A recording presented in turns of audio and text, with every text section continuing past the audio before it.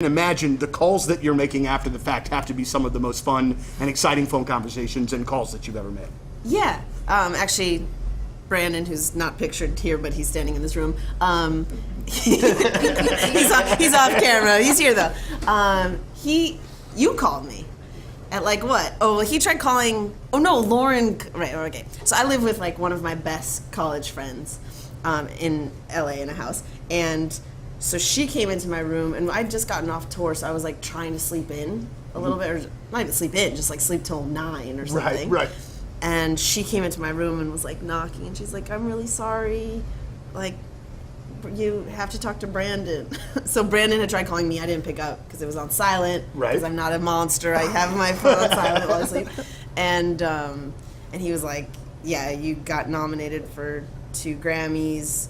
Call your mom, and then you have to do a radio interview." So I did that. That's just unbelievable because I mean, and I didn't know I had, by the way, no awareness of them being announced or any. I didn't know I was submitted or anything like that. You know what I mean? I just can't even imagine, because then it's got to be, even as you're telling these people, it's got to be kind of surreal, like, wow, this is amazing. It's very bizarre. I mean, as someone who has always kind of had the like DIY indie background, I guess some of those like kind of like mainstream things feel like in a separate world. Absolutely. And so it was quite shocking. But good, you know. But I also nice. think for the Grammys, I mean, I think it adds legitimacy when they're putting some really great artists on there that might be still bubbling a little bit underground. You know what I mean? Because totally. I think sometimes some of those awards, like, they don't, at least even for me as a music fan, they just seem kind of far off. And so then when, you know, some of my people are nominated for those as well, it seems to kind of relate a little bit more. I want to talk about collaborations real quick, because the one that you did with Robert DeLong is absolutely phenomenal. Just phenomenal. Where does that come up? How did that come up? Because the first time that I heard that song, and like a lot of times with music, and I talk about it with interviews a lot, like it, even if it's something that I like, it takes me a minute to really kind of grip it. With that song, that was not it. I was about halfway through when Robert's rep was playing it for me, that I was like, oh man, I can't wait to put this on the radio. Like, it's just so good. How did that come about? Thank you. It actually came about very organically. So Rob and I are like neighbors. He lives like a couple minutes away from me. I can walk to his house. I actually, unbeknownst to myself, I was walking by his house. I just didn't know him yet. But we had gotten introduced, and we're like, oh, we should work on something, but it was kind of like nothing was happening yet, or I was on the road or he was on the road or something. But I was having a party at my house, and so I invited him, and everyone drank a lot of alcohol at the party. Imagine that. Imagine that at a fun party in my backyard. And we had set up, we were going to write the next day, just at he has a studio in his garage. And we both woke up like struggling big time, but we're both very reliable people, so we both showed up, we got breakfast, both felt terrible, and just went to his place. And I was like in a fugue state personally, like I was like having some kind of like manic episode. And I actually believe that hangovers are pretty creatively productive if you choose to view them with a positive lens. Sure. And so we just like wrote that song in a couple hours. We were just like in a crazy state of mind, and I think we'd had like the bonding experience the night before. And what's actually really cool is since that time, he and I have become really good friends, like actually. So that's amazing. Yeah, it sparked a real thing. When it's somebody that you know but you don't like really know, you know, I mean, I would have. That has to make it a little tougher for when you're in the studio or something, right? Or is it the exact opposite of that? Because you, at some point, you got to be the one to be like, I don't particularly like that part, or we need to redo this, or what have you. I think there's, you know, and I've thought about this a lot, because when you're, you know, as a solo artist, you know, I'm not part of a band. So the producer that I'm working with is often like that other person. So I'm always kind of thinking about that relationship and that collaboration. I think there's some kind of like apex of intersection of like familiarity and tension. I'm not sure what the two words are exactly, but where you do feel comfortable to say like, no, we can do better, or you can do better in a nice way, and also feeling like you can be vulnerable truly, because that's what ultimately makes for good music, I think. Absolutely. So you want to have that kind of balance between like knowing someone, but also feeling like you want to impress someone or you want to challenge someone. And you're willing to be challenged too. Absolutely. Well, it's been great to talk to you again, K-Flay. I always have the worst time when we're doing interviews like this with the table of knowing what to do with my hands. Oh, you know what I'm saying? No, you're a champ, and that's where it went. But then what happened is I started low, and then I came up, and then I didn't know where to go from there, and so it's just been a disaster for the last 30 seconds. Just to put it in perspective, I did not notice any bizarre hand movements, arm movements. We on your part. We like to keep it that way. I try to consider myself a bit of a professional. I'll do some weird stuff now just to make up for what I don't know how it's going to go. It's K-Flay, Big Summer Show. Thank you very much, as always. Absolute pleasure. Thanks so much.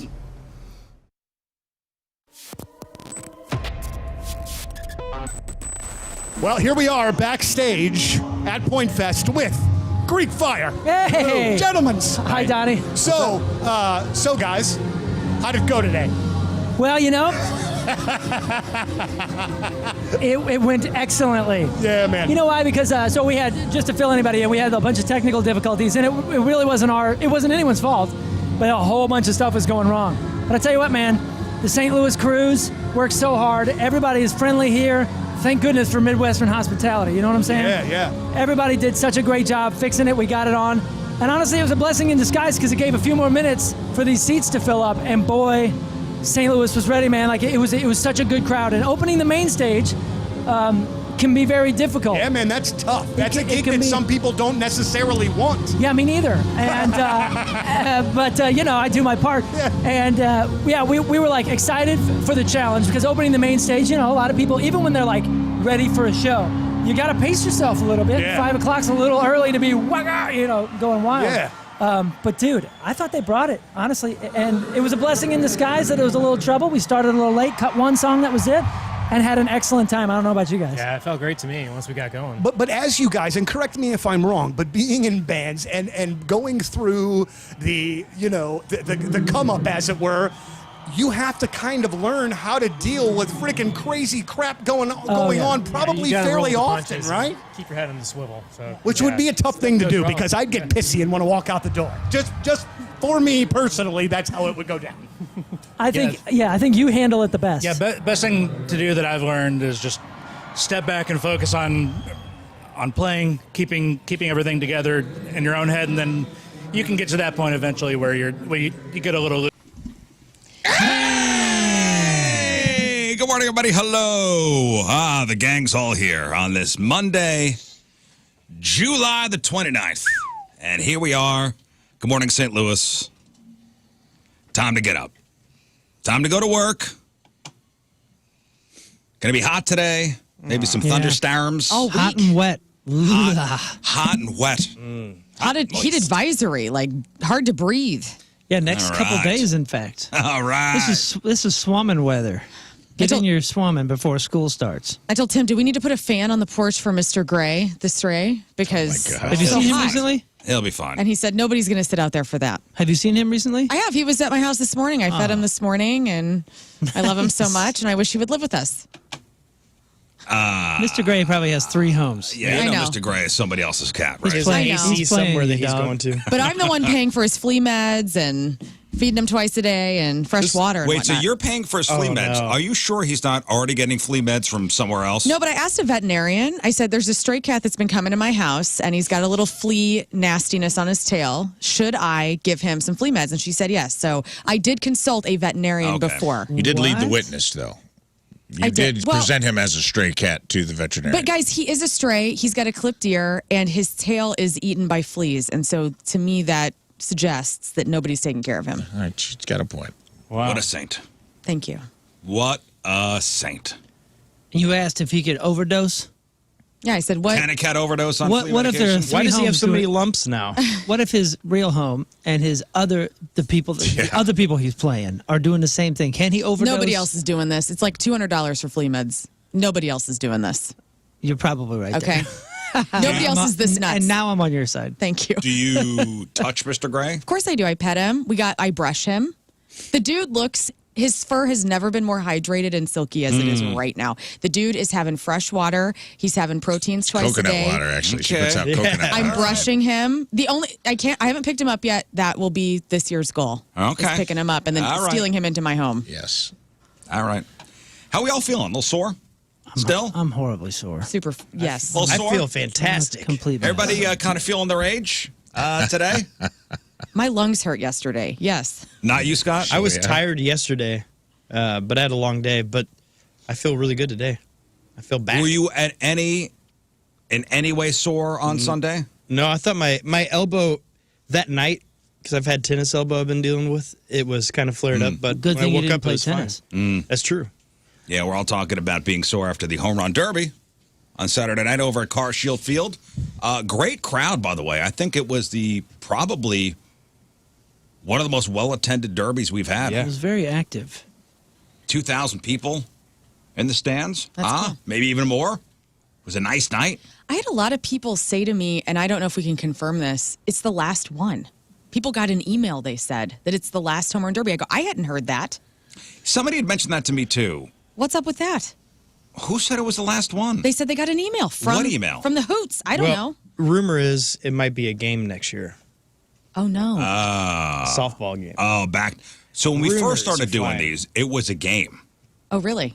Like We- it was we a did two. softball game. Yeah, we did 2 games. Was the first one a baseball game? The first one was a baseball game, my which was gosh. Yeah. which was a giant And they mistake put me at shortstop, and it was the scariest. Against the Who pro else? players. against pro players. Like I did Rick okay. Ankiel rip one down the line. Oh, dude. No, it wasn't Ankiel. It was oh shoot, who was it?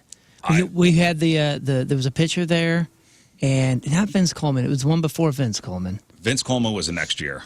Yeah. I forget what that first year Stem was, but Yusuf. it was. Oh no! Did you guys have the fast lane on your team, or was it Riz Show versus fast lane? Oh, with no, they had, professional like- players? I don't No, even they think weren't were even there. involved. They weren't even there. They were What? separated at the time. They'd split the wrist show up. How would we do this then? We would get players from the pros and the Hoots, and What then the we would first still couple be- years, it was like celebrities from like news people, Yeah, some Is other it- local musicians, and us kind of mixed in. fun.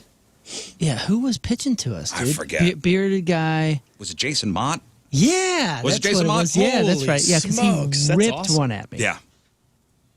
Oh, man. Oh. You had to hit off of a pro? And, Oh, dude. yeah. Oh yeah, yeah. And Field. And I think I mean, field's one thing, but like I couldn't even imagine like getting in the batter's box against a professional pitcher. well, he wasn't like yeah. They weren't going 100%. Throwing smoke. But I definitely robbed one from Eckstein. David Eckstein was there. Their 50% is 1,000,000% to us. Yeah, it's probably Exactly. 60 or 70, right? If they're throwing. I don't know, dude, but it was. It was frightening. And then they changed it to softball the next year. Which was Which smart. was also frightening.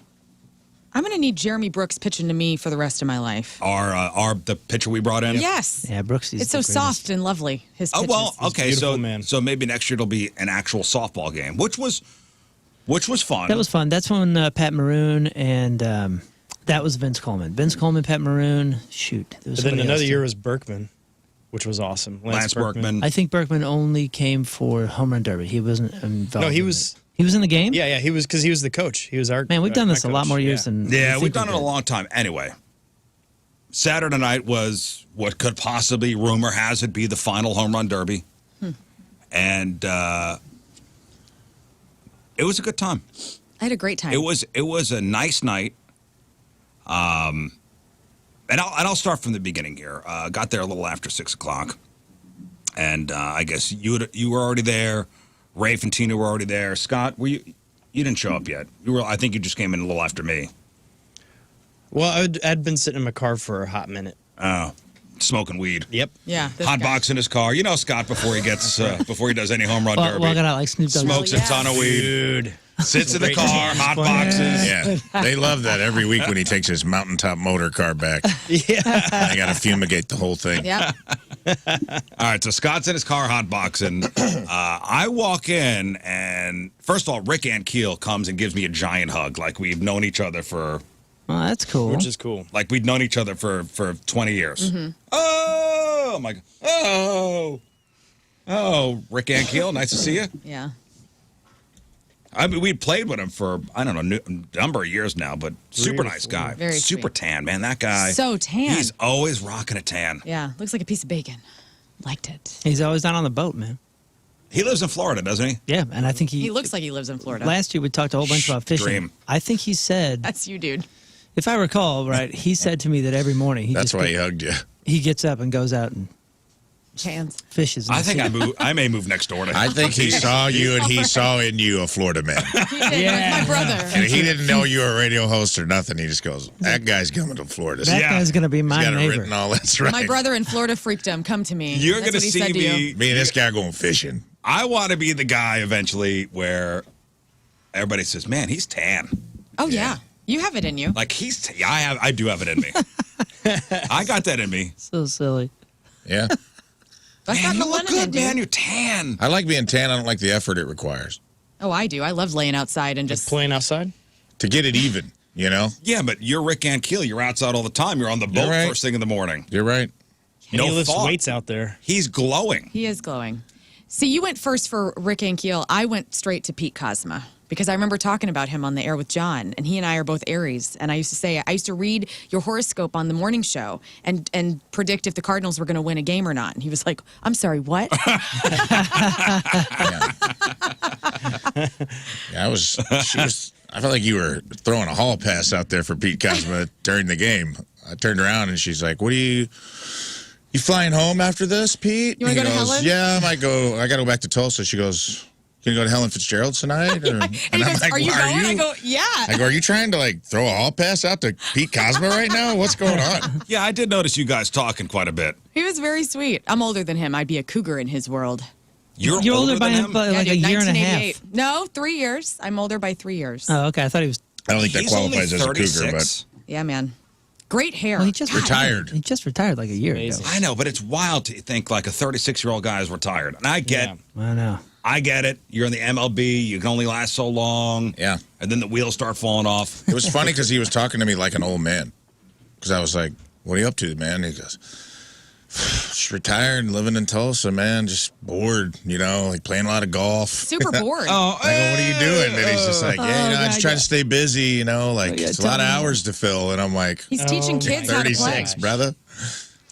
He loves classic rock. We were talking about music. If I would have gotten anyone else to go to Helen's, we all would have been to Helen's that night. I'm just saying.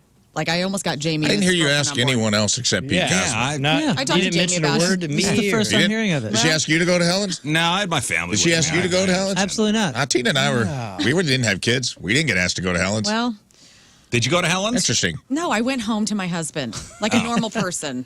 Did you say put on Did I this Pete daydream Cosma about? mask? Did I daydream about being at Helen's and grinding on Pete Cosma? Yes, I did. Here, Tim, to a can You you should classic go back rock to that band. swingers bar. Tim, can you put this You know, jersey on? Tim, and Turn around. I'm going to put need you this to Pete curl Cosma the ends of your jersey hair on. tonight. What?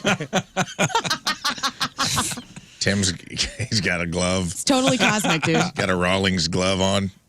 Like, what are you making me do? I don't know. Just put that oil on that glove. I Don't told ask him questions. what had happened, okay? I came home, I said, Pete Cosma's super hot. He goes, what?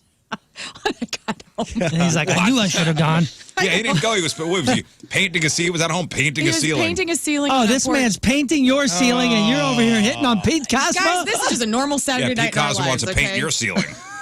Hell yes. What? Wow. Sounds grosser I than came shit. I know, really, Really does. I did Go all far. of my confessional work when I got home. I would like to apologize That for that. was- That's We're just going to go over over the what line. was just said, yes.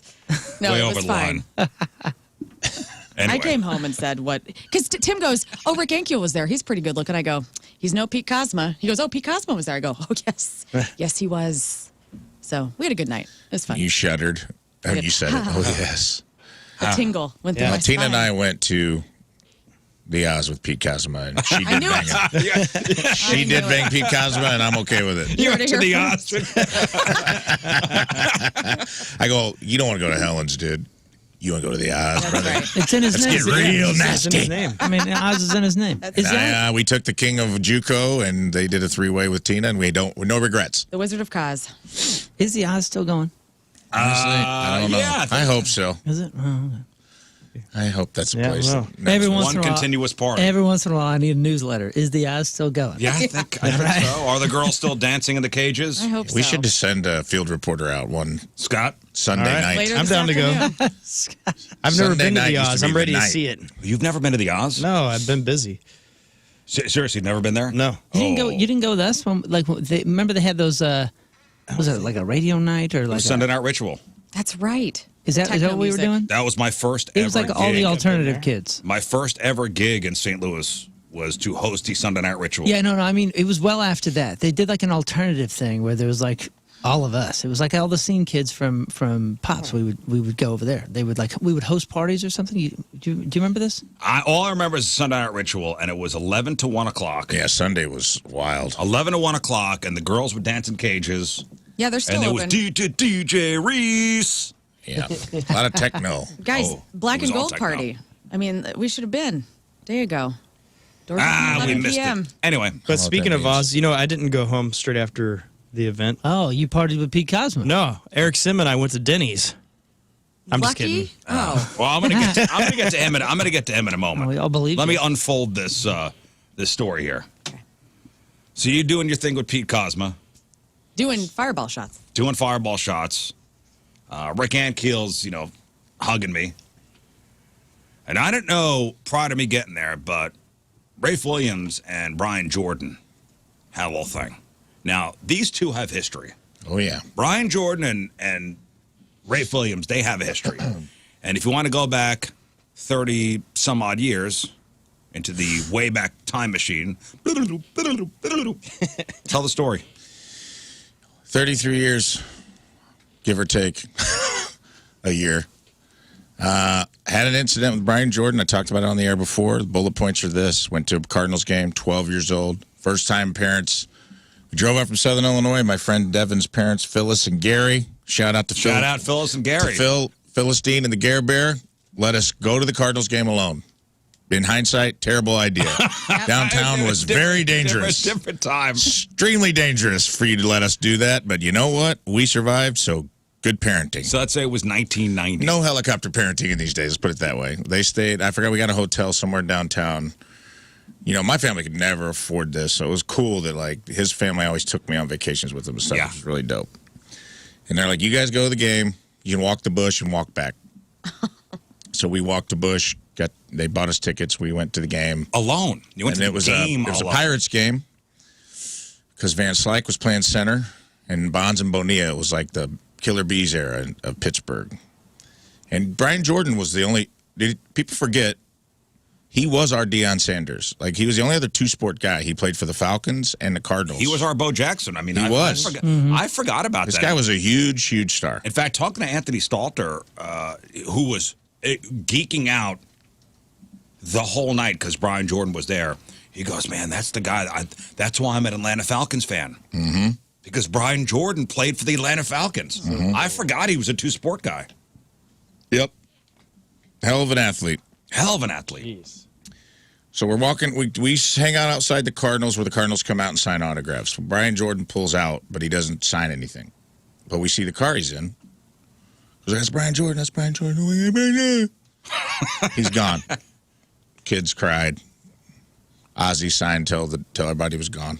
I don't know why Ozzy was there. I don't think he was playing at this time. But he was at the game and he did come out and sign.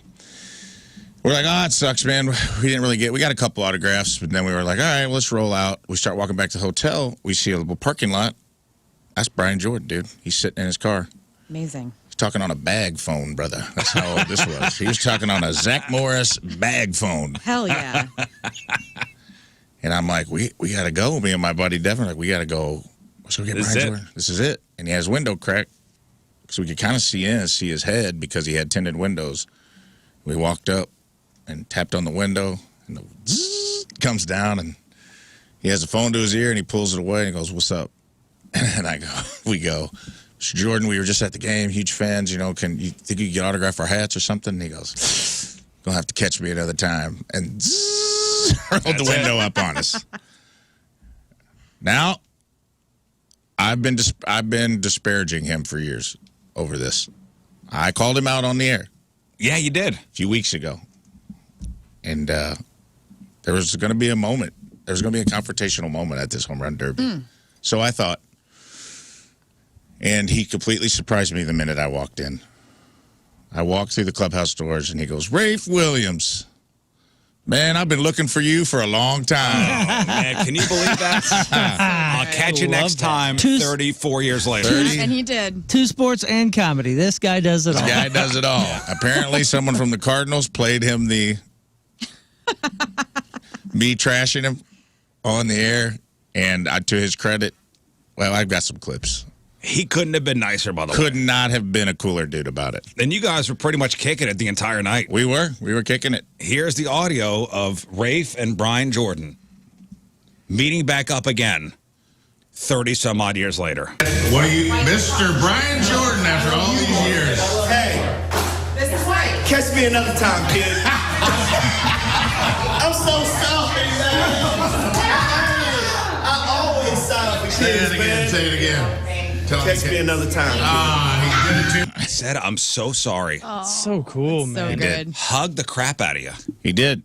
Here's my question. Big guy. So when Big guy. He's a big guy. So when he says, I always sign for kids. What, did you look 40 when you were 12? That's all I'm saying. No. How is it that you No, I did not hit a growth spurt until well into high school. I was very childlike. He's like, I always sign for kids. How is it that he... And my other buddy dude he's still like 5'8". He's tiny. 5'8" is pretty average, I would say. I would say then. I'm not going to say that's tiny. Riz, do you want to weigh in on this? 5'8"? I meant he looms over people. Yes. Yes, he's very intimidating. So this must have been around 92, by the way, because I think Brian Jordan didn't play for the Cardinals until Ish. 92. 92-ish. It was probably 92, 93, I would say. Okay. Probably 92. So 32 years later. Incredible. 32 years later. And you know, we were talking about this. He probably had a bad day. Like, he probably went 0 for 4 that game. He talks about it. I only got 17 seconds, by the way, of that audio. That's where it ended, what you sent It's me. probably pretty short. No, I played exactly what you sent me. Oh, you didn't get the other one? No. Well, what did he say on the other one? He said, I wonder if I could just play it from my phone. Is that allowed? But it was a nice moment. Yeah, That's that's beautiful. really sweet. It was a nice Redemption. moment. That's really funny, too. That he was like ready for it. Yeah, he was ready for me, and he was so cool. And here we go. He was on the phone. Probably going through a tough divorce. Hey, I was 0 for 4 strikeouts that day, man. Oh, my goodness. But I always sign for kids, man. I got to apologize for you. What a guy. This is official apology for not signing when he was a kid. So put that on the air, folks. Trust me, it's going on. It's been a long time coming, my friends. That is wonderful. What a guy. Wonderful. He even sent a separate video to my buddy that was with me. He made a video for my friend Devin. I sent it to him in the middle of the night, and he goes, what in the hell? Where are you right now? And I go, hey, dude, when people tell me to catch them another time, I take it to heart. I track him down I love for that I 30 can years. hear you yelling at Pete Cosma I know, I'm through that talking to video. Pete in the background. He couldn't have been a cooler dude. Cool all night. You guys were all chummy. Yeah, I think he appreciated my sense of humor, which can go either way sometimes. Right. But he did. He was a very cool dude about it. He was a good sport. He 100%. sounded genuine, by the way. With that, really did. Yeah. With that What'd you apology. notice, too? He knew all our names. Like, he actually took time to figure out who people were. He knew, he was like, oh, crap, I'm not playing around with these These people. guys They're are going to on hold air. everything These to guys heart. hold a grudge. This is Right. the number one Yeah. show, and I've been bad mouthed. Where does he? What does he still live? I don't know. In the St. Louis area? I don't think so. I don't know. Let's see. Well, so the professional players there that night were so it was Rick Ankiels, Pete Cosma, it was Brian Jordan, and there was another guy in there. And I walked into the locker room. I'm like, man, that guy. He looks super familiar, and I don't know. I can't place him. And he was sitting on the side of the locker room where they had the kind of celebrities, the baseball players. I think he lives in Georgia. Oh, it was in Georgia. And I couldn't place him. And I will tell you, the guy that was sitting there was, without a doubt, the most famous person. By far. By far. It was yeah. wild. The most famous person by far at Carshill Field. So much, in fact, it changed the entire complexion of the crowd and how the crowd behaved. Interacted? Yeah, Yeah. interacted. I mean, it was a very different home run derby than we've ever had. Yeah. And it had nothing to do with Brian Jordan or Pete Cosma Or us. or ESPN Nope. or anything. It was this guy. It was a guy named Eric Sim. Okay, and Eric Sim is a YouTuber. He does baseball videos. Yeah, he's a content creator about baseball. So, and he does stuff with Trevor Bauer, and I've seen his videos. That's why I've kind of, I guess, in scrolling, I've watched his videos Yeah. before. That's why I was like, I can't place him. I know him from somewhere. Did your kids know him?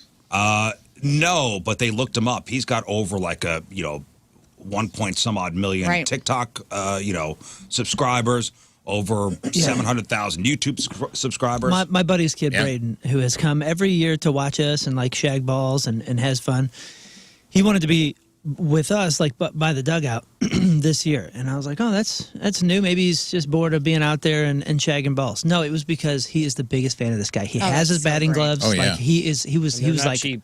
I got to get a picture. King Scott gave him the intro so he could get his batting gloves signed, and that kid was Oh, that's awesome. nervous. And he is a champion baseball player, this kid. He's gonna go pro. And he was there. the kid that was down on the field with us? Yeah, Braden. He is incredible player. And he wasn't there to meet Brian Jordan.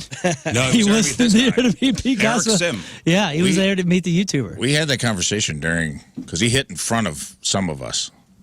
And I was like, this crowd might leave. He didn't just hit either. He Hit crushed. bombs, That guy was or great. tanks, as Lern learned from the youngsters. He never made it to the majors. He was drafted by the Giants. Yeah. Didn't he play 1 or 2 games with the Giants? I was looking it up. I think he got pulled up once. We were talking about it during the Twice. show, and I'm like, we live in a wild time where, like, that's the power of social media and YouTube. Like, by far, the crowd was most jazzed to see the YouTube guy Yeah. Yeah. more than the actual professional. Former All-Stars, by the way. Not just, Brian Jordan's got an argument. I don't know if he'll go to the Hall of Fame, but there's an argument to be made. Yeah, I tried to tell the kids, hey, we're on YouTube too. Yeah, I don't What? care. Yeah. Hey, kids. Hey, kids. We're on YouTube, Hi. too. It's on YouTube. Like, get away from me, old Get lady. away. She's like, do you like cat videos? And the kids are like, get out of You here. like headstands? No, I signed a kid's glove. One of the kids, Are you under she 35 asked- and talk about baseball? he asked Bye. Lern to sign his glove and goes, you were hitting tanks. And she goes, thanks for what? And he goes, tanks. And she goes, for what? No, you was hitting tanks. Yeah, I thought he kept and saying she goes, I'm thanks. like, she's a grandma. You got to explain the slang. am. I don't know takes what any of the care of stray terms cats. are. Home runs. Hitting tanks. That doesn't even make sense. That doesn't make sense. Please to explain us. to it. Explain this to me, young That's what the person. king of JUCO says. That's his bat, too. It was different too, man, because I had kids like asking for all my stuff. Yeah, like me I too. was an Yeah. athlete, and Yeah. I'm like, Hey, I'll can I- give you my can I batting have- gloves. They are worthless. No, a kid goes, hey, Riz, can I get your batting gloves? I go, no. Yeah. And then the next one No, said, I just bought You go, these are Franklin, dude. yeah, just bought them. The next one actually said, because they asked for that a few times, and then they asked for a ball. You give him some ball, and then he goes, "Yo, can we have your bat?" And I was Yeah. like, "What?" No, get Yeah, outta I here. think Rafe and I were next to each other. We go, "They're asking for our bat now. Would you like my car?" Yeah. Get out of here, best. kids. Yeah, I told him, hey, I might get to play with the big leaguers here, but I don't have the same salary as Yeah. Well, the move that I went to Dick's and I bought these batting gloves like $45. Get out of here. the move that Rafe and I did, which was the right move. We just said, "Well, this is King Scott's bat. You'll have to ask him." Yeah. And then they did. Hey, man, can I get your gloves? And No. thankfully I had the bat. I was able to Moon hit and I them did a get rid nice of them. who's on first routine for all the kids and got the hell out of there. I did give my batting gloves to 2 kids, but I Oh, was you like, did? I don't- Okay, well, look at you. I did too. I felt I didn't Those get are it. our kept friendship asking. gloves, dude. Well, they live in my house, but I gave it to them. Oh, okay, I get it. All right, Peter, our friendship gloves, I guess. I guess I did give my glove to a kid, and then I made it. they said this was the last one. Yeah, we're going to play next year maybe in a game. I'll get new ones. I'll get new friendship gloves. I got them saved in my Amazon card. I know where I got them. Yeah, they all All had right. matching batting gloves from last year, which I did not attend. My own fault. I felt guilty, man. These kids were asking. They asked me like 10 times. It got annoying. And I go, if you don't ask me again when I'm done, the first 2 guys who asked, I know who you are. You both have Patrick Mahomes haircuts. One is red, one is blonde. I will come find you. But if you ask me again, I'm not giving you anything. And they took everything in their body not to ask. I could see them start to ask a couple times. Well, listen, that Eric Sim guy was quite famous. Oh, yeah. Quite famous. Very much so. And, the power of YouTube and TikTok. And, yeah, they are the heroes now. Mm-hmm. And I really saw it in action yesterday. Or, I'm sorry, Saturday. Mm-hmm. Whereas if we were 12, 13 years old, and we were around a former Major League Baseball player, would have been so geeked out. Yeah. They were geeked out from the YouTuber. Which honestly made me stoked. I was really happy to learn all that kind of stuff because, you know, like a couple years ago, the big fear was, oh no, Americans, especially youth, are getting away from baseball. And baseball's so fun. It's so cool. My kids hate it. And it's kind of awesome to see this guy who's got baseball talent and he's doing the content creation and like really kind of stirring up a mess. And he had a camera guy with him, and he had the you see the YouTube mic on and everything. Like really stirring it up in all the good ways for the kids to get into baseball. He's the bridge. He's the star. So you know what? I was kind of stoked Anybody to get to see really chat with him? Yeah, a little bit here and there. You did. I just said He hi. was so nice, He was man. super nice. Yeah, we talked about his gear and all that stuff, and Super nice guy. a few times on the field. He was cool. He was like, "Oh, next year we're going to teach you guys to hit baseballs. You'll hit baseballs for the home run derby." And I I'm would like, love to have done that. That's another I'm animal. in awe of those guys. Even the prospect league guys. I think it's Frontier League. So it's Frontier League baseball. That's what the hoots are. Well, that's what that's what league they're in. I think the Frontier League. Just the fact those guys. That dude won, right? Was it one of the Frontier guys? I think one of the Frontier guys won the whole thing. Prospect. Oh, is it Prospect Prospect. League? Okay, my bad. I knew it was one or the other. But the fact those guys are hitting those balls 400 feet with wooden bats. Crushing. Crushing them. It says on your hat, real big. Oh, does Prospect it? League. No, I'm wearing my Hoots hat. Yeah. Very nice hats, by the way. Oh, yeah. And dude, thanks they're to rad. David and everybody up there at the Hoots. Yeah, they're wonderful people. Just wonderful people. I love doing the event, and I hope it doesn't go away. I hope we too. do something next year. I want to do But more. I love going up there, and I look forward to this every year. Now, as far as the Derby goes itself, listen, we put up a fight. We came up a bit short. The fast lane did defeat us. No controversy. Nope. Everything's on the up and up. We're not going to whine. We're not going to scream. We're not going to yell. We got beat. We did. We got beat, but we put up a good fight. Lern started us off. How many home runs? 11. 11 home runs for Lern. Insane. And I was at second, so Brooke Grimsley and they had us bat from second, so So we could what? put. I mean, but still, Dude, you were Dude, you you were were on crushing. fire. thank you. man. Swing More looked than I did good. last year. Swing looked good. You were getting Didn't hold even of hit the cages with us. No. You went there. You went in there dry. Haven't swung a bat since Rizzuto Live in March. So I sent her a text. It was like 0 batting practice, 1,000% rage. Hell yeah. Yeah. Just bottled it up, pushed Felt it good. down, and then, I mean, she was swinging an axe, dude. Brooke got, I think, 4. So perspective of us. I think she got 3. Oh, really? Felt good. Well, you got us off to an you got us out early to lead. A nice lead. Yeah, very nice. You got us out to a nice lead, and we were all feeling pretty good. Yeah. Dude, after she cranked 11, I looked at Moon and was like, hey, man, We got a shot here. we got a shot at this. We do have a shot. for sure.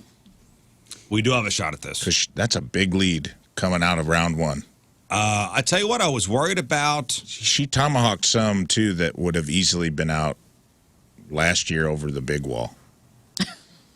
You know what I mean? Yeah. There were a couple that I was like, oh, those would have been out because they put a new fence up. They put a did new it fence different up. this year. Yeah. It was Which awesome. was farther for us, so we hit Yeah. at home plate this year, Yeah, that part sucked. and the fence was definitely farther out than we were used to hitting home runs. Yeah. Well, what crushed me and cost me an extra 4 was now we're using the foul Now we're foul using- lines. yeah. Because 4 of them that I crushed, probably the hardest, were foul. Don't count. Would have counted last year. Didn't count this year. Yeah. Gotta wait on it. So Lern got us off to a good lead. Scott, you went up against Marsh. No, Kerry Davis. Oh, that's right. You went up against Kerry Davis. Super Bowl champ, no big deal. You know, you could guess for that precursor. Nice lead in. How many did you hit? 3, right? I think so. 3. You hit 3. How many Kerry hit? 9. Okay. But at first, because the first minute and half he was at 1, and I'm like, dude, I'm going to beat Yeah, he hit. a Super Bowl champ. And then the last 30 seconds, all of a sudden, something changed. And Yeah, he just bananas. he You got just a half a locked dozen in. in the last 30 First seconds. off, So your hair. frustrating. Oh, the hair. Your hair. Dude, came that was loose. a bummer. That's So what- I had that's what 3 ruined home you. runs and then my hair fell down and it was getting stuck in my arm. I just was miserable. I mean, after that. Scott had his It was hair dumb. up and whatever. It looks so beautiful, though. Thank you. And then You whatever know what we should have scrunchie done? you had. We should have run in there and tucked it into your shirt. I should have run over there and shaved your head. I had a hair tie I could have given you. I don't think a hair tie would have done it, though. He had some kind of scrunchie came loose. Next thing you know, it's like hairs flowing all over the Yeah. place. I couldn't do it because as his hair fell down, it was like the movie She's All That. You know, like his hair started falling down. I go, is Scott hot? Yeah. There's- Do you believe in magic? I was All the caught in the ladies- moment, dude. All the ladies at the stadium slid off their seats. Hell yeah. Yeah. Yeah, that was a bummer. But I mean, because it felt really good the first few minutes or minute and a half or whatever. I was like, 3 minutes. I mean, it's 3 I minutes. thought I had, honestly, I thought I was like at about 10 because they were hitting off that bat so comfortably. And I was watching the trajectory and I'm like, dude, that's gone. All right, that's good. That's gone. And then you get the number, you're like 3? It's a lot easier than it. It's a lot harder than it looks. Well, tell you that. can't take you have no gratification from what you hit. You can't, because they're just coming at you. No, you know? you don't even get a chance to see where they Right. land. And or it's anything. 3 minutes. It's 3 minutes of taking pictures, and it is 3 minutes is a long time. Oh, yeah. So sweaty afterwards. So sweaty. And I do want to give a special shout out to our buddy Jeremy Brooks for pitching again for us. Yes, indeed. He's the best, He is and the he best. takes his own time to do it. And I know he loves coming out, Such a nice dude. but such a nice guy. I love him, and you do a great job. I know he's coming off an injury, but out there especially for us. So thank you, Jeremy. Yeah. But I do Always want appreciate to it. make a declaration here is Oh. that this year I'm actually going to work my tail off to become a power hitter because I've never done that. I've always hit for singles or doubles, and because I could just do the speed thing on base. I could always get on base easily with speed, but time for me to switch it up. Well, and then up after King Scott and Kerry Davis was Andrew Marsh and Rafe. Yeah. And Marsh was my wild card as far as, man, if he Yeah, Marsh is hot and cold. if he starts cranking them, it's going to be over. If he gets hot, it is. I watched him at the batting cage, and I was like, damn, this guy's swing is perfect. I think he played college Yeah, baseball. he's a really good player, and if he gets on, he could hit 20. By the way, we didn't even talk about what I was doing before the game. We had made a plan that I would bring the fireball shooters to the field. And we said, Let's get him drunk. let's get them drunk. And so I started that before any of the players even went on the field. And Marsh and his girlfriend Rachel, they were down. They were down to Yeah. clown around. Right. And I want to say Marsh drank most of the fireball that I had in my possession. By the way, Andrew Marsh also holds the distinction of being the drunkest person at Rizzuto Show Live backstage. Yeah. So we knew where our in yeah. was. I Yeah. told Marsh, I'm like, keep drinking, buddy. And just, hey, if there's 3 balls coming at you, just go for the middle. Yeah. That's right. Just go for the middle ball. It's fine. Swing as hard as you can at the middle ball. She did her job. She was feeding them to Rivers and Marsh. Yeah. He Carrie was- seemed And unaffected. Stalter. Carrie did not imbibe. No. Nor Actually, did no. Brooke. No, Carrie did have a drink of Fireball towards the end of the night. He decided to have a little shot Not, of it. I don't think not before he. Not before he. Not before. Yeah. He's a pro. But He's a I got pro. most of them. He was on to us as far as getting everybody drunk. But Marsh, he went first, and he started off slow. He was hitting line drives and was hitting them. Oh, I thought he started cranking. Oh, I think He started. gassed out. I was nervous because we flipped. And I was like, oh, now I got to watch the best hitter on their team hit before me. That's going to be in my Well, head. meaning that for the other rounds, Lern went first and King Scott went Right. first, and for this next round with Marsh and Rafe, Yeah. Marsh went first, so he had to watch Marsh hit. He hit a bunch of bombs in the first minute and a half, and I'm like, dude, he's on pace to hit like 20. But he gassed out and started hitting some dinkers, started hitting line drives and grounders, and I was like, oh, thank God. He still was cranking them, though. Yeah, and what he wound up with? I think he got 13. Well, He got 13. 13? Okay. 13. And then up comes Rafe Williams. Now we're down significantly at this point. And Rafe, you started off pretty slow. I did. You started off pretty slow. Kind of grounders, hit him off the end of the bat. I had a lot of got the air under a lot, but just not enough ass behind it because the fence was a lot further. I was like, oh, I'm just going to have a nice smooth swing and let the bat do the work. But that was not on the menu for this home run derby. No, and I think Moon and I looked at each other and went, oh, boy. Well, we just kept saying, man, that fence looks farther and farther every minute that goes by. And I don't know what happened. But it was... I had to let the home run devil out. You did. I don't know what happened, but all of a sudden... Did Scott, did you say a prayer? Because... You know I did. Because the home run fairy came upon Rafe Williams, and you just started hitting, I think the last minute and a half. Boom. You turned it on. Yeah. I took a break at with a minute 25 left, and I looked up, and I was like, oh, I think I got like 4 or 5, and I was like, man, I got to keep this close. And then I just said, Joe Boo, if you know help me now. Yeah. I say F you, Joe Boo. And you just started ripping them. Mm-hmm. Yeah. And I think, was it the last pitch? I blacked out, dude. Was it? So it was the last pitch. Yes. And you hit the last pitch over the wall for number 14, and you beat Andrew Marsh. Yes. Yeah. We all ran immediately towards you. I've never seen Tina look more. She was taking a video of you, and her video content looked like the Blair Witch Project because she just took off. Dude, that was The awesome. entire time she was filming you, I almost grabbed her hand and said, "You got to put it on him." Yeah. She was just doing this. She was Yeah, so that's Tina. jacked. She was screaming obscenities. For somebody And one of who the children. the running joke in our group is for someone who is on camera as often as she is not the person you want behind it. She doesn't know how to frame anything up. I mean, you turned it on the last minute and a half, and Yeah, man. And my God, beat I was- Mr. Marsh. you beat Andrew Marsh. And I told him before, I can't believe I got paired up with you. I'm not happy about it. But old age and treachery will always overcome youth and skill. And I just drilled it into his head. I think you had like dad strength. Did you take Exploder earlier in the day? I didn't do Exploder this year. Maybe that was the key. Honestly, I just and it was cool. You guys rushed the field, and guess who came with you? Mm-hmm. Brian Jordan. That is 100% correct. Brian Jordan came out, gave me a big hug, jumping up and down. His wife. In fact, you pushed all of us out of the way just so you could. Yeah. We were so excited for you, our teammate, Yeah, and he then you knocked pushed Tina it down. out of here. He's You like, knocked "Get Tina down. I think you palmed my daughter's face and pushed her did. out of the way, and we're like, Brian Jordan. I did. You guys are best buds. I did. I betrayed everybody. See how quickly I turned. As soon as he was nice to me one time, I whored out for Brian Jordan. You should have told him, not right now. Catch me another time, Brian. You're right. It was a missed opportunity. It was. Yeah, I was coming out of a blackout, though. I felt like Will Ferrell in Old School when he answered all the questions. I didn't know what was going on. I just started gripping and ripping. And big thanks to... So I had been, unbeknownst to Fastlane, I've been going to All-Star Performance for about a month and a half. taking batting lessons. What are you doing, Taking dude? hitting lessons from Scott Cooper, ex-Cardinal, All-Star, Boston Red Sox. And he had we'd been working. He's like, softball's different. We're going to change your swing up a little bit.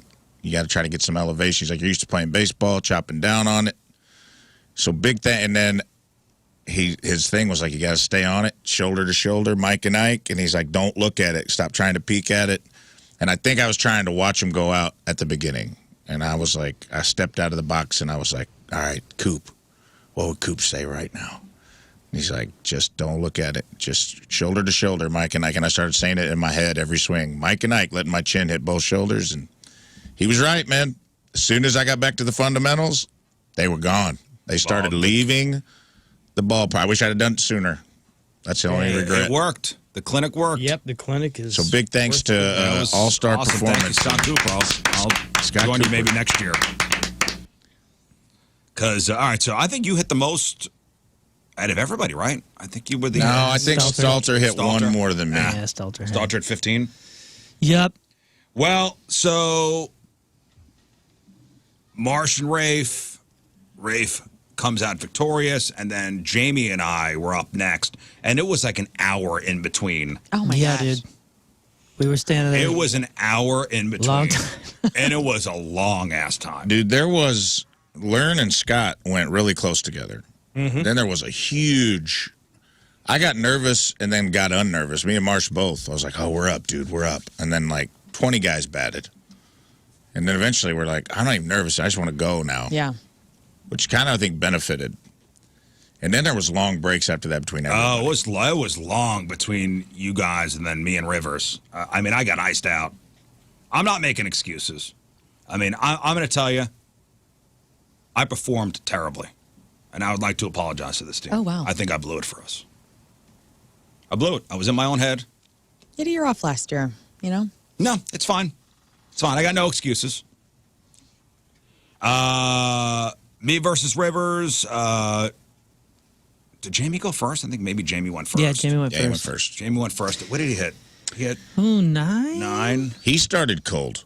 He started cold too, and you know what's a big difference this year too for Marsh and Rivers? They didn't have that tiny little wall over in right field hitting Yeah. from second base. They had to hit just like the did rest make a of us, difference. and it Yeah. made a big difference. And they made the fence 250 everywhere, I think he said. Yeah. It was kind of, they made it the exact same distance all the way around. Right, Yeah. right. And I do think, no controversy, but I will say that I saw a couple go out, like right at the edge of the fence where the kids would catch them. Yeah, some of the kids were reaching over. And it was a kids clear shagging fence, so balls. you couldn't really see. Yeah. So, but I There think were a couple missed. But I think it was for both teams. Yeah, it was. I think it was. So. It was equal. My wife and kids say I hit 6. I hit 5. The scoreboard said 5. I just could not get a rhythm going. I could not get it going. I was trying to crush the ball. I was hitting it off the handle. I was hitting it off the. I couldn't get any solid contact. My heart wanted you to get 15, but my ego, whenever I saw like it took a while to get 1 and then 2, I'm like, I might beat Riz this year. This is gonna feel really good. It's gonna feel so Nah, good. Not to I be was the weak link. disappointed. That, I that was 3 the weak minutes one. is a lot of time to get in your head and to mess yourself was up. not. I wasn't gassed. I just couldn't. I couldn't lock in. You weren't Could gassed? not lock in. No. I just couldn't lock in, and I blew it, guys. Was it, I felt like my bat, I used Rafe's bat. It was too heavy. Like, and we had that bat, the ice cream bat from that place, which was Jaw excellent bats. for some, but I don't know if it was for all. You thought know my what- bat was too heavy? Yeah, I thought it was too heavy. So maybe that You was had it. 11 home runs. I know, but I wish it was, if it would have been lighter, maybe we would have done a little bit better. That's all I'm saying. It wasn't. It was my own fault. Okay. It You was went my with fault. Franklin instead of Rawlings. That's the issue. It was the batting gloves. I should have given the batting gloves. to the kids. Yeah, you should have got Rawlings. Should have got Rawlings batting gloves. Should have got matching gloves so we could Captain Planet that shiz. Yeah, I mean, I got no excuse. I blew it. I blew it. I did not perform well. It was an off night. I was in the parking lot and some kid ran up to me, asked me for an autograph. I shut the window on him. Yeah. Yep, that was good. I said, catch me next time. I went 0 for 4 today. I said, catch me next time. 2 strikeouts. And I walked off and I was like, God, I was dejected. I was low. Guys. I was low. I was low. That's how I wanted to. I was like, do I just make an excuse and say I got to go home? You just after I Jim was Edmonds done? this It and was leave? So bad. That's what I Jim peed my Edmonds did pants. one year. Jim Edmonds didn't hit any. Didn't hit any on home one runs of and his- left. Yep, He just left walked immediately. out. No, I was going to be there for the team. No, but I was feeling low. And there's nothing like our listeners, the ones who attended, to just lift us up, Make you feel to great. make us feel great. Yeah. Hey, thanks for the support. Yeah, they were. Wonderful. And I love it. I was standing on the side, just kind of stewing in my own misery. Embarrassed my family. Shame. Embarrassed the Riz show. Did your wife say anything to you as you drove home, or did you go in Embarrassed. silence? She didn't let him drive. Yeah. She's like, you ride. That's true. Yeah, you should ride. probably You ride Ride in the this passenger time. seat. Passenger princess. I'm gonna drive you home. And I'm sitting in the dugout. I'm like, oh man. I pull out my phone. I see I have an email. And Moon, would you like to read the email? Oh, no. Oh, sure. Remember I told you to pull the email? Yeah, I got the email. It's right here, man. All right, this email said, I'm watching the Home Run Derby right now. I'm proud of Lern and Rafe. Great job. Hard watching Riz. Maybe next year take some PEDs or hit from second base. Embarrassing. Yeah. Wow. God, if I could have found that guy in this state, I found him. at that moment. Love I probably Emilio would have hit him with the Rizzuto. bat. I found him after. I probably would have hit him with the bat. Wow. Well, I probably would taken the bat and hit his head over the fence. We heard too, you know. At that moment, that's not what I needed to hear. I also like that he waited. He didn't let it breathe at all. No, You're like reading this from the dugout. immediately. He didn't wait till Monday morning to be like, oh, now that the sting's worn off, No. He's like, I want him to know right now, in real time, that he sucks. Yeah. Oh man, I'll let that stuff roll off. But God, that hurt. Oh, Boy, That's that no cool. moment when you're low. He read it to me in the dugout, and I go, damn, that guy came in hot right out of the moon. Hasn't even batted yet. It's from your mother, Roseanne Rizzuto. She was going to God. surprise you at the field, and she just said, man. I'll go she's back back home. to New York. Never wanted to kill a listener before, but at that moment I did. I'm going to be honest with you. Are And you it going to hurt. fire him? Is he fired? No, because I wrote back. I just wrote back, dick, and and he said, man, I had 14 beers. It was still embarrassing though. And I'm like, oh, okay, thanks for coming. Thank you.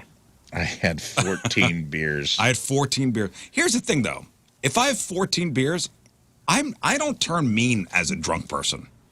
Okay. Yeah. What about on whiskey? I find that whiskey really brings out a angry side of me, so I don't have it in that capacity very often. Fireball's whiskey, technically. Yeah, but I don't have it Technically. like that. Like I'll have like a 1-shot, 2-shot thing. I'm talking about a whiskey night. No, I mean, You get I'm not angry? a mean. When Yeah. Moon's been around me hammered.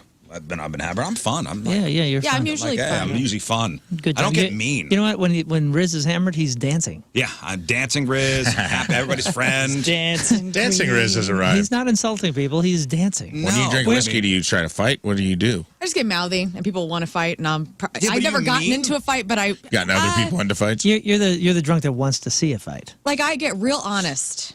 Like I feel like I'm a people pleaser most time. The people pleasing wheels come off. So you're a jerk. I'm a jerk. I'm that guy. I was that guy. You're a jerk. You're a jerk. Oh man, and I thought about it too. One email. I was like, God, at that moment, So ornery. damn. Thank you, buddy. I almost was like Jim Edmonds, and I went home. I didn't know. I I had no idea this was going on. You held it together from my perspective. I didn't know about the email. And Me either. I didn't know that you felt Rafe saw defeated. it. All right, Rafe was standing next to me. I gave him that friendly, like, squeeze on the back of the neck, like, it's okay, bud. It's all right, buddy. Yeah, your kids were watching. Yeah, Okay. But they still love you. they were fine. Proud of their papa. They were. Anyway, and then Moon and Stalter with the Yeah, headliners. it was Slater. just about midnight, and I mean it went forever. It It was was- almost 10 o'clock. I think it was another 20 minutes after us. Yeah, that we it was went, well that you past guys went. bedtime, and there's no excuse. I'm not going to make any excuses, but We were down 6. we I were think, down at that time. No, we were down 16. When I came up, Yeah, because Stalter hit we first. were down by 16. No. I mean, going into the final Oh, round. right. Yeah, we were down by 6. Going into the final round, we were down by 6. Oh, we were down by something. And I the don't think it luck, was that much. the luck of the draw, as it was, I think we were down by 12. Whatever. It doesn't matter. Before or- Stalter or hit, we were 13. down by like 1 or 2. But Well, It doesn't matter. Stalter came up and hit more than anybody, then he did. and he hit 15. And Stalter's the best out of everybody here. If Stalter is having a good day, He had a good he's day. the best hitter, for sure. And he had a good day. He had a good day. So let me just preface you, and you already know this, Riz. I got there last minute. You're like right before we went up there because we all rode together. Typically, I go there before, and I hadn't eaten, and I had no food, and I thought, oh, that's all right. We're going to hit like last time, and I hit like first or second or whatever. I didn't know I was hitting last, and didn't think about it. I hadn't eaten, and then I realized at 9-something o'clock, I realized, man, I haven't not only eaten dinner, I forgot lunch too, because Riz reminded me that I had a freaking lunch, a special lunch planned at Pirano, Jared Kraft's place. I got this email about like a soft opening and like the media was invited. I forgot. You said you were going to go. You forgot to go. I RSVP'd. I was so stoked. Well- I knew that I had something to do that day, but I thought, oh, when I woke up, I was like, oh, of course I have something to do. It's a home run derby. Are you blaming your performance on not eating? I Dude, would. You know for a fact that I was shaky over there, and I was like, dude, it's What? past. Yeah, past and by the way- and I hadn't eaten. By the way, they sent us the schedule, what, 2 or 3 days earlier? Cute. Cute. Hey, They did. Also, you They were did. playing- They did. That's cute, Scott. Thank They you. did. They did. You're right. So not only did I miss dinner, I freaking missed lunch, and I didn't realize until Scott goes, "Oh, how was Pirano today?" I went, "Oh." Well, why didn't you have a sandwich? They had plenty of sandwiches. Yeah, but that was back there, and I was at the field, like supporting everybody. You don't want and, to eat and right hanging out. before either. It wasn't right before. Well, I had my exploder, my Energize at 7, He did. and it had worn off. And by the time I got up there, I was like, "Oh my god, I am so gassed. I haven't even swung the bat yet." And I had one to, of your kids get you a sandwich. and I had to. Will you stop talking for 1 minute, Mr. 5 home runs? Oh, damn, dude. Wow. This is going to be brought up now for the rest of the year, by the way. Oh, man. Our performances. Go ahead, Moon. I go up, and the only thing Riz says as encouragement is, "Well, you got to hit 17, man." Yeah. I went, oh, cool, thanks. Yeah. And I think, honestly, that was the tie. I was like, all right, thanks. I got to hit 17. And I didn't hit 17. I pulled 4 of them over the fence, but foul. And I think I ended up with 11. Couldn't do it. I gassed out. I was seeing stars, man. I He was still got double digits, which is good. I was so gassed out. And I'm looking at the video, and my mechanics were terrible. How come when you guys weren't telling me that I was Remember I told you hitting to- coach. I told you to slow down and go 80%. I wasn't doing the even whole I wasn't thing. even following through. I was doing Hitting coach. this. I'm not gonna tell you. You got in my head because My mechanics I are told awful. I told Scott when he was up to bat, I go, take your time out. And you go, that's a friendly way of saying you're not doing well. And I go, well, now I can't say it to anybody. No, I was like, coach me, like, tell me what I'm doing wrong, and I didn't hear anything. It was crickets. He's So I 5 was- home runs. I'm not coaching anybody. I think a I lot would of told you to people. get a sandwich. I had terrible mechanics. I did not deliver, and I'm terribly sorry. I got close. Cool if we got a warm up round because I feel like I watched a lot of people, and myself included, that first minute not waiting on it, like getting out ahead of it. Yeah. yeah. First minute was bad for all of us, and then everybody. So you came- like kind of get your timing down. Yeah, I was just so gassed. I was so gassed so early. And I'll tell you what, man, I went home in shame too. I was so bummed.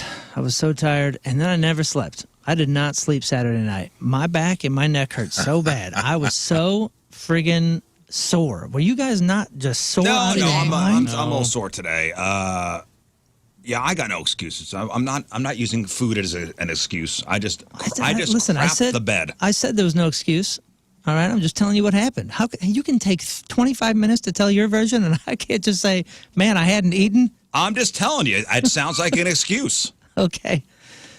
I told you that I crapped the bed, and you said you didn't eat, And then crap the bed. and then crapped the bed.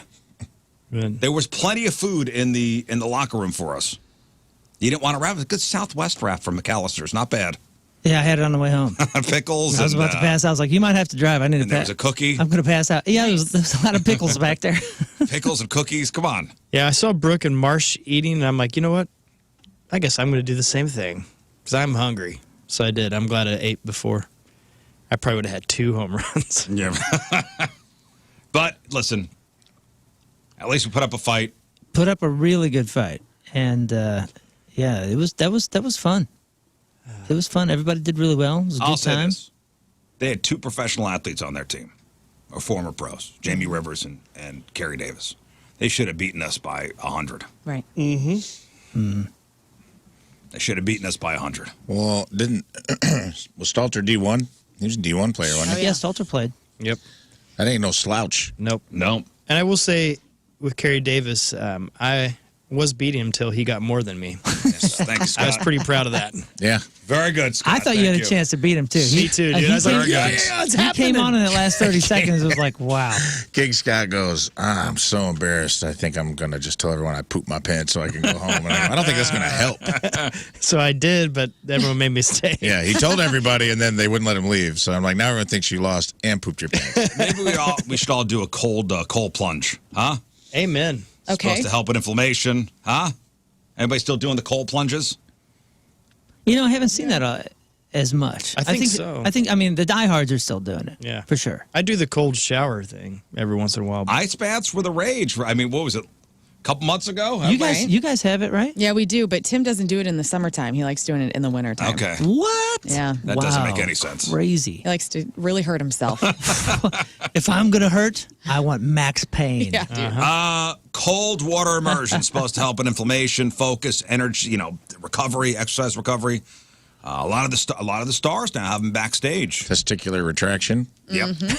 Yeah, if you want your genitals to suck up into your body cavity, you put yourself into one of those cold plunge pools. Stars have them backstage. What do you mean? At movie sets and things? Yeah, rock stars too. I mean, Mark Wahlberg does it every day. A lot of bands A lot of bands are traveling with these cold plunges now. Bands. Yeah, set up by cold plunge. Need a lot of ice. Leonardo did it once. Most people don't have the space or money for one. So here's the question: Could a cold shower do the same thing? Yeah.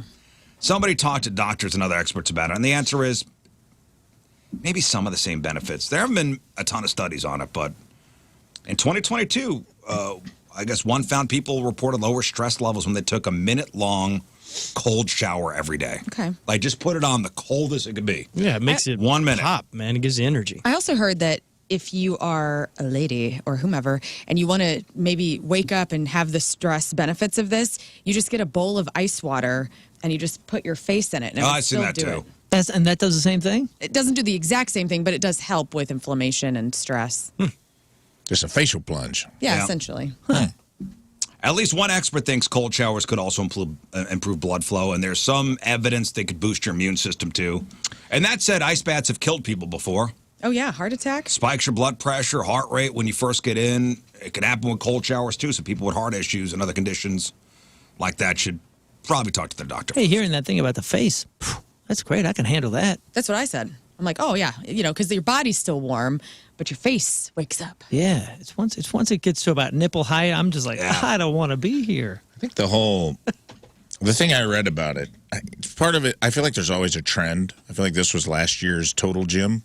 This was last year's Gazelle. This was last year's Ab Roller. The Gazelle, the Tony Little Gazelle. Yeah, I feel like there's always like a big Thigh Master. There's a big like movement to do every year. There's like this big new breakthrough in sports medicine that you could do at home. One year it was the shake weight. Yes, I feel like the ice bath, all the home ice baths that were ordered will go the way of the shake weight, be in the garage next to the lawn darts and croquet set. But infrared sauna, another one. Yeah, that was a big one. That was a big Joe Rogan push. Not that it doesn't work. The thing I read about it was that it triggers, is it autophagy, or I'm probably saying that wrong, but it's something like kills these zombie cells in your body. It supposedly it shocks your immune system into basically cleansing out all of these dead cells that stay in your bloodstream that can, be cancerous or be bad for you. That was supposedly the science. I'm sure it's good for you. Your parasympathetic nervous system, which is your fight or flight response. So, if you have heart issues, my parasympathetic nervous system is always in fight mode.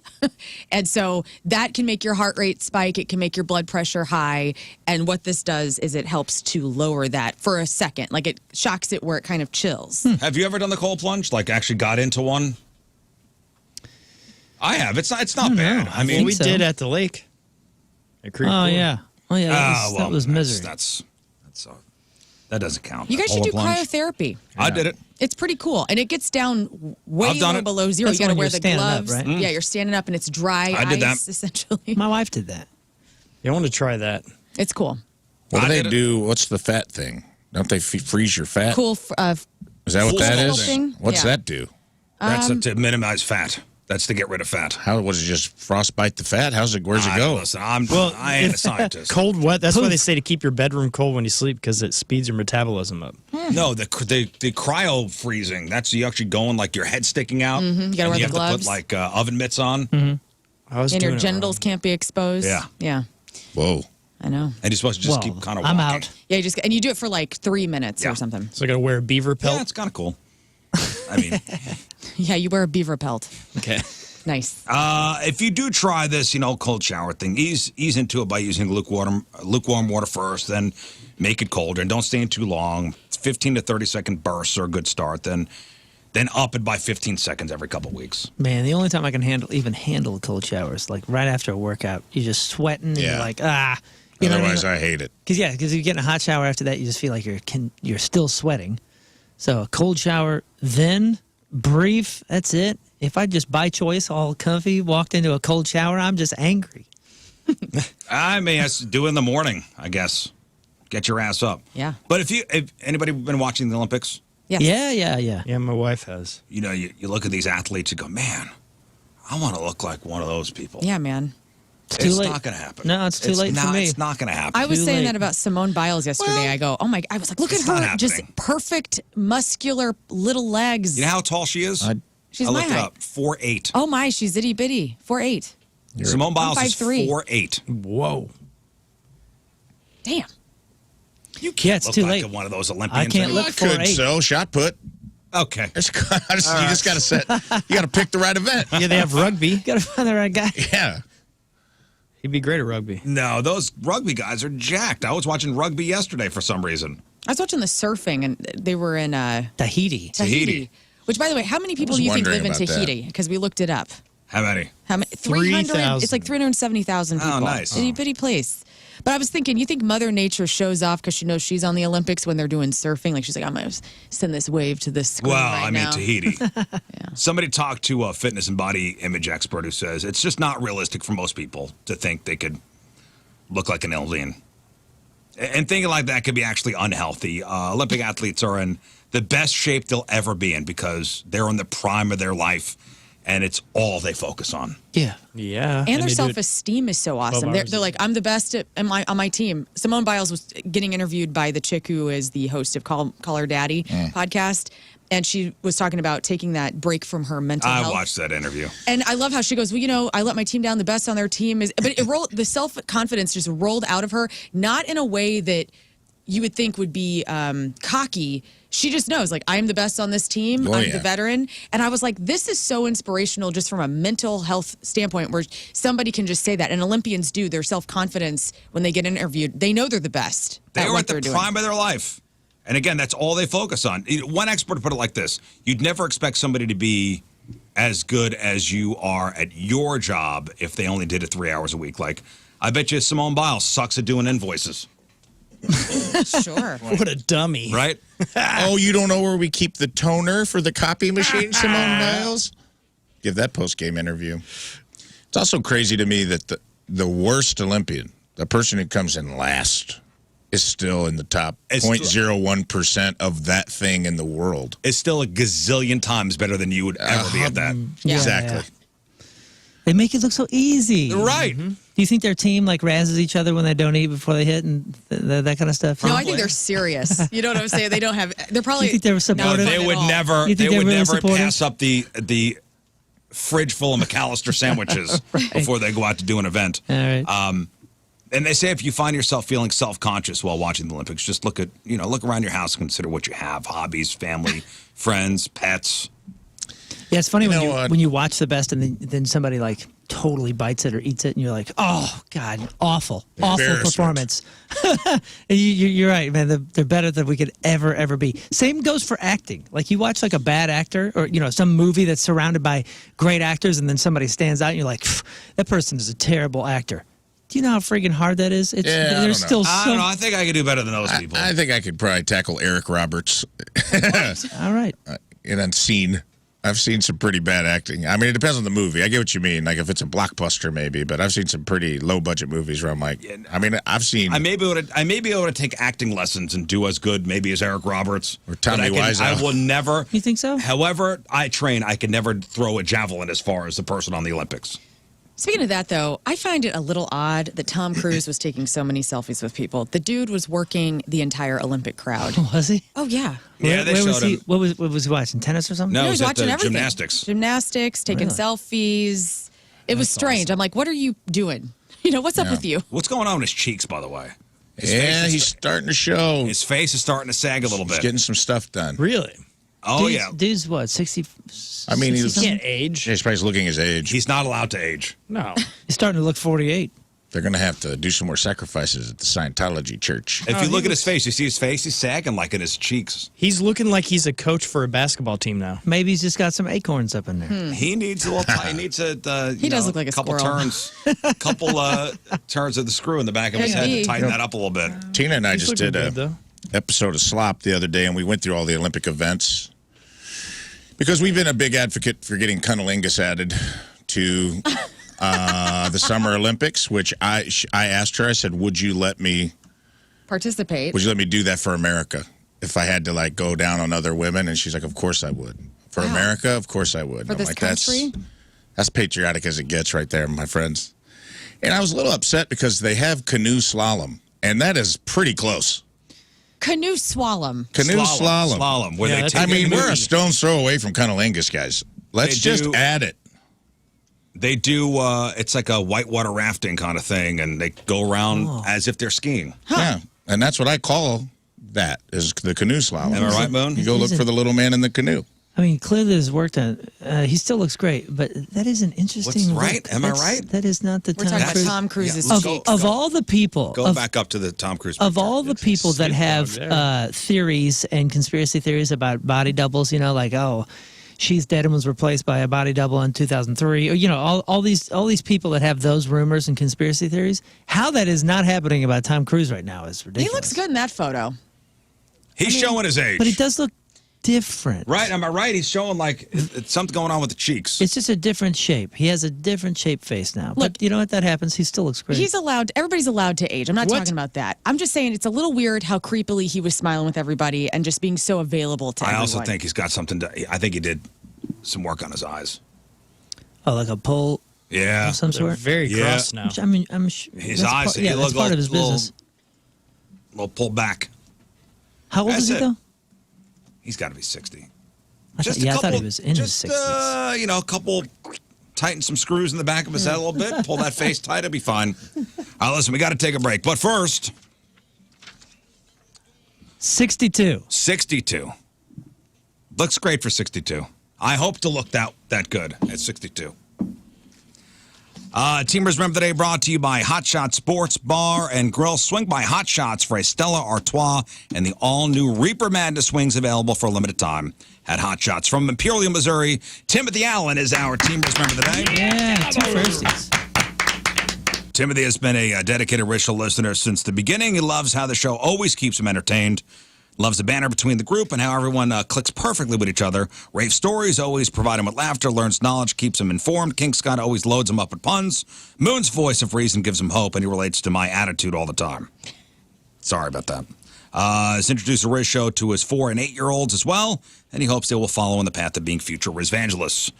Timothy Allen from Imperial is our Team Riz member of the day. Get super sweet Team Riz member of the day soccer jersey. Get yourself signed up 1057thepoint.com/Team Riz. All right, it is 7:18. It's Monday. Crab on celebrities after the break. First look at the traffic and weather.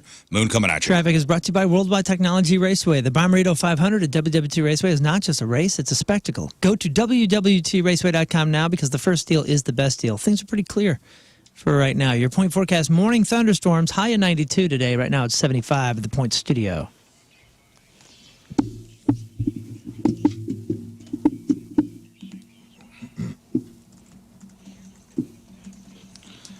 All right, Lern, what do you got after the break? Medal wins the Olympics, a cause of death revealed, Deadpool kills, and the best Tom Cruise movies of all time. Let's just get into that. All right, we got that. We got your crappy birthdays, the porno birthday, and a little contest for all of us here in the studio. Is there a "the" at the beginning of certain bands? All right. Like band names? Well, is it Beatles or the Beatles? Yeah, this is the Is it- Mandela effect. Is it Ramones or the Ramones? The Beastie Boys? Or Beastie Boys? Oh, there's a whole bunch of these. And we'll play next. Stay there.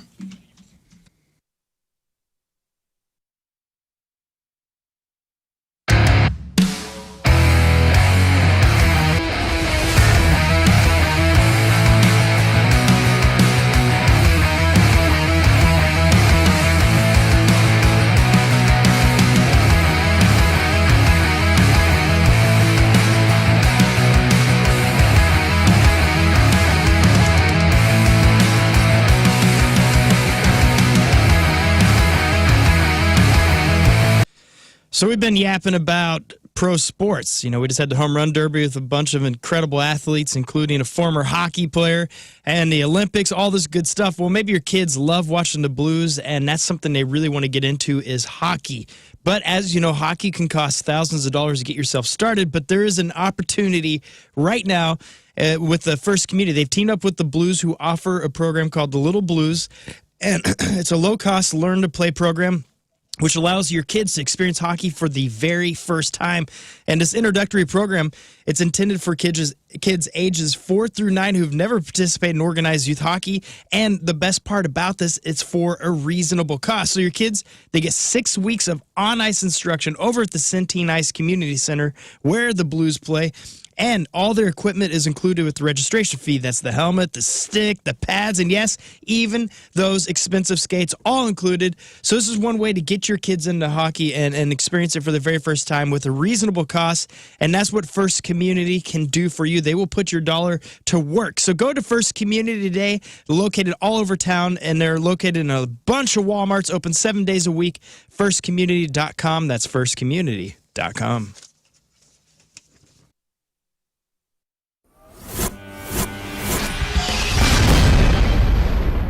All right, so here we are, way back Pointfest, the first interview of the day. It's Real Big Fish, everybody. Gentlemen, how are you? It's great to see you. Great to see you.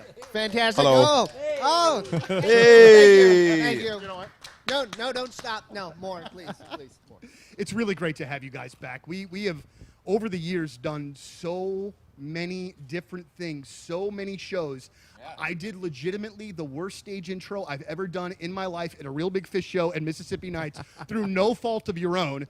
I came up on stage too late. Your cue music that night was Billie Jean from Michael Jackson. I'll never forget. And I'm getting up there and I'm doing my spiel. And Aaron, you came up behind me and were like, "Are you done yet, Donnie? Are you done? Are you done with the intro?" Yes, I am. Thank you. And then you guys went out and rocked it. But it's really great to have you here, man. Thank you guys for coming out. No, it was not your fault. No. Somebody probably told me wrong. But do you remember any of those, older shows here? Like, because we've had you at the amphitheater. I mean, Mississippi Nights. All over the place. I was just telling you guys a story about first time I tried like really hot sauce. I wasn't into it back in the old days. But the singer of Smash Mouth at one of these festivals gave me Dave's Insanity sauce or something, and I was like... And that was here? I was here. My first time trying hot sauce. I don't even remember. Excited? I don't even remember you guys being... I don't remember you guys being here with Smash Mouth. Even. Yeah, maybe it was somewhere in Florida. I think it was Blues Traveler. All right. Yeah, it could have been. Who knows? Maybe it was the Spin Doctors that gave me. You know what? I will still... No, it was Gay Guitar. Wow, oh wow. We are going That's deep into the an obscure 90s reference bands. of the 90s. I only know the Whoever You Are song. I have nothing else going on with Giggy Ta, even remotely. Marcy Playground. Would that have been funnier? Sex and Candy, St. Joe and the School Bus. There you go. Yeah, I could do the single game all day. All day. So, one of the things... Who sang that song? If You See K. And if you see K. What song is it? I don't know. It's a 90s song. Okay. 90s. You said you know about the 90s. Well, I mean, I think I know a lot Those about the singles. 90s, but I don't know, necessarily everything. Okay. He does. I really, All right. I really thought that we were going good places when the interview started. Now I'm questioning whether you... The interview started? Never a good boy. sign. I was going to tell a great story about hot sauce, but I blew it. Yep. Too late. I mean, it was a good story, unless it was from Florida, and then maybe it lost a little bit of its thunder. And hot sauce. I had so much to work with. Smash Mouth, Hot sauce. There is a lot. Cats. I was going to ask you about how this band always has the greatest horn section of all time, but now it does it. Yeah. Yeah. I was You're right. wondering that too. But Chicago can suck it. Yeah. The band, not the city. The band. I bought my dad a Chicago box set for his birthday a few years ago. He still. He was talks like, I already about it. got all these. Shut It up. was like a 6-discer, man. It was the most old school Chicago that you could ever want. And Nice. he, cherishes it. It's all the That's transit great. authority That's stuff. really cool. Yeah. Yeah, but I never. That has been a band my dad taught me so much about music, but that was one of those bands that when he put it on, I'd be like, oh no, this is not for me. But I think I'm wrong. This I mean, is Rock and Roll Hall of Fame band old and everything people else. Well, so music. you're like more of the Peter Cetera era, you know, the power ballad. Okay. I'm going to tell you something, that there's nothing wrong with a good power ballad Good from time band name, to time. Peter and the Cetera Peter era. Cetera song in Karate Kid 2 is pretty freaking great. It definitely is. I mean, you know, it really is a pinnacle part of that movie as well. Can So you it- sing a little bit of it for us? I am a man who will fight for your honor. I cannot believe I'm doing this. And That's I a cannot believe that we're That's a taking- newfound glory song. Pretty much the same band. Screen to stage album. Right? Whatever it's called. The long and short of it, all I wanted to do in this interview was tell you that I think you guys are fantastic. Cool, We're really see ya. stoked to have you guys here. Thank you very much. and you're just one of those bands that, like, I mean, still, when we do Way Back Weekends, the requests for Beer and She Has a Girlfriend Now and Sellout is one that we still play. I mean, Uh-oh. it- See, I it's told you we still should one put that's- She Has a Girlfriend Now on the set list. It's not too late. We didn't We'll play do it. yet.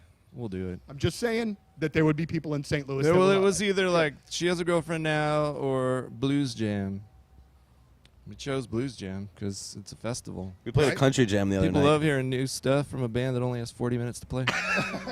We are so far beyond. She Lots Has of a time to play Girlfriend Now. new songs and jams. I watched I was at a show the other day, and the lead singer made the statement, "Hey, this is one of our new songs," and like, I have never seen the turnabout to the bar and bathroom as I did. Like, so much so that I felt bad and stayed in that spot because I didn't want to join the rest of the people that were rushing. I'm going to out there. say that right before beer. You just composed a new song at Soundcheck. And people are going to start walking, It's and then all of a 14 sudden, minutes long. then Goes they come like back. this. guys, again, thank you so much. It's great to see you. Real big fish, way back Pointfest. You guys are the best. Thank you. Yeah. Sorry Thank about you. his shirt.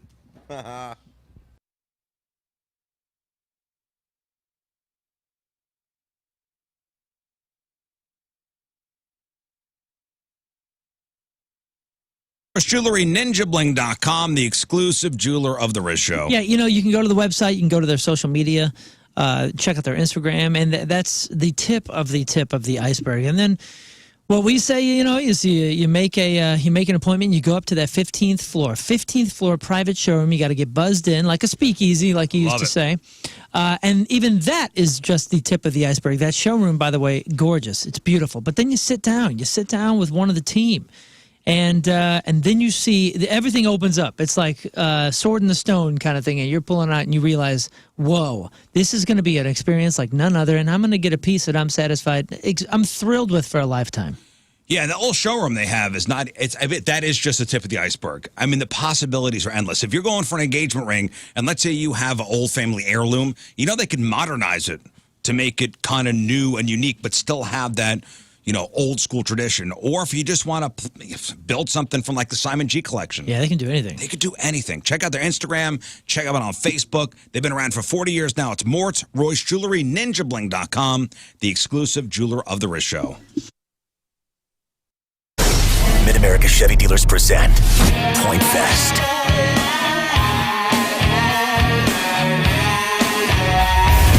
It's 105.7 The Point, everything alternative. We are backstage at Pointfest, and I have the absolute honor of being joined by Sean and Mike from Alice in Chains. Guys, how are you? Wow, how do you live up to that? Yeah, we better not suck tonight. That'll ruin our sound. So. Wow. Man. All right, so the first question that I have is one that I've wanted to ask you guys and a band of your ilk for quite some time. Ilk. The program phone number 314-624-3833 or 618-398-3833. The Mick Ultra Studio Cams, 1057thepoint.com/Riz.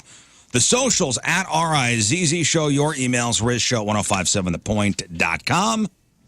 All right, Sex Dumb Fun Facts coming up. Sex Toy of the Week. We'll play 3 and 5. We got some pretty fabulous prizes to give away. We got tickets to go see I Prevail in Hailstorm. We got tickets to go see Creed. I believe that's sold out. Yeah, or getting very close, if not. Creed, 3 Doors Down, Finger 11, Friday night, August 9th at the Amphitheater. We got tickets to go see Five Finger Death Punch with Marilyn Manson. Tickets to go see Green Day with Rancid, a couple weeks, August 15th at the Amphitheater. All right, so, man, there's a lot of confusion when it comes to certain band names. Like the Beatles. Is it the Beatles or just Beatles? I think it's the Beatles. I got a whole bunch of these band names that it's kind of confusing whether it's the something or just something. Wasn't their first album called Meet the Beatles?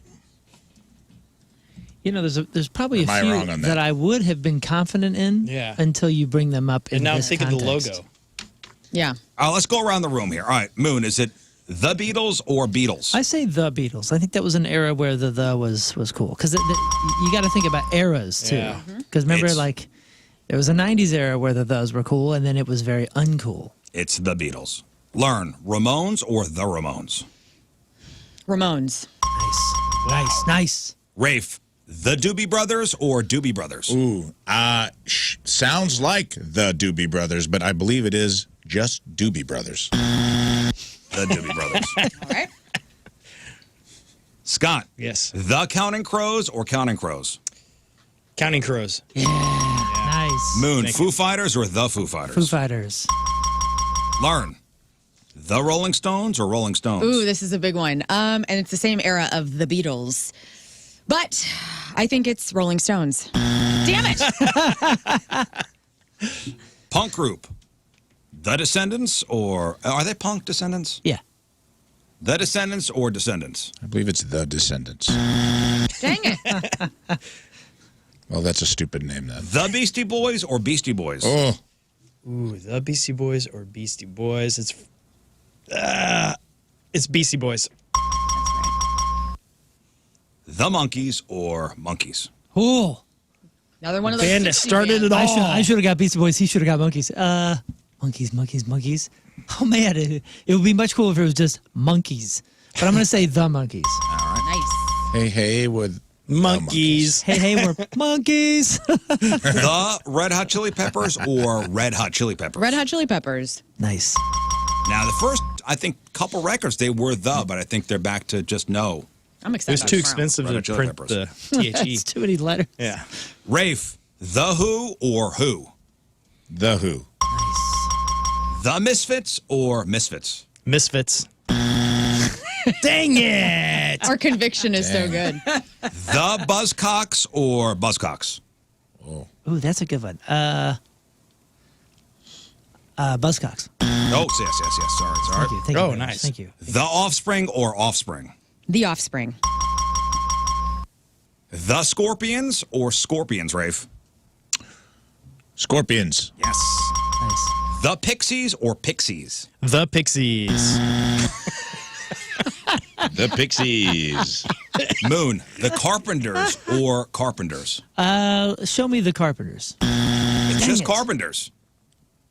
So it's not their last name; it's their occupation. I It's guess their so. vocation. Yep. Learn, The Sex Pistols or Sex Pistols? Sex Pistols. Rafe, The Bee Gees or Bee Gees? Living it up on the Barricade Talk Show. Gosh, this is a hard one. The Bee Gees or Bee Gees? I'm going to say Bee Gees. Whoa. Nice. Dang. The Imagine Dragons or Imagine Dragons? Imagine Dragons. The Doors or Doors? Oh, cool. This lands on me. Easy one. This is your favorite That's group. the Doors. Yes. Very good. Thank you. The Dead Kennedys or Dead Kennedys? Ooh, Jello. I'm gonna say Dead Kennedys. Yes. The Kinks or Kinks? The Kinks. Yes. The Talking Heads or Talking Heads? Talking Heads. Yes. All right. Okay, good. The Cure or Cure? The Cure. Yes. The Clash or Clash? The Clash. Yes. Ooh. The Zombies or Zombies? Oh, man. Zombies. The Eagles or Eagles? The Eagles. Correct. The Grateful Dead or Grateful Dead? Ooh. Huh. Man, I'm seeing it both ways. I swear they've done it both. I'll just say Grateful Dead. Yes. The Supremes or Supremes? The Supremes. Yes. The Gorillas or Gorillas? Oh, Lord. Oh, Lord Barbara. Gorillas. Gorillas, yes. Nice. The Killers or Killers? The Killers. Yes. Nice. The Jackson 5 or Jackson 5? Jackson 5. No. I was going to say. Wait a minute, Moona, let me tell you what it's all about. The Pretenders or Pretenders? The Pretenders. Damn it. Chrissy High. The Steve Miller Band or Steve Miller Band? Steve Miller Band. Yes. And finally, the Yeah or Yeah Yes. Yes. Yeah. Love and them. is it the or the thus? I can't remember It's that. the The Thus. Okay. He does. The Thus. All right, today is July the 29th. You guys did pretty good. 134 years ago today, in 1890, Vincent van Gogh died from a self-inflicted gunshot wound in Auvers, France. 70 years ago, 1954, J.R.R. Tolkien published The Fellowship of the Ring, the first volume of his Lord of the Rings trilogy. 66 years ago, 1958, happy birthday, NASA. NASA created 9 months after Russia launched their first Sputnik satellite. 57 years ago, 1967, Moon's favorite band, The Doors, hit number 1 with Light My Fire. 50 years ago, 1974, Mama Cass Elliot of the Mamas and Papas died of a heart attack. She did not choke on a ham sandwich. Okay. Sorry to start that. That was the rumor? That was the rumor. What a mean thing. What a mean thing, right? But the fun fact about this, I mean, not fun. She died in the same apartment as Keith Moon of the Who did. Of the Hoon? What? That's Of the super Hoon, yes. fun. Keith Moon of the Hoon. It was Who owned did by die from a ham singer, sandwich. songwriter Yes. Harry Nielsen. You know, ham sandwiches are dangerous. Just going to put that out there. I get it. Yeah, but I mean, she was overweight. I mean, that's a horrible, Terrible. horrible rumor. Yeah. 43 years ago, 1981, Princess Charles and Lady Diana are married before 7,500 guests at St. Paul's Cathedral in London. Damn. Watched by 700 million viewers around the world. You said 7,500 guests? 2,500 guests. 2,500. Okay. 700 million people watched, and they lived happily ever after. 41 years ago, 1983, the classic comedy National Lampoon's Vacation debuted. 24 years ago, in the year 2000, Brad Pitt marries Brad Pitt marries Jennifer Aniston. Please.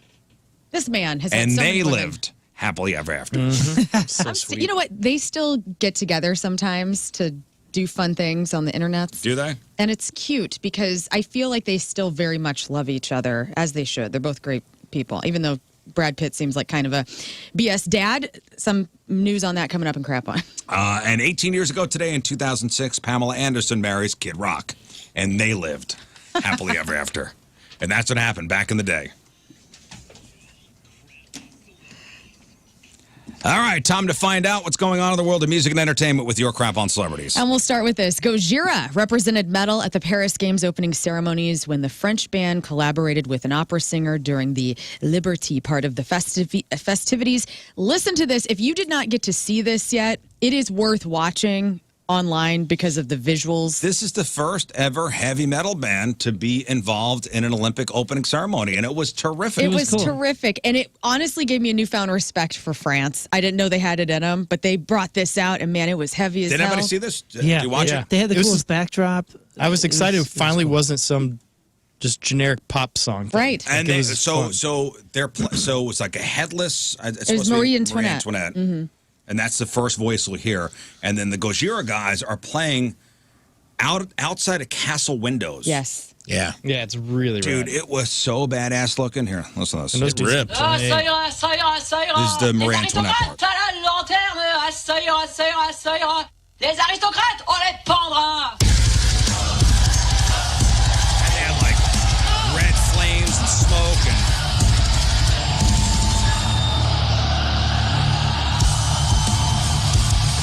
Dude, it was awesome. They Watch this. ripped it. This is the Olympic opening ceremony. They came out of Les Miserables into this, which is nuts. So I think the next Summer Games is in Salt Lake City. Metallica? Let's go. That'd be sweet. Could be really I mean, cool. Gojira maybe opened the door for other metal acts to be involved in the opening ceremonies. So anybody watch? We watched. Me and the family. Yeah. Gathered around the TV and we watched. We watched the replay. Mixed reviews, I'll tell you that. Mixed did good. reviews for sure. I think the highlight besides Gojira was Celine Dion probably singing something for the first time in a long time, being seen out in public since her stiff person syndrome. On the roof of the restaurant of the second story of the Eiffel Tower, too. Like, what a spot. Yeah, her comeback performance was probably one of the highlights, one of the biggest stories out of that. Here's a little Celine Dion from the opening ceremony. Si un jour la vie t'arrache à moi, Says something about a si tu ShamWow. veux que tu sois loin de moi, peu m'importe si tu That's a little Celine. Kelly Clarkson, I guess, was commentating, drove her to tears. That was strange. She was, I think she's awesome. But I thought she was kind of out of place in that whole thing. I thought so as well. People were pissed at her for walking all over Lady Gaga's performance. Oh, she did? Yeah. I watched her performance online. What do you mean? I didn't see that Is she part. talking over it or She was something? talking over it. In weird times. It was strange. It was strange. Snoop Dogg was torchbearer. He was everywhere. Yeah. What do you light up? It rained. I like people Photoshop the joint instead of the. It Yeah, I did know. look like a giant joint, so it's kind of perfect. Some viewers thought there was an embarrassing X-rated wardrobe malfunction during one of the scenes. Really? I didn't see that. I didn't see that either. Next to look the little up- kid? Yes. Yeah, that's not weird at all. What do you mean, boobs? What? No. No. One of the guy's balls was out. What? During Whose the balls? yeah, the mockery of the They painting. said it was during the part where they depicted the Last Supper with all the cross-dressing people. It wasn't the Last Supper, though. That was everybody thought this was a Christian thing. and it wasn't. Bacchanal, baby. Yeah. We're getting both. We're getting both views on that one. Yeah, they can switch it if they want, but the fact the guy had his thing hanging out next to a kid, it's on purpose. French organizers trying to tie this, I guess, to ancient Greece where the Olympics began, Okay. depicting a bacchanal, an ancient festival of feasting and heavy drinking. Oh, Did Honoring Christians think the Bacchus. only big feast that ever happened was the Last Supper? I mean, look at it. How could you not?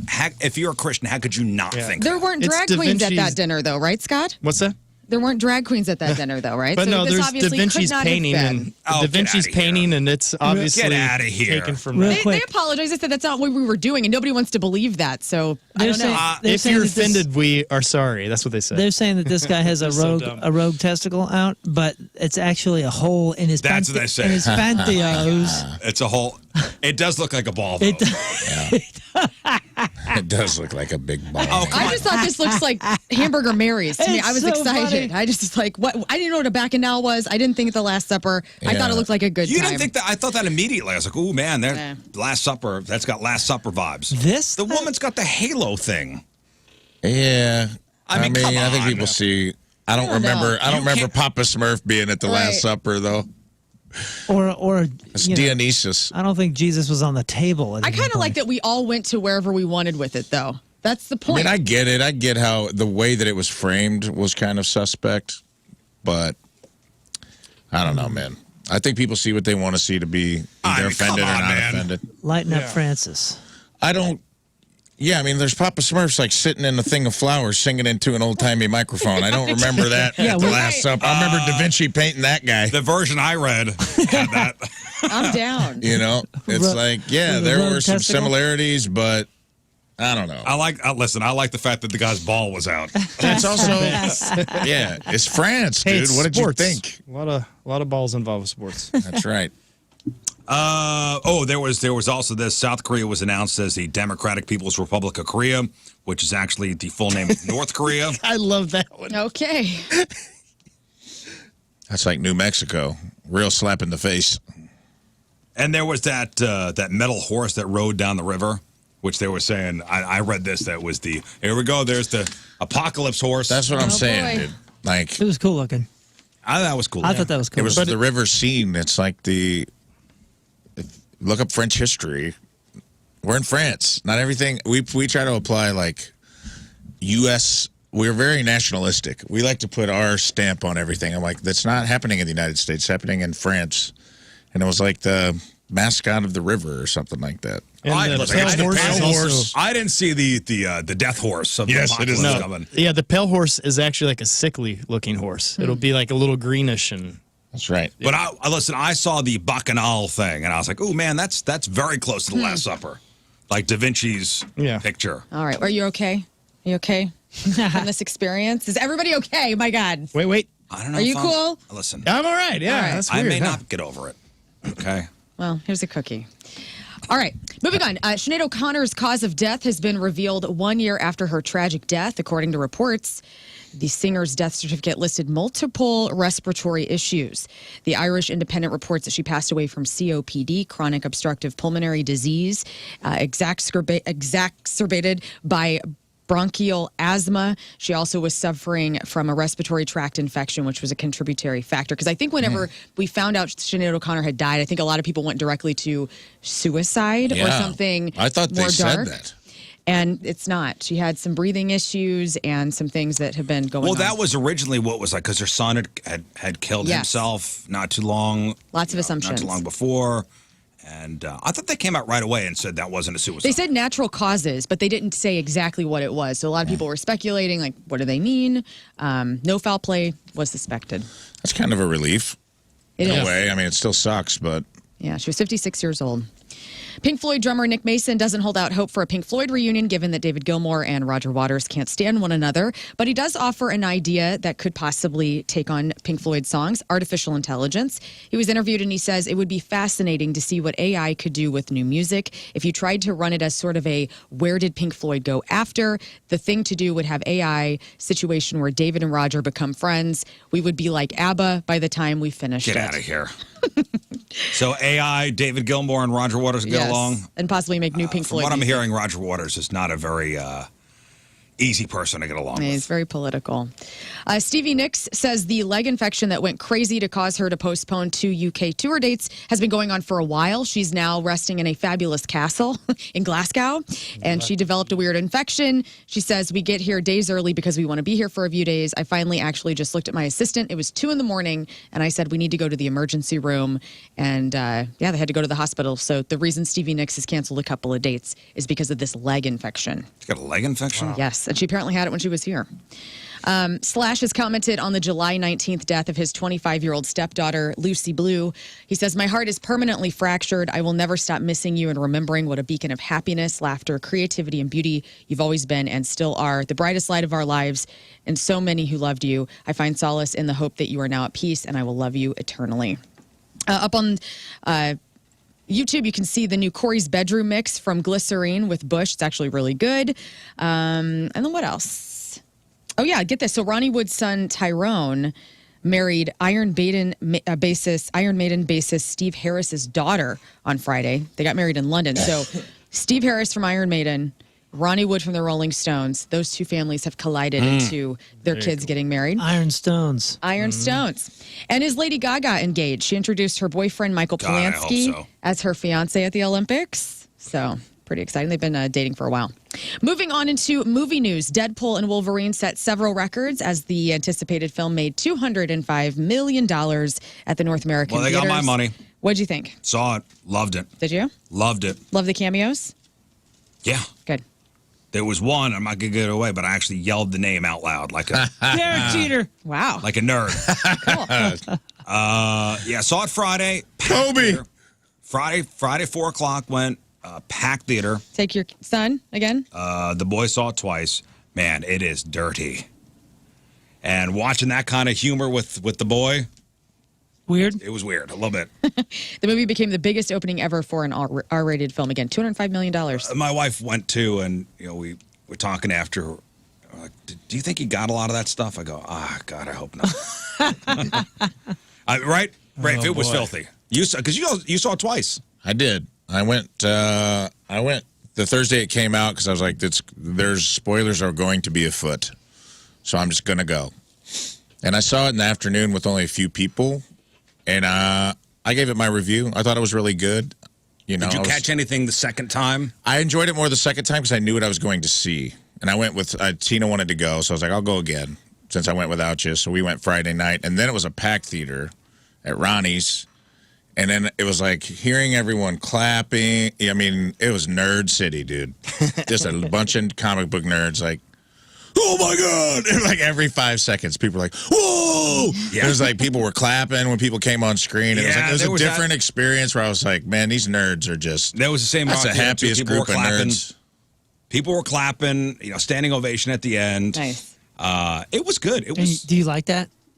I like that. I was into it. I enjoyed it the second time because I was feeling the enjoyment everyone else was getting. Right. And I was also like, I already knew that it was just a fun movie. Because like some people can go in there thinking like, oh, this has to have a ripple effect over the whole Marvel Cinematic Universe, but it really doesn't. It's just a fun movie, fan service, nostalgia, and just go in there knowing that and have fun with it. The guy who plays Tom Wamsgam from. Oh, he's in this? He's the bad guy. Whoa, interesting. From Succession, he's good. He's right. He's pretty good in it. Yeah. Paradox. Yeah. He's good. It was a paradox. It was good. People love it. You know what? You gave it what, a B+, A-? Yeah, and the only reason I gave it that was I just felt like it went meta probably like 5 times more than it needed to. But it, you know what? That's a lot of talking to the camera. I'll give it a solid A-. Okay. Yeah, solid. Same. It was really good. I might even bump it up to an A upon second viewing. I might bump it up to a flat A. All right, flat A. A flat. Jennifer Garner was making her first ever Comic-Con debut in San Diego on Saturday, and she got stuck in an elevator. She spent more time in the elevator than on stage. She shared her experience with several clips on Instagram. Here's a little mashup of some of what that sounded like. Okay. We're stuck on this elevator. I need, I could use a Wolverine, I could use a Deadpool, I could use someone. I think I heard on an episode of like The Office or Brooklyn Nine-Nine or something, you're supposed to sit, so we're sitting. 9 bottles of beer on the wall, 9 bottles of beer. Yeah, we're stuck in the elevator in San Diego. It's been about like 45 minutes. Oh, yes. I would immediately, if it was me, I would immediately take a dump in the corner. Well, she was in there. To claim my territory. Smart. For an hour and 12 minutes, they were stuck in that elevator. That's a long time. Emergency responders finally came and opened the door after that much time. Luckily, she was with her entourage of people, so it wasn't like she was in there with randos. It was all of her team. Did you get that other huge piece of news coming out of Comic-Con? I did, and I have this right now. Robert Downey Jr. is back in the Marvel Cinematic Universe. What? The hoot? At the Comic-Con over the weekend, we found out that he's going to portray the villain Victor Von Doom, Dr. Doom, in the next 2 Avenger movies titled Avengers Doomsday and Avengers Secret Wars. I don't like it either. I don't like it. Let me say this. As a periphery fan of these movies where I'm not as into it as you guys. I don't like when they recycle an actor to play 2 different characters. I don't either. Totally right? agree. I totally Because it agree. ruins. There's nobody else? There's nobody else. And then also, I mean, for me, I'm like, oh, is that Iron Man again? What is happening here? Yeah. I don't like it. Well, I don't like it. And Downey says, new mask, same task. What did I tell you? I like playing complicated characters. The Russo brothers stated prior to the big reveal that they believe there is one very important character required to do the Secret Wars justice. They teased that they would need the greatest actor in the world to play Dr. Doom, and now we know who when it he is. took off the mask, it was shocking. I mean, the place went nuts, and reaction on the social media has been, let us say, mixed. Yeah, I bet. People are stoked. I'm happy for him, but I just don't like the fact that that's taking a gig from somebody else. Like, dude. Well, it's not like he needs the money. You killed. Yes, you're great. We all so much respect. It must be just fun. But it's us filling. I'm the dude playing another dude. It's filling the spot. It's a bummer. I will say for Deadpool and Wolverine and Robert Downey Jr.'s announcement all coming in the same weekend, if you are a nerd who finds yourself with an erection lasting more than 4 hours, please go to the emergency room. This was your weekend. I think they have screwed this movie up so many. They've screwed Fantastic Four up so many times that I feel like and Dr. Doom's always part of that story. That's his origin story. So it's like, I get why they were like, we have to get somebody who can make this part compelling because they've screwed it up so many Nobody times. else, though, huh? I agree with you. I mean, I didn't even really love that Brolin played Cable and Thanos. Yeah, you know? Thanos. But it's kind of the same thing, right? He played a hero and a villain. Yeah. He's going to have the mask on the whole time. It's not going to be... You're never going to see RDJ. I mean, Chris Evans, Captain America, and, Yeah, different and the universes. Fantastic Four. Yeah. I like it. I mean, Ryan Reynolds was Green Lantern and Deadpool. So it's like sometimes you can get away with it if it's alternate. Everyone's clamoring for Cavill to be the new Wolverine if Hugh Jackman steps down, you know. So it's like you can give a little more forgiveness on different sides of the universes, but yeah. I don't like it. Well, maybe you'll like this. Fans watching Magic Mike live in Las Vegas got a huge surprise Friday night. Channing Tatum jumped on stage, joined in on the dancing. He kept his clothes on, though, while he performed some of the moves that he made famous in the Magic Mike movies. And he helped to co-direct that Magic Mike live in Las Vegas. God, Moon. You read these emails? Yes, okay, go ahead. One person says, in a few multiverse, Tony Stark is Doom back in the 2004 comics. And another person says, Iron Man is Dr. Doom in the multiverse in the comics, so it's supposed to be this way. All right. Okay. See, I don't know that Thank you as a for periphery educating me. fan. I mean, I guess that's my problem. See, here we go with the multiverse crap. Yeah. Screw the multiverse. But I'll tell you this, Thank I you almost for- hate that more. If it's going to be the whole reveal that Tony Stark became Dr. Doom in a separate universe Then and you it's shouldn't not have told just us. a different character, that's even more annoying to me. Just play the character. Have they be hinted another at that? guy. Maybe in Iron Man movies they hinted. Yeah, there's a lot of people. He's dead, Scott. He's dead. But is Yes, he? he died. But is he? He is dead. He ruined it. That's kind of the big complaint about in Nerdville, which I'm a part of, is like the deaths mean nothing in the multiverse because you can just go grab a new person from another universe and bring them back to life anytime you want. In quick hits, Shiley Jolie Pitt is due in court today. She's going to change her name to just Shiloh Jolie. She doesn't like her father, Brad Pitt. Toby Keith, American Icon tribute is happening in Nashville tonight. That will air on NBC on the 11th. So Luke Bryan, Eric Church, Ashley McBride, many others paying tribute to Toby Keith.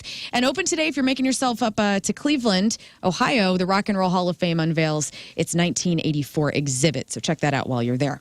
And finally, IMDb has ranked the best Tom Cruise movies of all time. Okay. Because we were just talking about his cheeks, let's talk about his Best Tom talent. Cruise movies. Yes. Best one ever. Yep. Is Top Gun. No. Top Gun Maverick is number 2. A Few Good Men. And Top Gun, the original, not in the top 10. Really? Yes. Well, they already crapped the bed. So I guess number 1 is Days of Thunder. No. Is that even in the top 10? No, it is not. Risky business. Risky Business, no. But another 80s film is. What's the one where he Rain Man. Rain Man is number 5. What's the one where he regenerates? Yeah, that's Edge of that's- Tomorrow. Edge of Tomorrow. Edge of Tomorrow is number 6. The movie is great. That's great. My guess is one of the Mission Impossibles, probably Fallout. Number 1 is Mission Impossible Fallout. And then number 9 and number 10 are Mission Impossible Rogue Nation and Mission Impossible Ghost Protocol. Vanilla Sky. Yeah, Vanilla Sky's got to be on there. Vanilla Protocol Sky, is not not on the that top good. 10. Collateral? Collateral's number 7. Magnolia. Magnolia's number 3. Great one. You're missing 2. You're missing 4 The and Firm. 8. No. What's Another- the one, the Kubrick movie? Eyes Wide Shut. Eyes Wide Shut. Not in the top 10. Oblivion. Born on No. the 4th of My July. son loves that. No, you're The missing- Last Samurai. Too many mind. You're missing a iconic 90s one and a 2002 movie. Far and Away. Think pre-crime police. Minority. Oh, Minority Report is number yeah. 4. Jerry Maguire. Rain Man. Jerry Jerry Maguire Maguire. is that number should've been 8. Jerry Maguire, yes. So the top 3, Magnolia, Top Gun Maverick, and Mission Impossible Fallout. And that is your crap on Oh, celebrities. not his remake of The Mummy? That's weird. All right. Celebrity celebrating your birthday today. Ashley McBride, the country singer, is 41. Allison Mack, Chloe on Smallville. This is also the gal that was arrested on sex yes. trafficking charges for her involvement in. Is she out? I think she's out. Oh, yeah. She did 21 months of a 3-year sentence. She's 42. Danger Mouse is 47. Josh Radner, Ted on How I Met Your Mother, is 50. Wanya Morris from Boys to Men is 51. Will Wheaton, Wesley on Star Trek The Next Generation, also Gordy in Stand By Me, is 52. Martina McBride is 58. Alexandra Paul from Baywatch is 61. Geddy Lee is 71. Tim Gunn is 71. Patty Scialfa, that's Mrs. Bruce Springsteen, is 71. And Roz Kelly, that's Pinky on Happy Days. Roz is 81 years old. All right, today's porno birthday, which is being brought to you by Patricia's, where fun and fantasy meet, is Lexi, and that's Lexi with 3 X's. Whoa. Make note. Lexi Lockhart. Today's birthday girl's been in 67 fine films, including Ass Parade 22, Big Ass Ventures in Miami 2, The Big Butt Lesbian Club 2, Jungle Fever Edition, Bomb Ass White Booty 14, Chubby Chocolate Lovin' 2, Mommy Likes Him Young 4, Wham Bam Thank You Bam, and Who Could Forget a Roll? In 2014's Ebony in ivory. Oh, that sounds. Ebony and ivory, we go together. Perfect. I hope they sang it. I'm looking that one up. Lexi Lockhart is 45 years old. That's your porno birthday. Those are your crappy birthdays. Now is your crap on celebrities. All right, let's take a break. We'll come back. Sex time fun facts. Priest gets busted on Grindr. A phone sex line for Comic-Con fans. And Olympic athletes turning to OnlyFans for cash. All that and more. It is straight up 8 o'clock. It's Monday, traffic and weather. Moon coming at you. Traffic is brought to you by Worldwide Technology Raceway. The Bommarito 500 at WWT Raceway is not just a race, it's a spectacle. Go to WWTRaceway.com now because the first deal is the best deal. We have delays, increasing delays, in fact, 270 eastbound between Manchester and Ladue. Further east, there's a right lane blocked and a right-hand shoulder blocked due to a stalled vehicle 64 westbound after McKnight. Your Point forecast, morning thunderstorms, high of 92 today. Right now it's 76 at the Point Studio.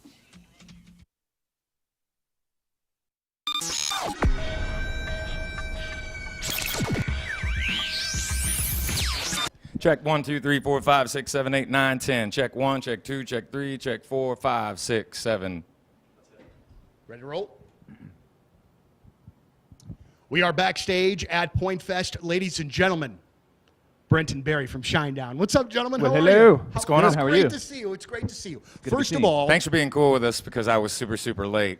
I was very, very late. Some things in rock and roll haven't changed. No, the no. singers are usually late. now listen, if we're going to do it, you are 18 minutes behind. I don't think that that's even late as far as rock stars go. I think that's just about flat. All right, we can take that. Yeah. I don't know if do we look at ourselves as, the RS, the rock star? Olympics a lot right now because the Olympics are obviously going on, and maybe you and I will never have Olympian legs, but damn it, we can try, right?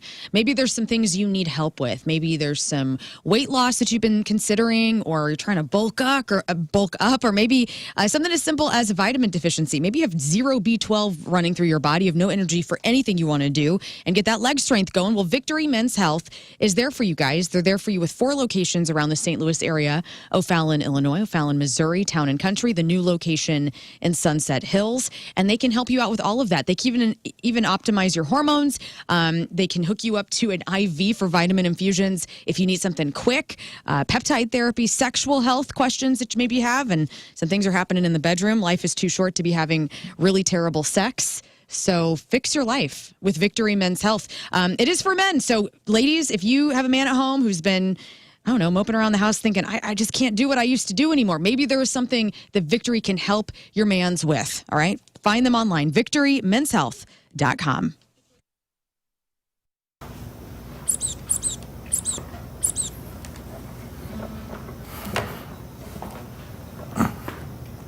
And if only you could make a deal with God, I know we'll eat places. Been running up that road, been running in my heels, been running on the buildings and those places.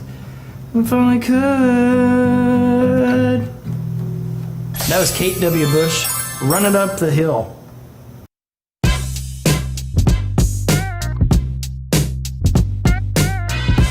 .7 The Point. AO. Let's go. It's Liv Maddox, broadcasting live from the Hollywood Casino Amphitheater, and I am joined now by the one, the only Jelly Roll. Yeah, baby. How are you, sir? I feel like I'm back home, man. I love St. Louis. It's one of my favorite cities in America for dozens of reasons. Mm-hmm. And then the last time I was here was just sheer disappointment because Pointfest got rained out that day. And Yeah, Oh, we're still mourning that. And the crazy thing is that, I wasn't here yet when that happened, but I keep hearing that when that announcement came out that it had to be pushed out and then you couldn't make the scheduled show, people were so upset. You've got St. Louis in the palm of your hand, man. How does that feel? No. I just love St. Louis and they love me. I've been coming here for years. We used to play Pops. Yep. I probably played Pops 30 times in my life. And now here you are at the Hollywood Casino This is Amphitheater. awesome. Well, Yes. with know. limited tickets. You're like limited as in get in your car and come on and grab it. Exactly. Got to get here, box office. The music doesn't start till 7. You still got time to settle in before Jelly Roll hits the stage. Now, what's really cool about you, Jelly Roll, is that, and I promise you this isn't a commentary on your size, is that you don't fit into a box musically. Right. You got the hip-hop, you got the country, you got the rock all in one. So if somebody comes up and they're like, Liv, what kind of musician is Jelly Roll? What do I say? He's a music man. He's a music man. Right, listen, so in the 90s, I was listening to Korn. Okay. But I also knew every single word of Gin and Juice. Okay. And secretly, as a Southern boy, I knew every single word of Time Marches On by Tracy Lawrence, right? So that was the 90s country music era. And this is stuff I've just known since I was a kid. So it wasn't, I don't know. I just always judged music on whether it was good or it sucked. And a lot of music has sucked over the years. So anytime we get something that's pretty good, we should hang on to it, not categorize it and alienate it. We should embrace it, you know? Sure. So what music doesn't suck right now? What are you listening to? It depends. Across the board, I'm still listening. I'm stuck in the 70s. Okay. Right? Because I have a rule when I record, I don't listen to much current music because I don't want to be influenced. Okay. I hate that when the sounds become, so I'm really weird about that. But I do love Crown the Empire on the rock side. I don't know why, they just do it for me. I've always thought a lot of that band. Listening to a lot of Greta Van Fleet still. Yes. There's a kid named Bailey Zimmerman on the countryside that's just absolutely insane. Just young, raspy voice, just wild. Sure. It's probably what I'm listening to now. Co Wetzel. I got Co Wetzel on repeat. Good old party music. Yeah. So you were touring with Brantley Gilbert, and now you're out here with Shinedown. Do you approach the shows differently, country versus rock? Are you still same guy, same show, same energy? Same guy, same show, same energy. Everywhere you see me, whether I'm sitting at church with a pastor or out drinking with the boys, I'm the same bubble. You can count on that. Take it to the bank and cash it. If you like me, I love you. If you don't, that's fine. At least I know who I am. You know what I'm saying? Absolutely. That's something I love about you is that you are who you are. You're not shy about your past. You share that openly, and I think that's part of why people are drawn to you. It's like, this is an authentic dude, and he has shown that he can break the cycle, you know, in and out of incarceration as a youth and into adult. What was that moment for you that kind of broke you out of that system? It was having a daughter. That'll it was do the realization that I could no longer be selfish and that there was something that he's solely relying on me, and I knew that was an important task. So I wanted to take it serious, and I did. You did? I did. Take it very serious to this day. She's 14 years old. My wife and I have had full custody of her for 8 years. 7 years. As soon as me and her got together. So what's it like to be a full-time musician and a full-time father? You know, it's awesome. Because she's 14 now, right? So she can fly out on the weekends and come hang out. It was a little rougher when she was young, but now she's like a little roadie. She loves music. She plays the piano, plays the guitar. She's also into the drama stuff and the theater stuff at school. So that's incredible. That's incredible. Now, she's finding her way to express herself, and I encourage that. So I think it helps. And I love seeing multi-generational musicians. I don't know if you caught any of the Taylor Hawkins tribute over the weekend. Yeah, John Harvey was watching it in his green room, so we go in there and check it out. Incredible. And to have, you know, his son come out and support, you know, I would think that as a father that gives you a feeling that not everybody can relate to. It was the most emotional moment of the whole thing for me, right? Because you're somewhere between so proud of this kid, yet so deeply hurt for him. Exactly. And I looked at that whole special, like... And man, let's not take away the fact that that kid was drumming. He was drumming his little butt off. He came and, I'm telling you, man. And I think all of us, you know, God forbid any of us go early. To be remembered in that way, yes, it's sad, but... hell, that's a party. Yeah, no, I thought it was awesome. I heard that. You feel good. It's good for your mental health. It's good for, good for your well-being. You know, maybe 30 years ago, plastic surgery was, whoa, man, that's, who gets plastic surgery? It was like a stigma attached to it, but not anymore. And we've come so far as far as, you know, medical technology goes. Parker's Plastic Surgery, right down the street from us on New Ballas. I mean, you want to talk about the best of the best? Dr. Kaplan, Dr. McGuire have both treated patients from all over the world. Both have helped lead vital clinical research that's led to major changes in the plastic surgery industry. People still travel from all over the world to be treated by Dr. McGuire and Dr. Kaplan. They come here to Creve Coeur, whether it's a mommy makeover, any combo of breast and body surgery to help a body recover from the after effects of pregnancy and breastfeeding, whether it be laser hair removal, whether it be permanent makeup, whether it be hydrofacials, if you're looking to get rid of some fat and hard to get rid of areas, they got you at Parkcrest Plastic Surgery. Just book an appointment, book a consultation. Go to parkcrestplasticsurgery.com. That's parkcrestplasticsurgery.com.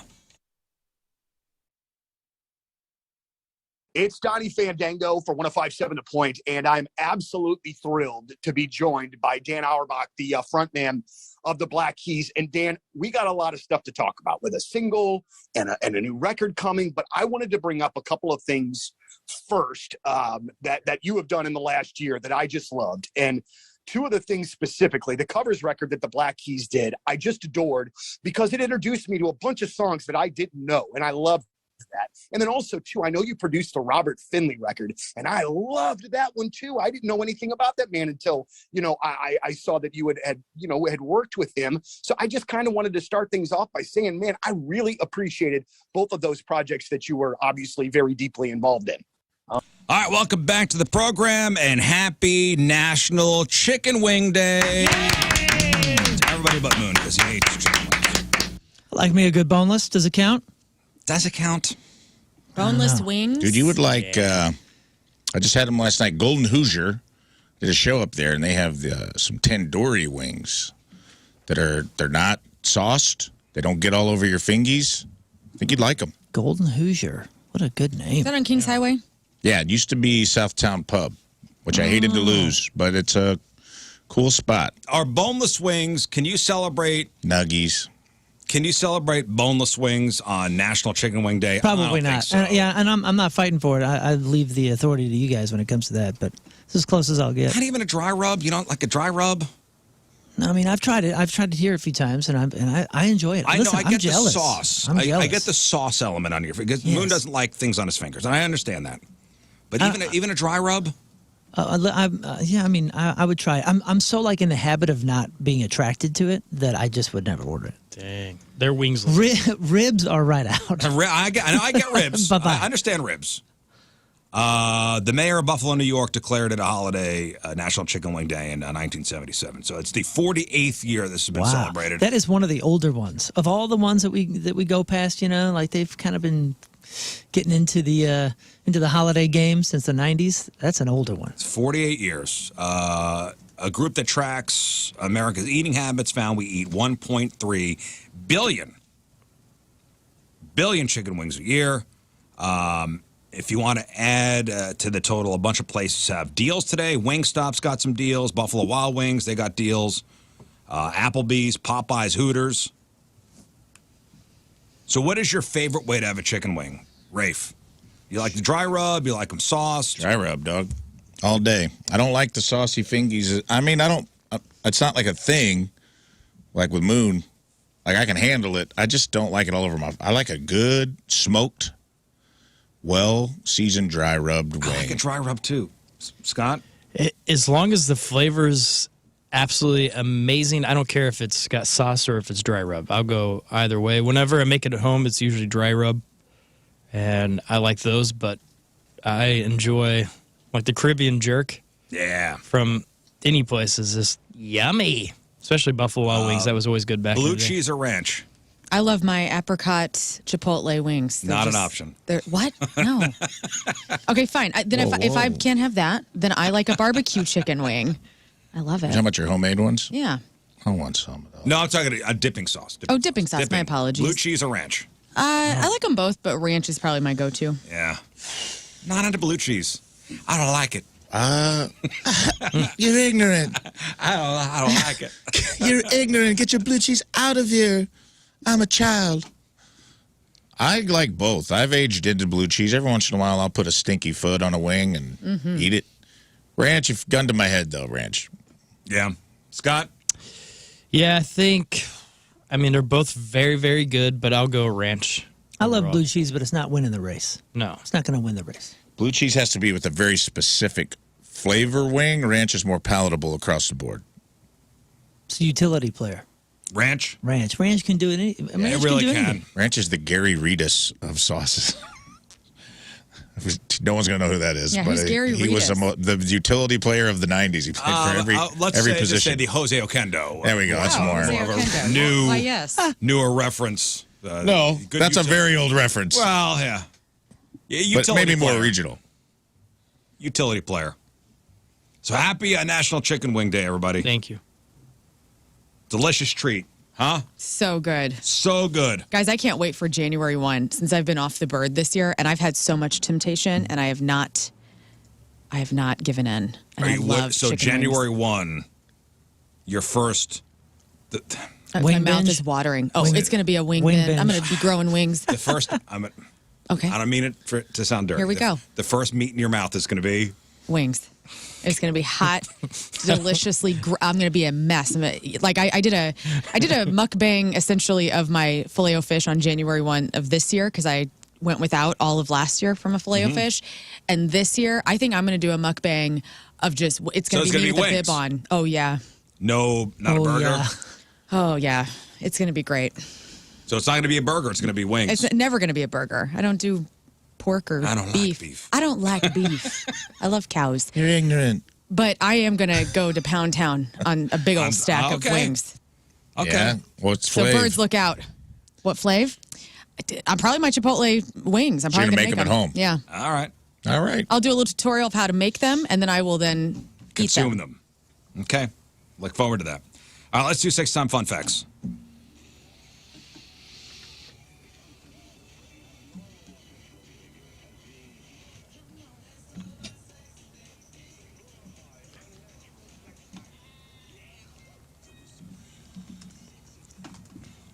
And it's sponsored by Patricia's, where fun and fantasy meet. a bit of sexy time crime news. Tattoo shop in Tacoma, Washington, got hit by a brazen thief who made off with $1,500 worth of nipple rings. It's a big market for that. Huh? $1,500 worth of nipple rings. Gone. And the whole thing went down in broad daylight. And they got a crystal clear video of the guy grabbing the whole tray of the stuff and booking it out of the store. Man, what does one do with that? That Right. kind of, do you wholesale it to Hot Topic? Or I don't know. What do you do with Yeah, so what's the many nipple value rings? with that? not Like, are sure. they diamond? No way. Right, are they on Marketplace now? Is that where people are getting nipple rings? I Is guess Facebook so. Marketplace? Well, is this like a dog? How many? I like to get my nipple rings from a reputable Me right, too. you would think. dealer. The shop owner says the community is outraged, and everyone seems to know who this guy is. I've been getting a ton of tips, but police have not been able to catch this guy yet. The real kick in the teeth of the shop owners who've been in business for 15 years is it's $1,500. Margins are not that big when it comes to tattoos and body piercings.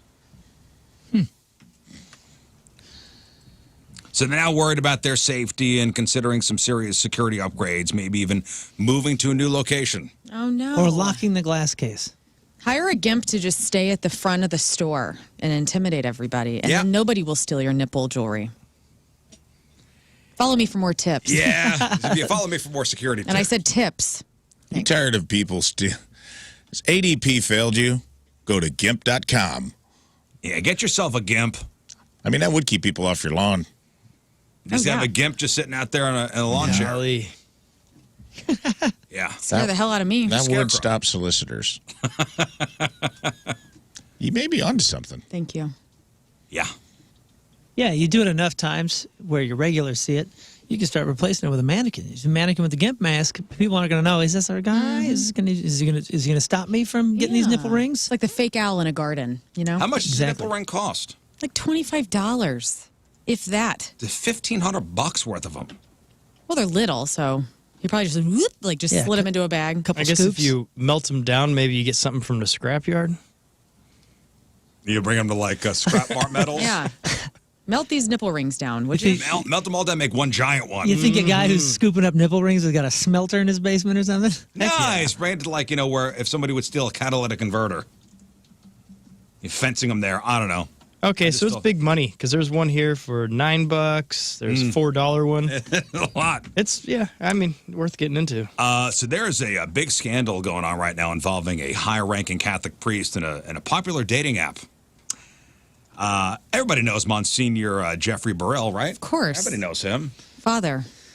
Monsignor Jeffrey Burrell.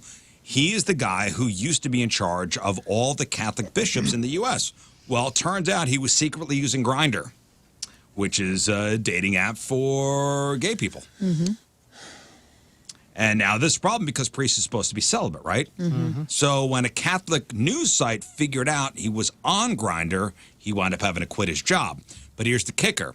The Monsignor is suing Grindr because he says the app didn't protect his personal information. This is like a new age Thornbirds, you know? Whoa. Wasn't that a show about women getting it on with a priest back in the 80s? I don't remember that show. I don't know. Look it up. That's old school.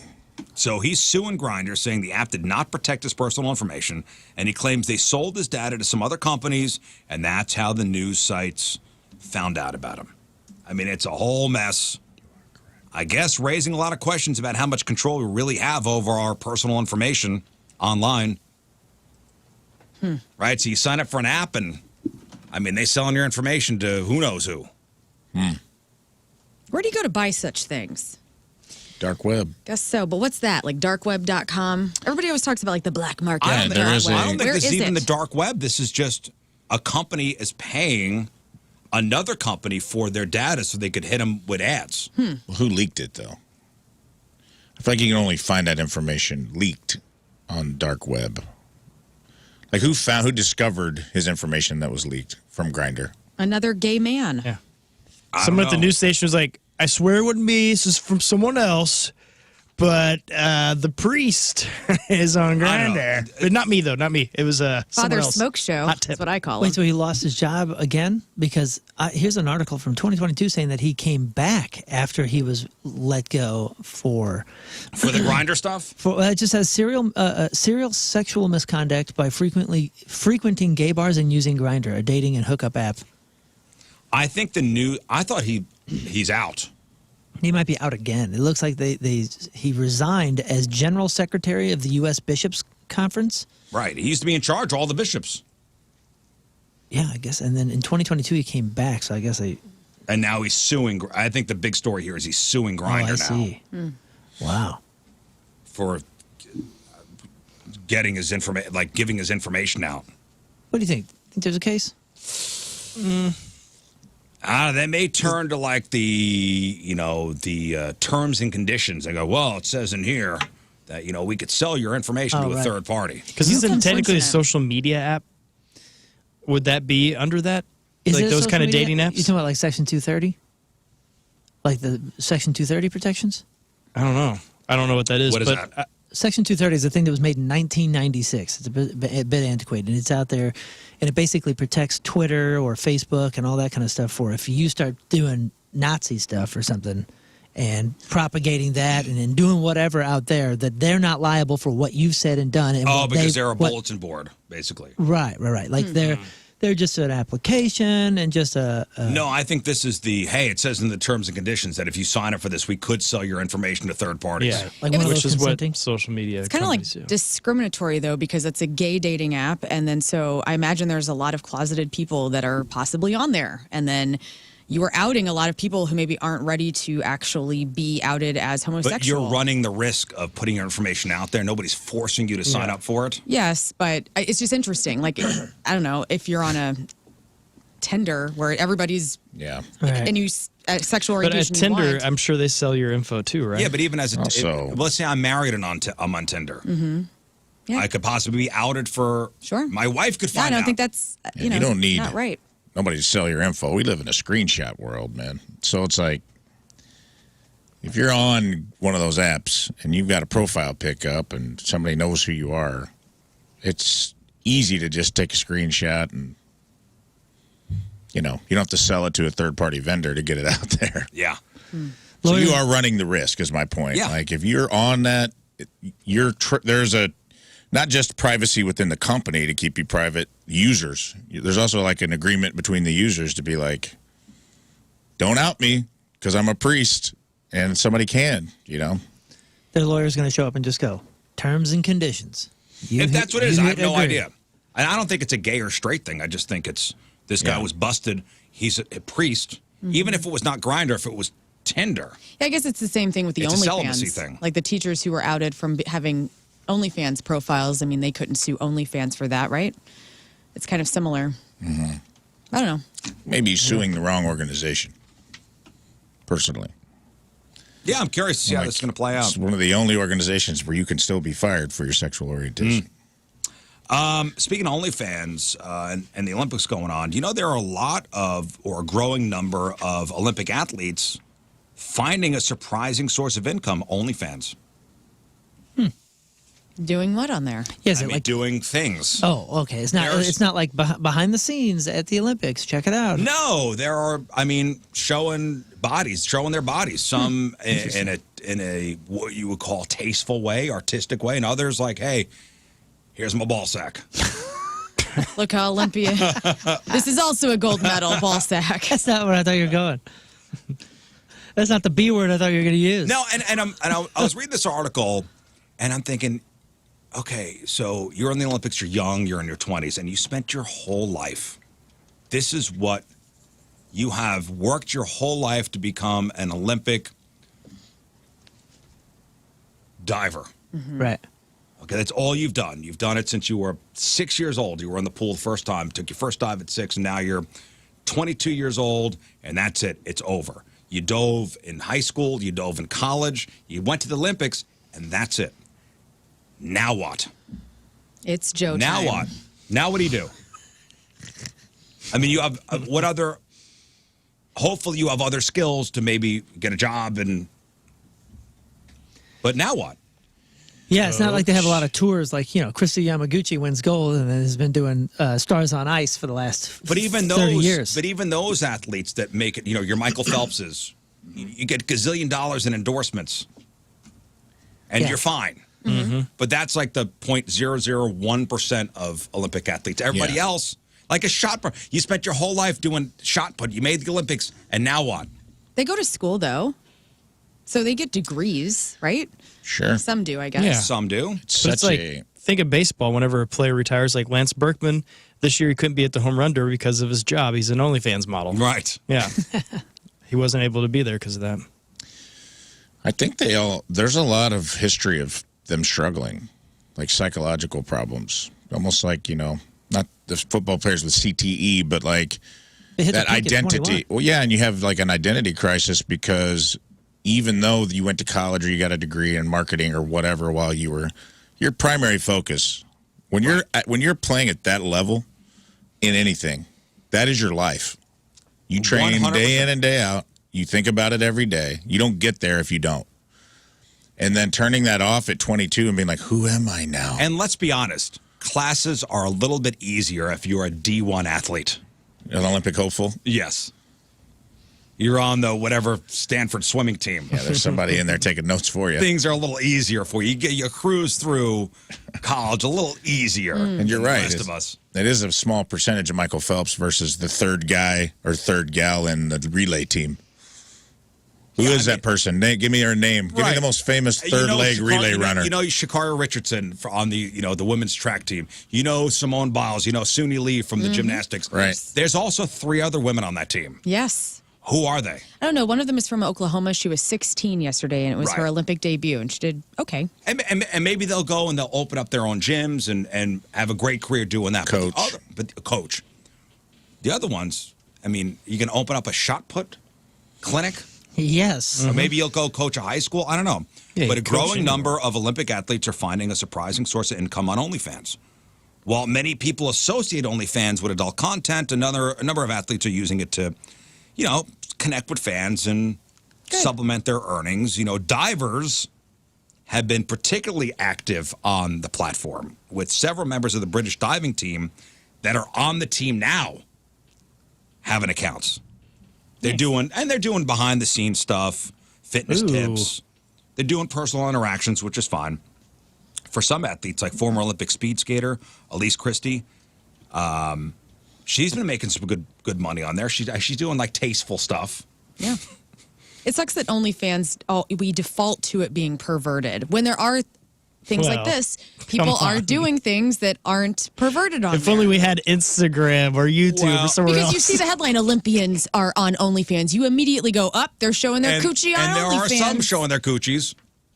Okay. Okay, but we've had the stats before. OnlyFans. Wow. Yeah, I think the OnlyFans stats- is like 90% of it is porn. I'm just surprised that the Olympians are going to that platform to show this content. They Like, gotta why wouldn't make they go to a money. Patreon or something? Yeah, the stats are. But even the tasteful stuff, it's not them reading a book to the audience. It's still, It's near nakedness. yeah, it's Near still naked the or- same. It's still, people subscribe for the same reason. For a looky-loo, you know what I mean? It's not like I really want to hear Simone Biles' opinion on climate change, and she only gives it on OnlyFans. But hey, get that money, get that bag, Get baby. that money. Get that money. I'm not yucking their yum. Go ahead, man. Get that money. Comic-Con, San Diego this weekend. That's the big one, right? San Diego's That's the Comic-Con OG. is the big Comic-Con. And Phone Sex line tried to drum up some business by offering to do calls as different comic book characters. I didn't know Phone Sex was still a thing. Me neither. Outstanding. What is it? FaceTime now or something? Like how does that? How does it work? How does it give the customers something that they can't? The idea seems kind of obsolete in the age of OnlyFans. But yes, phone sex lines do exist. Wow. 1-800-PHONE-SEX is a thing. They ran an ad on Twitter last Friday letting Comic-Con fans know they're game for any and all, quote, cosplay or fantasy roleplay calls. Nice. Here's a little piece of the ad. Tonight, do you ever dream of a sexy superhero? Rawr. That was a good. And they posted a video of a young lady in a pretty terrible Catwoman costume, telling guys if they want to talk to a sexy superhero, there you go, $2.99 a minute. Was it Michelle Pfeiffer, Catwoman? Like the leather. No, Bummer. it's $2.99 and then 89 cents a minute.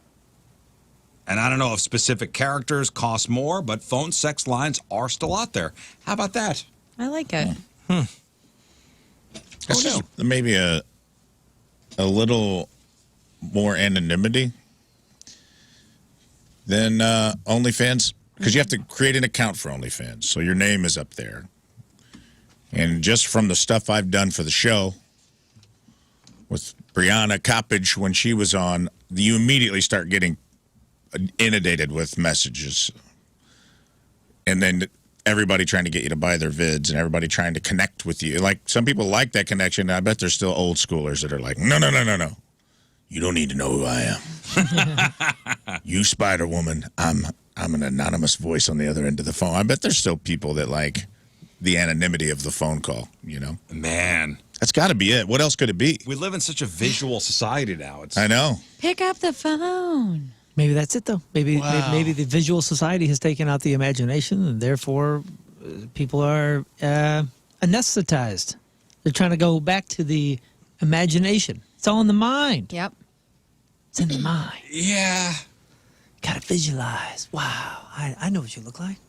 I can tell. Yeah. You don't look like Roseanne Barr at all. You could sign up for OnlyFans. I'm sure there's somebody doing Wonder Woman stuff. I don't know. I don't know. And finally, if you can't seem to find anyone on dating apps, maybe stop opening every conversation with an eggplant emoji. Am I right, Scott? Yes. Really? Yeah, you gotta stop. End this. Huh. Somebody asked 2,000 people about one-liners and emojis people use on apps like Tinder and Bumble, and which ones are the cringiest. So the eggplant emoji is near the top of the list, but not number one. Oh, And these are opening lines, by the way. So if we connect on Tinder or what is Bumble? I always forget. Bumble's the one that they have to. The gals have the control. The woman has the control. of the first message, right? Something like that. So if you match swipes, then the girl messages, and then you can talk. Okay, all I'm imagining is that these are guys sending these first messages. Okay. Number one, do not do is write the message, send pics. Okay. That's your opening line. Send pics. Send pics now. 45% rated it as one of the rudest or cringiest things to say. Who is Especially saying that? if it's the first message you send. Send pics. You're not even saying like, hello, how are you? Send pics. It's just send pics? Send pics. Sound like a caveman. Send pics. Then it's the eggplant emoji. Draw. She's horny. Draw picture. You're always horny, man. To the eggplant emoji's next. If that's your first message to somebody. Well, at least that is even like, hey, I got a boner. You are turning me on. That's what I would translate. But what to if I eggplant. really just like eggplants? Yeah, that's not what's happening at all. By the way, the eggplant thing came in way earlier than I thought. I thought that was like an emoji thing, right? The last We 10 learned that years. from one of the from that documentary. The, about the contestant, the right? Contestant. Yeah, dude, they were putting emojis over his junk in like And '98. it was the eggplant. I know, I had no idea. That's the origin of the eggplant. It's gotta be. Can I just say They that said it, yeah. Oh, they did. Oh, okay. when I see an eggplant, I go straight to the movie Coneheads. Whenever the mama Conehead sees the eggplant at the grocery store, so I get kind of excited when I see it, not for I see. sexual reasons, but I love that movie so I much. want to see that movie right now. Send eggplant. Send eggplant. I'll be honest with you. I love eggplant. Like actually, Oh, fried me too. eggplant. love Delish. fried eggplant, and the fact like that it's code? used in such a Pornographic way. pornographic way, I don't like it. Such a I shame. don't like it. What other caveman things are you not supposed to lead with? Hey, sexy, what's your number? Or, Wait, you're texting this ladies' person now? or this, I bet this for an opening line. Do you like bad boys? Oh, what a good one. That's how I got Allison. Why, yes, I do. What a nerdy thing to say. Do you like bad boys? Do you like guys who The movie. can't hold a job because they have too many felons? Why, no, I don't. Oh, man. Do you like Bad Boys? Will Smith and Martin are really got great chemistry on the screen. Yeah. If she says yes, do they follow with, do you like bad boys too? Because it's even It's better. better than the first one. Hell yeah. And then they said just cringy responses to things like if they say they need to go take a shower and you go, without me? Like, don't do that. That's Is that somebody's dad Yeah. typing? Don't do What the that. hell is that, do that. response? Here are a couple more things that rank high, like when you say you're so hot, spelled HAWT. Is there another way? HAUT. Okay. You're so hot. How? What you wearing? Did it hurt when you fell from heaven? And hey with multiple Y's. Oh, hey. What app is that one used on? Hey. Also, the letters DTF. Don't do that. Oh. Oh, see, my best friend and Determined. we always say, I'm DTF, like down to food. Or we'll be like, we're down to go to the grocery store and we'll abbreviate that. We're DT. Downtown Festus is what I thought. That was. Yeah. Downtown Festus. Yes, indeed. DTF down to food. You're going to send that to the wrong person. I, Wyatt. I don't know That's if a she new knows one. what it means. That's a new one. No, I know what that means. Down to food. But my best friend and I we have a good time. We have fun. All right, well, just, hey, be careful Be out there, careful guys. out there. Just don't do anything stupid. Okay. Just be yourself. That's it. What if you're cringy and just corny and a big old cheese ball? Nobody's If going to you're like in that. your 40s and you're writing you're so HAWT, Right? come on, man. Hot. Hot. All right, we got to take a break. We'll come back with the sex toy of the week and some of your emails. It is 8:37. It is Monday. Traffic and weather. Moon coming at you. Traffic is brought to you by Worldwide Technology Raceway. The Bomberito 500 at WW2 Raceway is not just a race, it's a spectacle. Go to WW2Raceway.com now because the first deal is the best deal.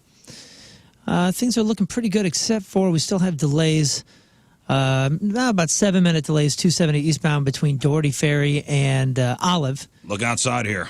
Yeah, it's starting to get nasty it's and rainy. nasty. Your point forecast, morning thunderstorms, high of 92. Right now it's 75 at the Point Studio.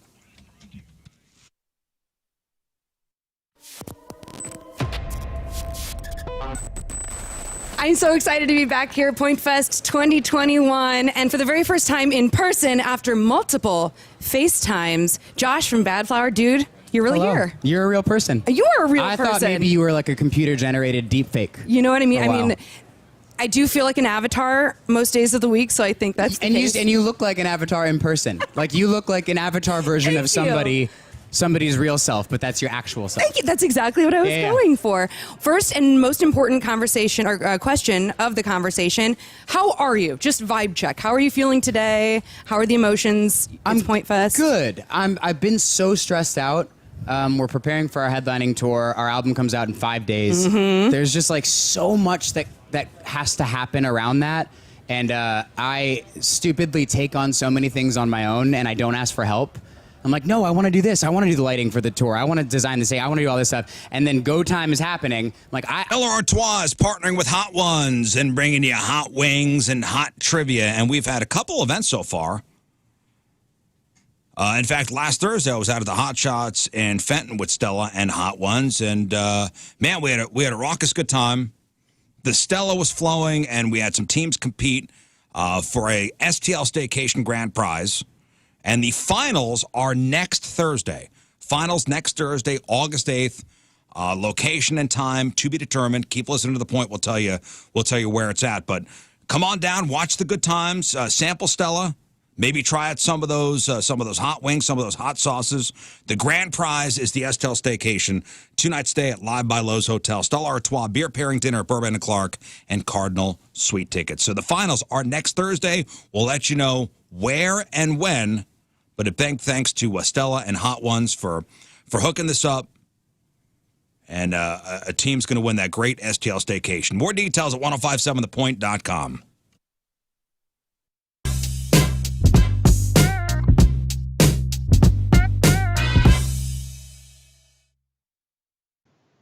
How are you, everybody? Donnie Fandango, and I am very lucky, and I know I'm nervous because my hands are sweating like crazy. I got Pete and Sam from Chevelle. Gentlemen, welcome back. It's really great to see you. Hey, it's good to be seen. Good to be here, Donnie. Well, and it feels like there was a number of years where we were running into each other a couple of times a year, but now it's been, I would say, probably 3 years, and it feels like forever, but you're back with great new music, guys. Welcome back. Thank you. Yeah, thank you, man. Yeah, it does feel like forever. So let me ask you, the break between records was the longest of your career. I'm sure you're going to get this question 6 billion times and have already, but it was a long break. What was going on during that time? Was it just a record that took a little while longer to make? Yeah. We were doing records almost every 2.5 years, roughly. Yeah. And I think I hit a wall and I just needed a little more time. I think I kind of like, we don't learn very quickly. We learn by mistakes mostly. So we decided, hey, let's add another year. Well, that year turned into an extra year and because of COVID and all that. So we wrote a ton of music. And then in 2019, we went back to the drawing board and wrote another 6 songs because we did a long tour in 2019 too. Yeah, we had from writing. A good opportunity that came up that we didn't want to pass up. And then so we kind of had a collective thing where we came together and say, hey, I don't think half of these are good enough. So our producer pushed us and we came out. So anyway, I wrote Self-Destructor at the end of 2019 and a host of other songs. And we needed to record those in March of 2020. That was right when COVID was kind of hitting, right? I guess everybody has their own time frame of that. But for us, we were in LA and it was March 5th and it was really starting to crack down in LA. And we finished the album up and then skedaddled back home March 18th. So yeah, then it turned in, we were like, okay, so when do we put the record out? Let's hold for a minute. And then we got into the summer and we were like, Sam and I are freaking out. We're like, let's just put it out. So we've been trying to put this album out since summer of 2020, but we had some disagreements. It's weird. It's a weird time. We didn't know what was right.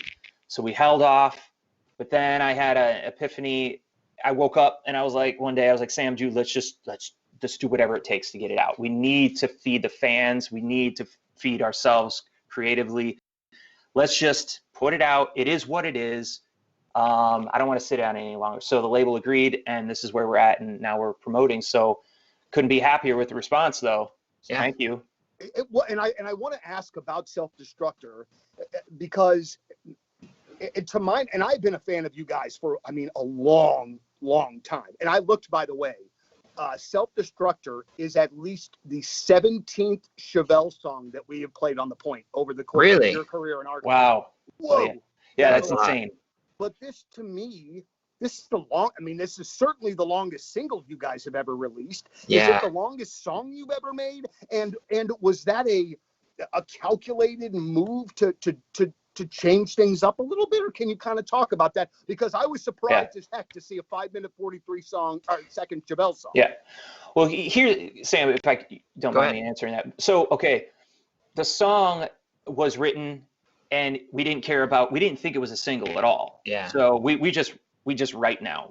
And it is what it is. But this, the ending, the reason it has the piano on is because we were huge Faith No More fans, growing up as, teenagers, and I don't know if it was, so I'm writing on different things now. Piano, there's keyboard on the new album. There's different sounds, things like that. I'm doing a lot of soundscape stuff on my own. So I started incorporating that in, and I had this piano part, and then we thought, what, I don't know if it was Barisi that said it, or Sam, was it you that said, hey, we should end this like Faith No More song epic? It was me. I went. And so I remember sitting there, and actually it's coming back to me more clearly now. So we did. He was like, all right, he sat a keyboard in my lap one day at the studio, and he's like, all right, if we're going to do that, write something. And I was like, oh shit. All right. I was like, got any beer? I need something to cause I was on the spot, But, over the next couple of days, we started messing around and we came up with the ending. And so that turned into a 5.5-minute song. Lo and behold, people that heard the record wanted that to be the first single. You can chop off the end if you want to play it or not. It's up to you guys. Yeah. But yeah, I think that to answer your second question, I think the longest song we've written is a song called "Shot from a Cannon" from the North Corridor. I think, and that's over 8 minutes. Okay. But see, and I feel bad. I should have known that before. No, I didn't know that. Well, I had to look it up. How do you guys? Having a conversation with my kids, my teenagers, about Together Credit Union and all that they've done for us. I was talking about them because the kids got their allowance this week. My daughter picked up her paychecks, and my son was like, "Hey, that Earn and Learn savings account? He's got this savings account that rounds up every time he spends some money or takes something out. It rounds it up and puts it into a savings account." And he was telling me how much money that just that alone has made for him. It was like $30 or $40. He's like, "Dad, it's incredible. It's so good for his savings." Together Credit Union really has been so good for his savings and for our entire family. And you got to go ask him about that high yield checking account called Empower Checking. You can get paid to save with Empower Checking at Together Credit Union. Go to togethercu.org/empower for full terms and details. Membership eligibility is required, and it's so easy to become a member. Just go into any of the 14 area branches that they have and ask to become a member, or get started on the website, togethercu.org. They are federally insured by the NCUA, and interest is paid to you each month with that Empower Checking. It's a checking account that rewards you for balances, not activity. The Earn and Learn savings account, there's so much that you can get that's going to benefit your life over at Together Credit Union. Togethercu.org.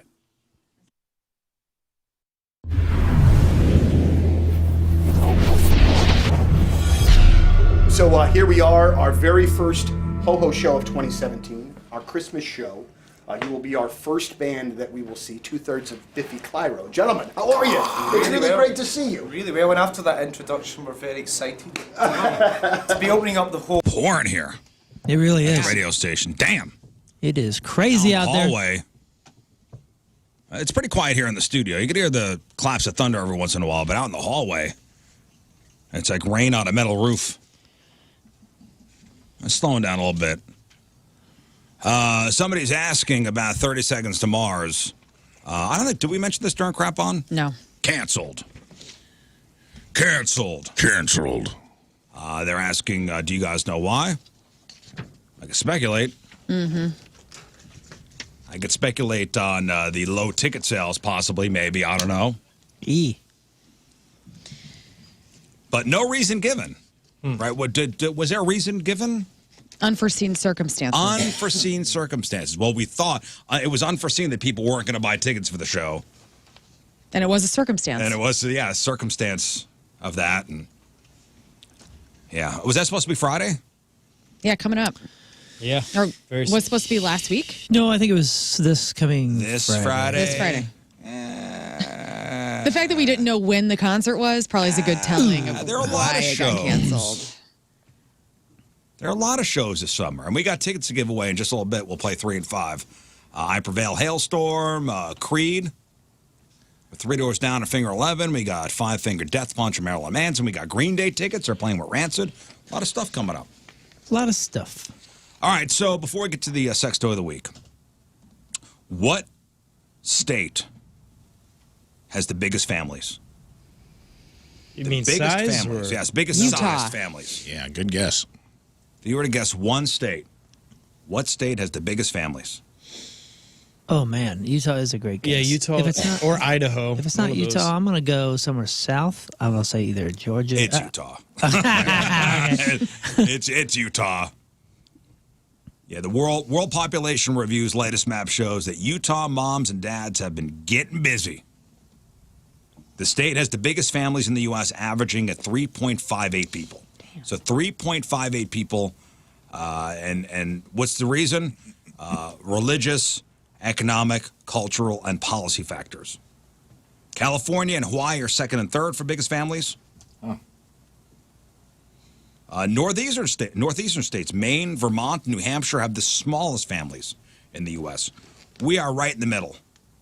So to Utah is 3.58 people per family. Missouri has 3.04. Illinois 3.2. Just so you know, those are the numbers. Those are the numbers. Those are the numbers. Like Massachusetts would be up there.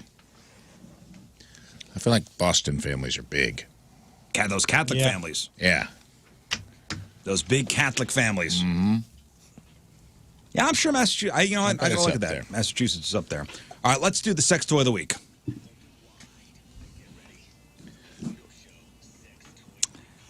You know, Rafe, all that getting busy, sometimes certain parts of us could be tired. That's right. Or maybe you played in a home run derby all weekend and you're a little sore, but your loved one wants to get it on like it's Utah. Well, in honor of the home run derby, I've selected this sex toy this week, the Jockstrap Penis Extender. Thank you. Jockstrap Penis Extender. $27.49 on adamandeve.com. Over 10,000 sold, 3.2 stars out of 5. Description: go big all night, add girth, length, and endurance. Clear TPR formed into realistic phallic shape looks and feels awesome as you keep thrusting and thrusting and, you guessed it, thrusting. Here's your backup for those long, hot nights of loving. When your dong is taking a break, keep on thrusting with this beefy, clear TPR rubber phallus. What is TPR? Is that the type of I rubber? think it's a type of rubber. Ah. Unique athletic jock strap-on concept with hollow shaft. You can rest inside it Okay, so while it does the work. so you put yourself as a guy inside this thing. and Inside a larger version of you. Increases girth to 2 inches wide, insertable up to 7.5 inches. Clear, firm, flexible TPR plastic. So there you go. There's the answer to that. Elastic waist fits 28 to 42-inch waist. Sculpted to look and feel like a real erection. Used with plenty of water-based lube. Wear it like a jockstrap, then lube it up and sink it in up to 7.5 like a pro. Okay. Like a pro. The Jockstrap Penis Extender is hollow to easily accommodate your schlong, and it expands your girth to a full 2 inches wide for sheet thrashing sex. Your extender can be used with an erect penis, and there's even a strap to keep your balls in place. That's a nice little accoutrement. That is nice. Let's get to some reviews. Great fit, and it stays put. 5 out of 5 stars. My neighbor's wife loves it. All right. In fact, she loved it so much, she told her friend, and now she is enjoying it also.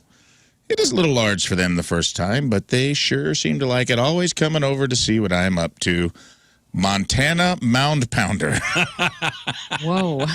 That is the reviewer's name. I don't know how I don't know what his relationship is with the neighbors' wives, but seemed pretty close. Best thing, next review. Best thing ever for a guy that has a wife with a high sex drive. You know that problem, guys. Where we've all been there. Right. 5 stars out of 5. Just like the title says, worth every inch, and I'm done, and she wants more. It's great. She says it's like having another man in the room to keep the fun going, and I absolutely agree. Guys, your man will fit. Don't worry about it. Have a good time. Let her feel like another dude's getting in there. Fun time review, 5 out of 5 stars. The person's name was Fun Time. Fun time. All right, final review. Nah. Just nah. Cons. Unless one is planning to have intercourse with a large animal, I would not advise purchasing this particular item. My husband has ED, and I bought this at his insistence, but I have to say I was quite dismayed when I got it out of the box. But we had to give it a try, and there's just no way in hell it would ever begin to work. It was downright painful to even make an attempt. So, whomever it is to be on the receiving end of this product may need to be consulted before you buy it. For lack of being able to come up with a more eloquent way to put it, if one is not built in a way that could accommodate a large stud horse, it ain't gonna work. No thanks. Okay. Dois. Not a good review for that one. But yeah, I try to be fair with my reviews. Other people seem to like it. So it's 3.2 stars out of 5. That's the Jock Penis Extender. That's right. Today's sex toy. Thank you. Of the week. All right, we'll get to your emails in just a second here. Splash pads, huh? Fun for the kids during the summer months? Oh, yeah. Splash pads, yeah. And fun for the ants. Become a popular way for kids to cool down in the summer. Only drawback, they're sometimes loaded with urine. Oh, no. Oh, yeah. In fact, a splash pad in Oklahoma, Tulsa, in the news because they had to shut it down at least 7 times this summer thanks to contamination events, a.k.a. somebody's kid peed or pooped in it. Summer's not over yet. 7 seems high. 7 times? 7 times. A lot of them recycle the water over and over again, so it has to be tested regularly, just like public pools. The one in Tulsa keeps testing positive, but most parents seem less annoyed by the urine itself and more annoyed about showing up and finding out the splash pad is closed. Oh, gosh. Now I have to talk to my child? No, thanks. Let us swim in the pee-pee. Here's one mom talking about it. We have closed 7 times due to bodily fluids in the water. I've been here and we're told that we can't go in, and that's really disappointing because you got your kids all sunscreened up and ready, and then you get here and you have to explain to them that we can't play. Yeah, mom's like, okay, urine. How much urine? I know. Yeah, I mean they've been in worse. It's fine. Yeah. Half those kiddie pools are, 90% urine as it is. I'd rather have them swim in urine than me have to come up with another idea. Yeah, this is my Instagram time. While they're over at the splash pad, I'm over here sunning myself and looking at my ex-boyfriends on Instagram. I had plans where minimum wage teenagers were going to be responsible for their lives, so I didn't have to watch anymore. Yeah, I just want a break, guys. It's a travesty. The ones that don't reuse the water are easier to maintain and don't have to shut down as much, but problems in Tulsa, guys. Hope everything's all right. Tulsa's got a going problem. Tulsa is where Pete Cosma is from. So just saying, found that out. Good place to let go. Pete Cosmo. Let's get to some emails. Rizzo at 1057thepoint.com. Emails brought to you by Kloss Furniture. Lowest prices guaranteed. We have something for everybody. Hey, Riz, I just saw Finland in the opening ceremony of the Olympics. What do you got to say about that? Fake. Fake. Finland is not real, so they got the Olympics involved too. Mm-hmm. Look it up, guys. In fact, my new episode of Stapiracy, or last week's episode, new episode dropped today, but last week's episode was about Finland not being real. I kind of lay out all the facts on it. Draw your own conclusions. Next. We had an email come over. I did a little research, and it's not the same emailer I thought it was. Somebody said, sorry that I said that, Riz. I was 14 beers in. But it's not the same guy. I think it's a fake. Wait, what? Talking about the... the guy after I did not do well at the home run derby, only hit 5 home runs. And he emailed you then while you were there in the dugout. Yeah.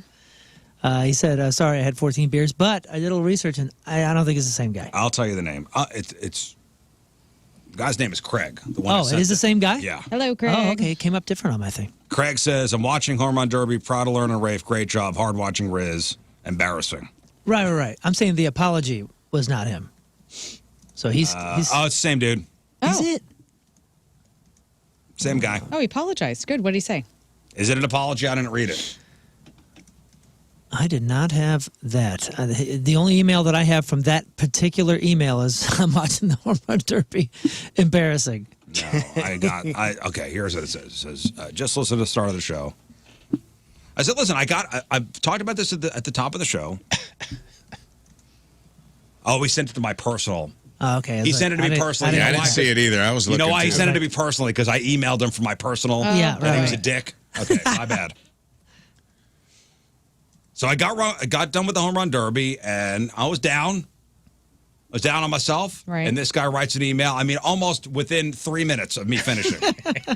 Your last swing, he was already hitting send on that email. And I'm saying, if I would have seen him in the stands, I would have taken his head off with a bat at that moment. I'm not a violent person. No. You said that earlier, and someone emailed in. His head wouldn't have made it past second base. Yow. They're coming for you. I man. writes, hey, just listen to the start of the show. I need to apologize. I guess when you listen to the show every day, people feel like they know you guys. I was trying to be funny. I meant no disrespect and was not trying to make anyone angry. I get it. I was having a moment. A moment in You were which you tender. should not have checked social media or your email. I was having a moment. I was checking. I was with my son. My son asked me to check something out for him. I happened to open up my email, and the first email I saw was this Craig guy who called me embarrassing. Yes. I know you were just messing around. My point was just, at that moment. Can we just get the triggered button? I wish I could reach it. I think we need this right now. Like we're very, very. I was butthurt. I was Yes. butthurt, yes. And I was triggered as well. I hate using that term, but I was. Triggered. Thank you. Those buttons should be next to each other. Yeah, they should. No, Craig, all good. I'm just telling you. That he hated you. That you would have been dead, At Craig. that moment. You would have been dead if you would have been At found. that moment, as I was very vulnerable, very down on myself, I let the team down. I let St. Louis down. I let my family down. Your family was fine. And the first thing I see is an email from a guy who's 14 beers into the night. Having a great time. Having a great time. Glad you had a good time. Yeah. Telling me that I put on an embarrassing performance. You don't think I knew that already? I'm still down on myself. I didn't sleep that night. I'm still down on myself. You don't think I knew that, Craig? Have you recovered? No. I was going to say, how did you get over it? Please help.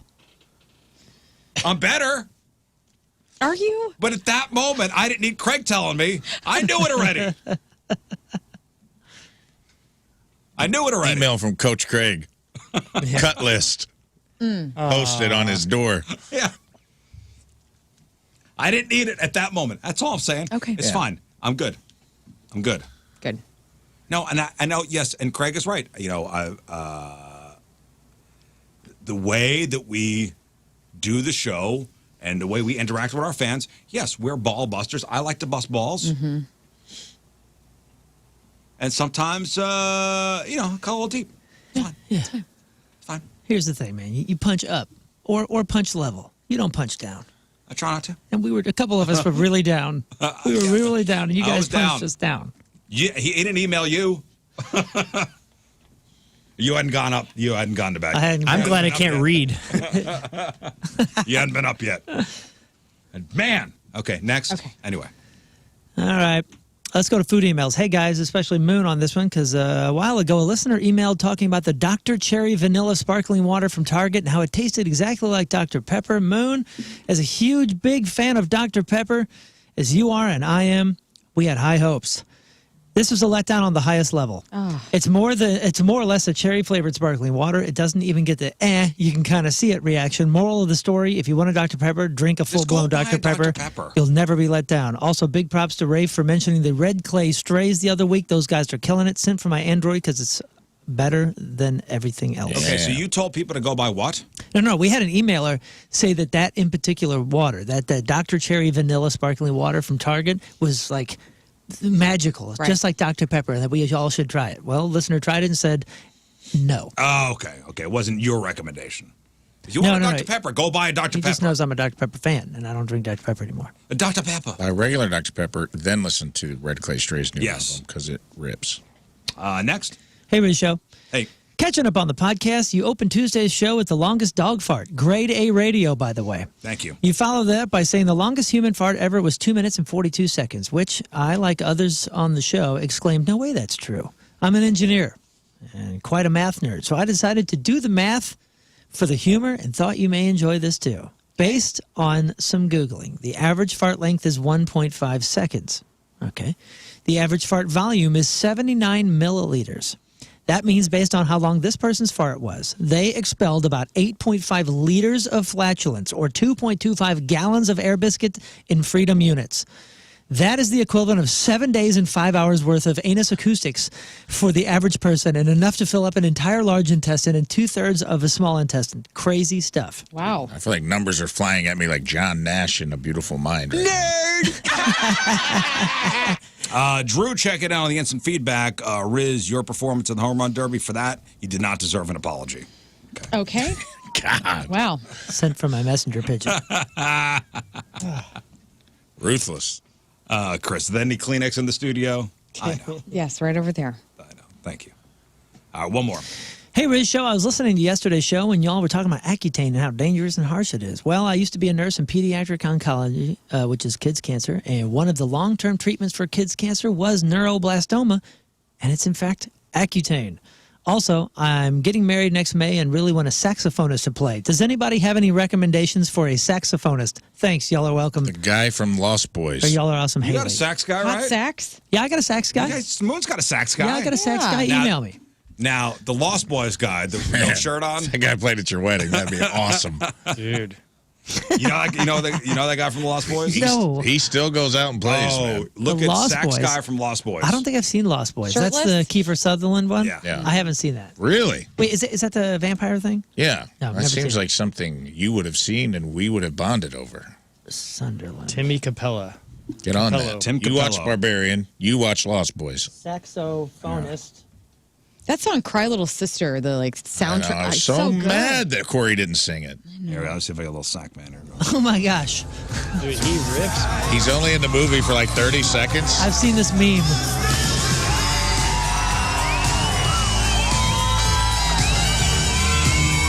Imagine that at your wedding, dude. And he still performs shirtless. He's dancing, singing, and then does the saxophone. Tim Capello.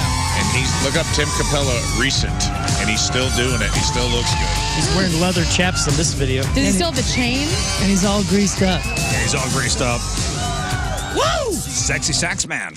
That's awesome. Sexy sex boy. All right, thank you for your emails. All right, we got to take a break. We'll come back. Let's give away some stuff. We're going to play 3 and 5 next. We got Iperville Hailstorm tickets. We got Creed tickets. We got Five Finger Death Punch tickets. And we got Green Day tickets. So Moon's going to give you a category. You name 3 things in that category within 5 seconds. 2 out of 3 categories right, you win your choice of prizes. Last week, damn near impossible. I think only a 12-year-old kid won because we just gave him tickets. Oh, yeah, we met him on Saturday. Oh, he was there? His whole family. Yeah. Yeah, I didn't it meet was him. awesome. Really? Yeah, I didn't meet him either. shoot, what was his name, Max? Yeah, Max. Yeah, Max was there. Oh. Said what he said His was mom's up. a teacher. They're awesome. All right, so 2 out of 3 right, you win. No ums or ahs to start your answer. We'll play next. 314-624-3833 or 618-398-3833. 3 and 5 is next. All right, 9:07 Monday, traffic and weather. Moon coming at you. Hey, traffic is brought to you by Worldwide Technology Raceway. The Bommarito 500 at WWT Raceway is not just a race, it's a spectacle. Go to WWTRaceway.com now because the first deal is the best deal. We have increasing delays now. 270 westbound between 70 and it looks like all the way down to 64. Average speed is about 25 miles an hour. There's kind of a mess going on there as well. On eastbound between Doherty Ferry and Olive. We also have a right lane block. He finds traffic so funny. It makes it so difficult. Right lane block due to a right hinge, and a right hand shoulder block due to a stalled vehicle 64 westbound at McKnight Road. Riz, would you like to interject? Yeah, no, it's Joseph. He saw the email. Riz didn't let his family down. They already know he sucks and is a loser. So. Wow. No big deal. I would say do better, but you can't loser. Gosh. Your point forecast. Brutal. Morning thunderstorms, high of 92. Right now it's 73 at the Point Studio. Hi, I'm Riz from the radio, and I've been playing guitar for about 10 months now. And that means I'm ready to teach you how to play guitar too. Are you ready to learn some fine licks? Well, I want you to take classes at the Rizzuto of Fine Music. In no time, I can get you playing like this.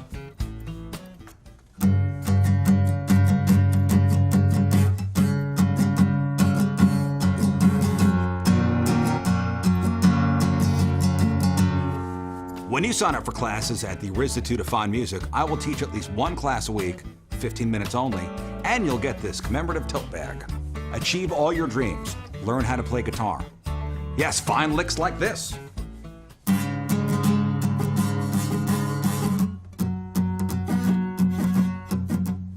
Jimi Hendrix, B.B. King, Kurt Cobain, Stevie Ray Vaughan, John Denver. Every week I get to go out to Mountaintop Motor Company, and it's absolutely a treat because there's so many amazing vehicles. I love cars, I love trucks, I love SUVs, and they got it all over there.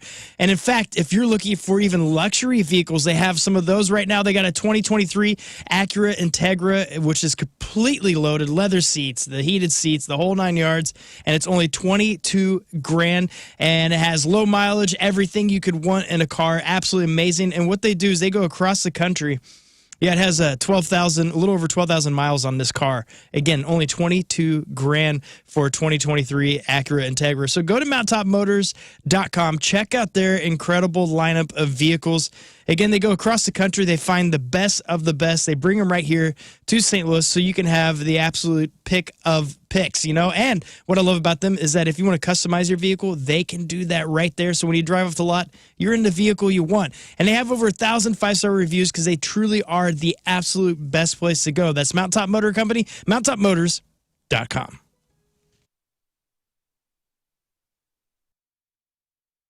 Oh, let's do it now. Let's do it now. Let's do it now. Let's do it now. Okay, so wait, and Clovis, I don't think you have a clue how bad this this gun hurts. Would you like an example? Would you like to try? Would you put your butt on the line and? You guys can shoot me. Yeah. Have Scott. How about you shoot Clovis first? Can I take one shot in the Can I tush. take one of his shots and give him 4? Was that What? fine? No. Oh, that's happened. I'd like to. I mean, just as a gesture. I mean, of that's a pretty. goodwill. That's a pretty amazing friend right there. In tribute? Or I'll take one and I'll still shoot him 5 times. I had 4 last week, and I'll tell you, it was excruciating. I'm interested to see if it's as bad as you guys say, or if you're hamming it up. So I'm willing to take a shot. Yeah, okay. I would love for you to take a shot to see if we're hamming it up. Fine. Shoot me. You know what? He'll take one of your shots. You're amazing. Shoot me. All right, good. Holy smokes. He's going to take one of your shots. Wow, I'm such a pushover today. Thank you. All right, let's do it. It's because I'm in a good mood. Okay. So do you get to, who's going to shoot me? Scott will shoot you first. Okay. Okay. It's only fair. Respect. I gotta take my butt out? Yeah, now put it up against the, go up against the wall there. Just your undies. See if He's his got a cheeks lot of have gear. rosy red marks on him. Clive's got a lot of gear. He's got take off. Oh, sorry. All right. All right, here we go. Let me see what kind of undies Clive is wearing. All right, what kind of undies? The There's good probably kind? a belt buckle on his undies. They're Halloween underwear. Oh, happy Halloween. Halloween underwear, Oh, yeah. yes. Oh, those are great. Oh, those are great. All right. They got skeletons on them. Okay, bend down there, Scott. Level out. You want to count down? Okay, here we go. Count it down. 3, 2, 1. 3, 2, 1. Oh, that hurt. He's That laughing. hurts. What happened? You hit him in the middle? Yeah. That hurts, man. It hurts worse than you thought, right? Yeah, boy, it does. It doesn't sound like it's going to hurt, and then it feels like somebody stung me or pinched me or something. It gets much worse with 3 or 4. Not only that, it doesn't hurt at first, but then it gets Yeah, it's getting built. worse. Yeah. And I'm nervous because I have to pee so bad. I'm like, I better not go right now. Yeah, I got to pee too. That didn't help, man. I right, appreciate, thank you for taking that. appreciate you That's- being honest with big. the pain, but the fact that you just laughed at it, like that's You can't, because it's such an a feeling. It sounds like. You can't describe it first, and it hurts. Yeah. It hurts. Yeah. You want to try to? It's either laughing or crying. You want him to cry? Yeah, you're right. Maybe laughing is crying for a clown. Perhaps he's crying. Yeah, I'm all mixed up. All right, give him 4. Give him 4. Go over there, Scott. Take Right your here. punishment like a man. So this is your line right here. Go up to this line. Now you're gonna alternate cheeks. Yeah, You want, go down or on Scott? Do you one want? knee just to get Do you want 2 on 1? No. Run left, right. left, right. I'm kind of a bullseye guy. Boy, Scott's got a small tush, by the way. No, because then that's where make sure it's on the cheek. Yeah, hit the cheek. Scott's got a small tush, doesn't he? Yeah, it's cute. Ready? Count it down. 2, 1. Oh, 3, 2, 1. Oh. Same spot. 3, 2, 1. Baby. Oh, gosh. Oh, man. I love how he goes, I'm kind of a bullseye. What a fun game. That's fun, isn't that? Oh, that stings so bad. You can cry, Scott. It's okay. There you go, My buddy. stomach feels good now. Well, that's that. Let's put the gun back in Oh, mothballs. man. That's it for the year.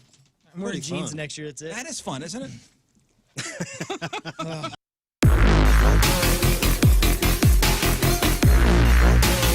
Backstage at Pointfest, our first interview of the day is a gentleman that the first time that we met was in the restroom.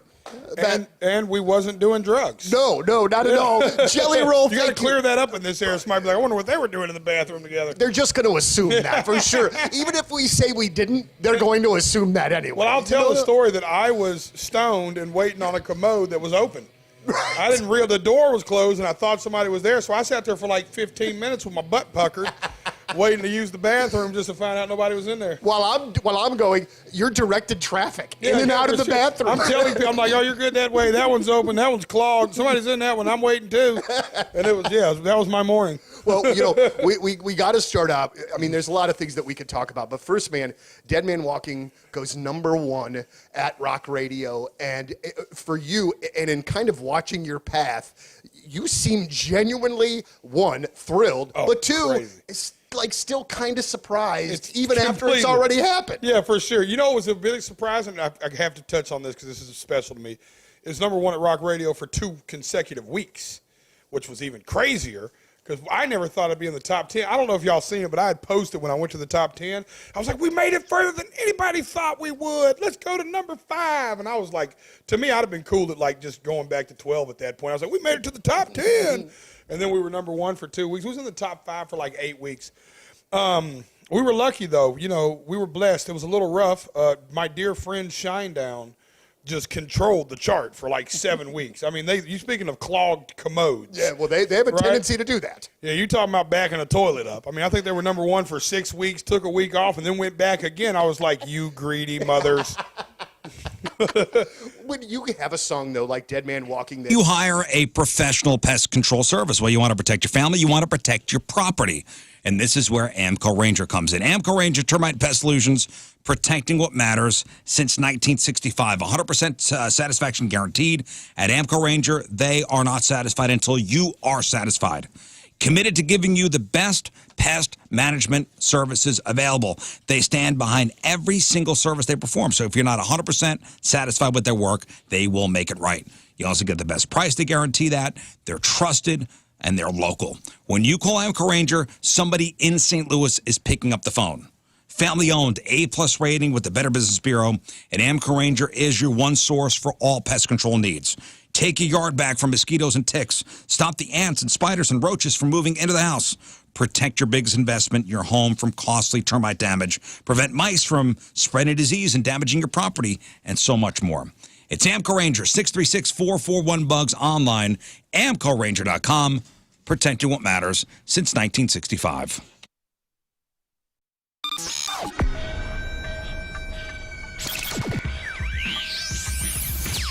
We are backstage at Pointfest, and I am absolutely honored and incredibly nervous, as a matter of fact, to have the pleasure of speaking to Alice in Chains. Gentlemen, thank you so very much. It's really great to see you here today. Why is he nervous? Is he owes money or something? I do not. I do not. You slept with my wife, you son of a bitch. Oh. See, none of those kinds of things other than... compadre Riz. All right, let's give away some stuff.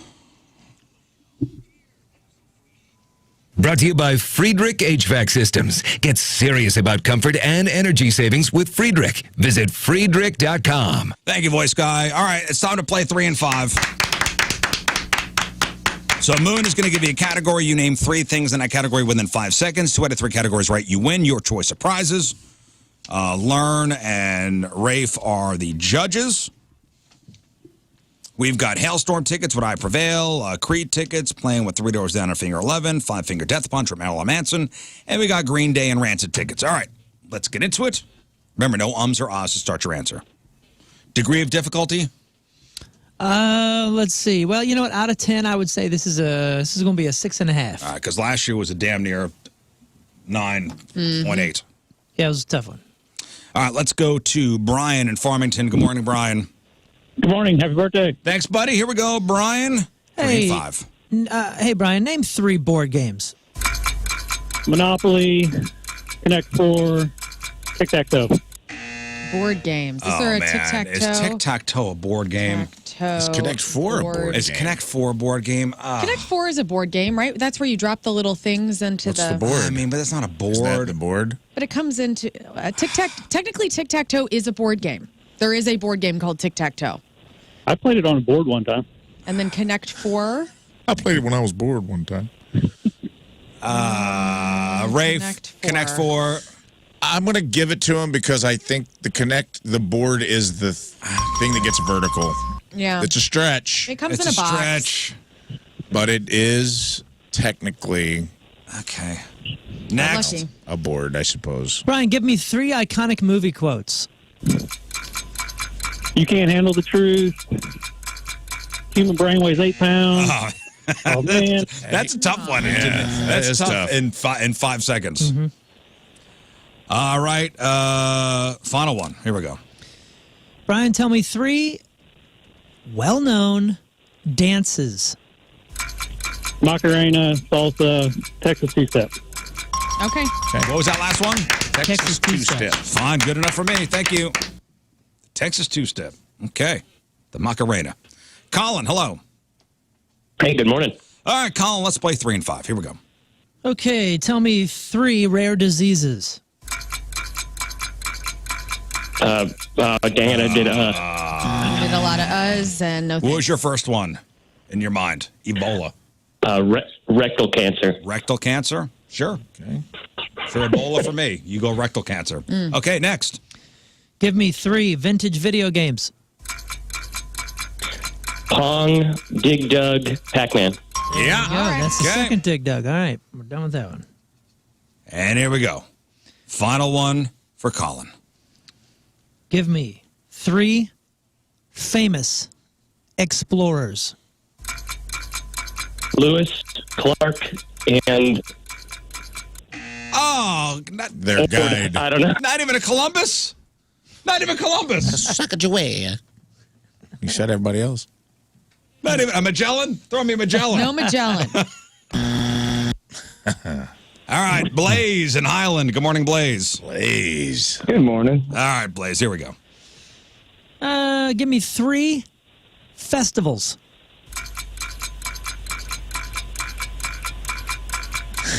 Yeah, you got me there. Oh, Putty, Pointfest. I mean, Lollapaloozas. I would have taken Pointfest. of course I would have taken Pointfest. Sonic Temple. Evolution Fest. I mean, I you're just think if thinking he would have, music. yeah, he said, I think Festival of the Nations. general Festival festival. of the Nations, yeah. Okay. Next. Tell me 3 U.S. presidents. Trump, Biden, Obama. Okay. Go. One more. 3 ocean animals. Whale, shark, tuna. Yeah. Well, shark tuna. Winner. All right. There's Blaze. Now we go to Stacy in Washington. Good morning, Stacy. Good morning. All right, Stacy, here we go. Hi, Stacy. Name 3 capital cities. Topeka, Jefferson City, Dallas, Austin. No. No. You didn't get it. Next. Give me 3 Disney princesses. Jasmine, Sleeping Beauty, Cinderella. Okay. All right, Stacy, final one. Name me 3 of the Spice Girls. Baby Spice, Scary Spice, Ginger Spice. Yes. Also, Sleeping Beauty, her name was Aurora. So I'm just going to throw that out there before we get calls on that. You think we are? Probably not, but I'm just saying. All right, let's do one final contestant. 5 or 6, Lern. 5. I got a feeling the Connect 4 emails will outdo the Aurora emails. Tim, hello. Good morning, Rizzuto. Happy birthday, Rafe. Thank you. All right, Tim, here we go. Final contestant. Name 3 countries in the Southern Hemisphere. Oh, Brazil. Brother. I heard. My What bad. an idiot. What? He said, I heard, my bad. Okay, 5 home runs. I know. You're right. I wish I could take that back, Tim. My apologies. Love you, Riz. Love you, buddy. Next. All right, let's bounce back by giving me 3 cities in the Northern Hemisphere. Illinois, Maryland Heights, Kirkwood. No. You ummed. Cities. You ummed. Oh, Did he also say Illinois? I don't know, but he ummed. It didn't matter. Yeah, we didn't hear anything after that. It didn't matter. It was out. What a terrible show was with out. that contestant. Did he say Creve Coeur? I don't want to Maryland pile Heights, on. I'm sure he's Illinois? feeling terrible about himself He's right not. He's probably, ooh. He's probably No. making some sound. now. Maybe like this. All right, we'll do sports after the break. It's 9:24. It is Monday. Traffic and weather. Moon coming at you. Traffic brought to you by Worldwide Technology Raceway. The Bommarito 500 at WWT Raceway is not just a race, it's a spectacle. Go to WWTRaceway.com now because the first deal is the best deal. We have delays 270 eastbound between Manchester and Olive, average speed about 25 miles an hour. Still a right lane blocked and a right-hand shoulder blocked due to a stall of vehicle 64 westbound after McKnight. Your Point forecast, morning thunderstorms, high of 92. Right now it's 73 at the Point Studio.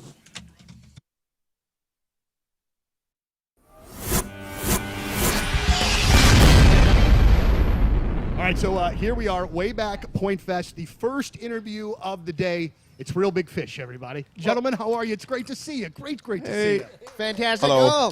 Oh. Hey. Thank you. No, don't stop. No, more, please, more. It's really great to have you guys back. We have, over the years, done so many different things, so many shows. I did legitimately the worst stage intro I've ever done in my life at a Real Big Fish show and Mississippi Nights through no fault of your own. Deck been around for 56 years as St. Louis's top name when it comes to home improvement. You want a quality deck? You call Chevelle Fence and Deck. You want a fence? You call Chevelle Fence and Deck. Sunroom, screen room, patio, retaining wall. They even do windows. They are a company you could trust with your home. Your biggest investment, of course, the safety of your family. Locally owned and operated. Go to the showroom. See some of those beautiful displays of fences and decks and pergolas and sunrooms and screen rooms, patios. Free, absolutely free in-home estimates with no obligation. Free project design. They'll come out, they'll take the measurements, they'll show you all the product offerings and an extensive digital photo gallery of completed projects. Maybe you'll see my deck in that photo gallery. All the products are guaranteed by a 5-year labor warranty. And when you mention the Riz Show this summer, you'll get 20% off your next installed outdoor project. It's Chesterfield Fence and Deck online at chesterfieldfence.com. After all, who doesn't want a bigger deck?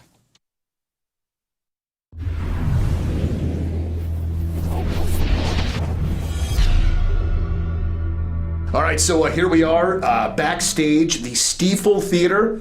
Mr. Nathaniel Rateliff, how you doing, sir? I'm great. I've heard there's been some going back and forth about the pronunciation of the theater, because this used to be the Kiel Auditorium, right? It was Kiel. Right. Then they changed it to the, oh gosh, what was it before this? It was the Peabody.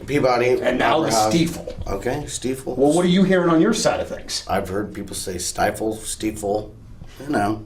I also, until, we got here, thought it was still Peabody. So. Right. Well, you know what? I've said it mistakenly on the air before, to the point where somebody sends an email saying, hey, Donnie, just a reminder that it's the Stiefel and not the Peabody. Because, I'm sure everybody. It's a good thing we have people trolling your show, Right. To point out your mistakes. Right. Thank you very much. So it's great to have you in town again. One of the things that I'd love to know is when you come to St. Louis, what is your guest list number compared to, say, any other random city in the country? I was just joking about that with our tour manager, because my mom and Joseph's mom are here. So I think, it's an average like 50 to 60 family members and friends. And then there's some people that I don't even know. They're like, I'm friends with. I was like, well, I don't know. Right. I don't know who the hell you are. But, it's always nice just to be around family and have the opportunity to, be able to see everybody. And, a lot of them don't get to, come to, a legendary theater like this and be backstage. Or I think my mom's actually out the auditorium, like taking photos right now. So That's awesome. Which is cool, you know. So Yeah. it's exciting for them, and you know, I always like to try to make everybody happy. So Absolutely, which has got to be a tough thing to do a lot of times, though, too. but you can't make everybody. Yeah. But I got to tell you this, just a little personal thing here right quick, man. Yesterday, I had like one of those days. You know what I mean? Like, I was just grumpy Gus. I got home, there was 6 things going on at one time, and I wanted to prep a couple things for our chat today, and so I put on the new record. And man, I'm telling you what, and this is not just because we're talking. By the time I got to track number 6, I was doing these crazy slides in my kitchen on my socks. Right on. Like I was in like I was multitasking with homework, making dinner, and prepping this interview, and like legitimately my mood had changed. And I got to thinking like, that is an amazing thing that you have the power to be able to do. You know what I mean? From wherever you were in Chicago, Illinois yesterday, you made Donnie Mueller a really happy guy just by putting together some great songs. That has got to be just a really amazing, obviously it's an amazing thing. Yeah, I mean, the second record, you know, the first one was a surprise that, you know, people liked it. You know, because for years you put out music and you just don't know what people are going to respond to, but you continue to do it out of, you know, love and passion for the art form itself. And, you know, but then once you have something that's successful, you're like, well, hell, what are we going to do now? You know, I actually feel that way. As soon as we were finished making the second record, I was like, well, that's exciting. What are we going to do next? You Right. know? And so, but, you know, luckily I'm with a bunch of great guys that we help kind of push each other. And, you know, I'm kind of, if we weren't on the road, we'd be in the studio. So, but I feel very fortunate and, you know, blessed that those songs came out of us, and, you know, and I get to be here with you. Yeah, now are you a guy, so you're saying you're out on the road playing live with the guys, or you guys are in the studio, so do you like have a studio at your house? Are you kind of always making music, always kind of recording stuff, or? You know, I haven't, for the past year and a half, I haven't really had a house. Oh.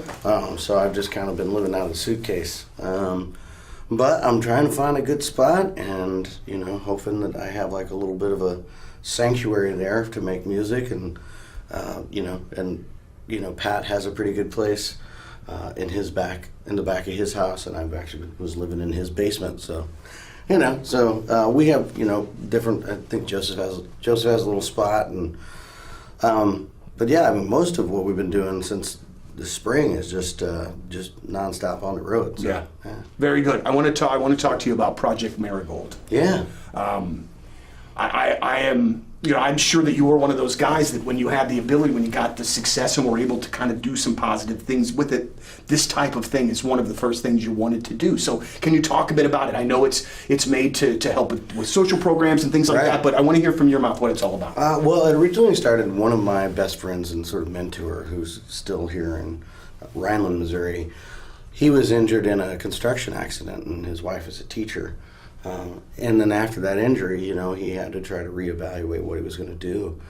And it kind of just made me think that, like, how many families are like that, you know, and especially, like, a lot of rural parts of the states, you know, just that, like, you need both partners to work in order to support a family. Mm-hmm. And then when you have an accident and, you know, not everybody has the right insurance, or you know, if you're a contractor or a subcontractor, then you may not get any money for anything. And that's kind of his case. And I was like, well, how many families are like that? And so I started to talk to my management and just see if there was something we could do to try to help people in those similar situations.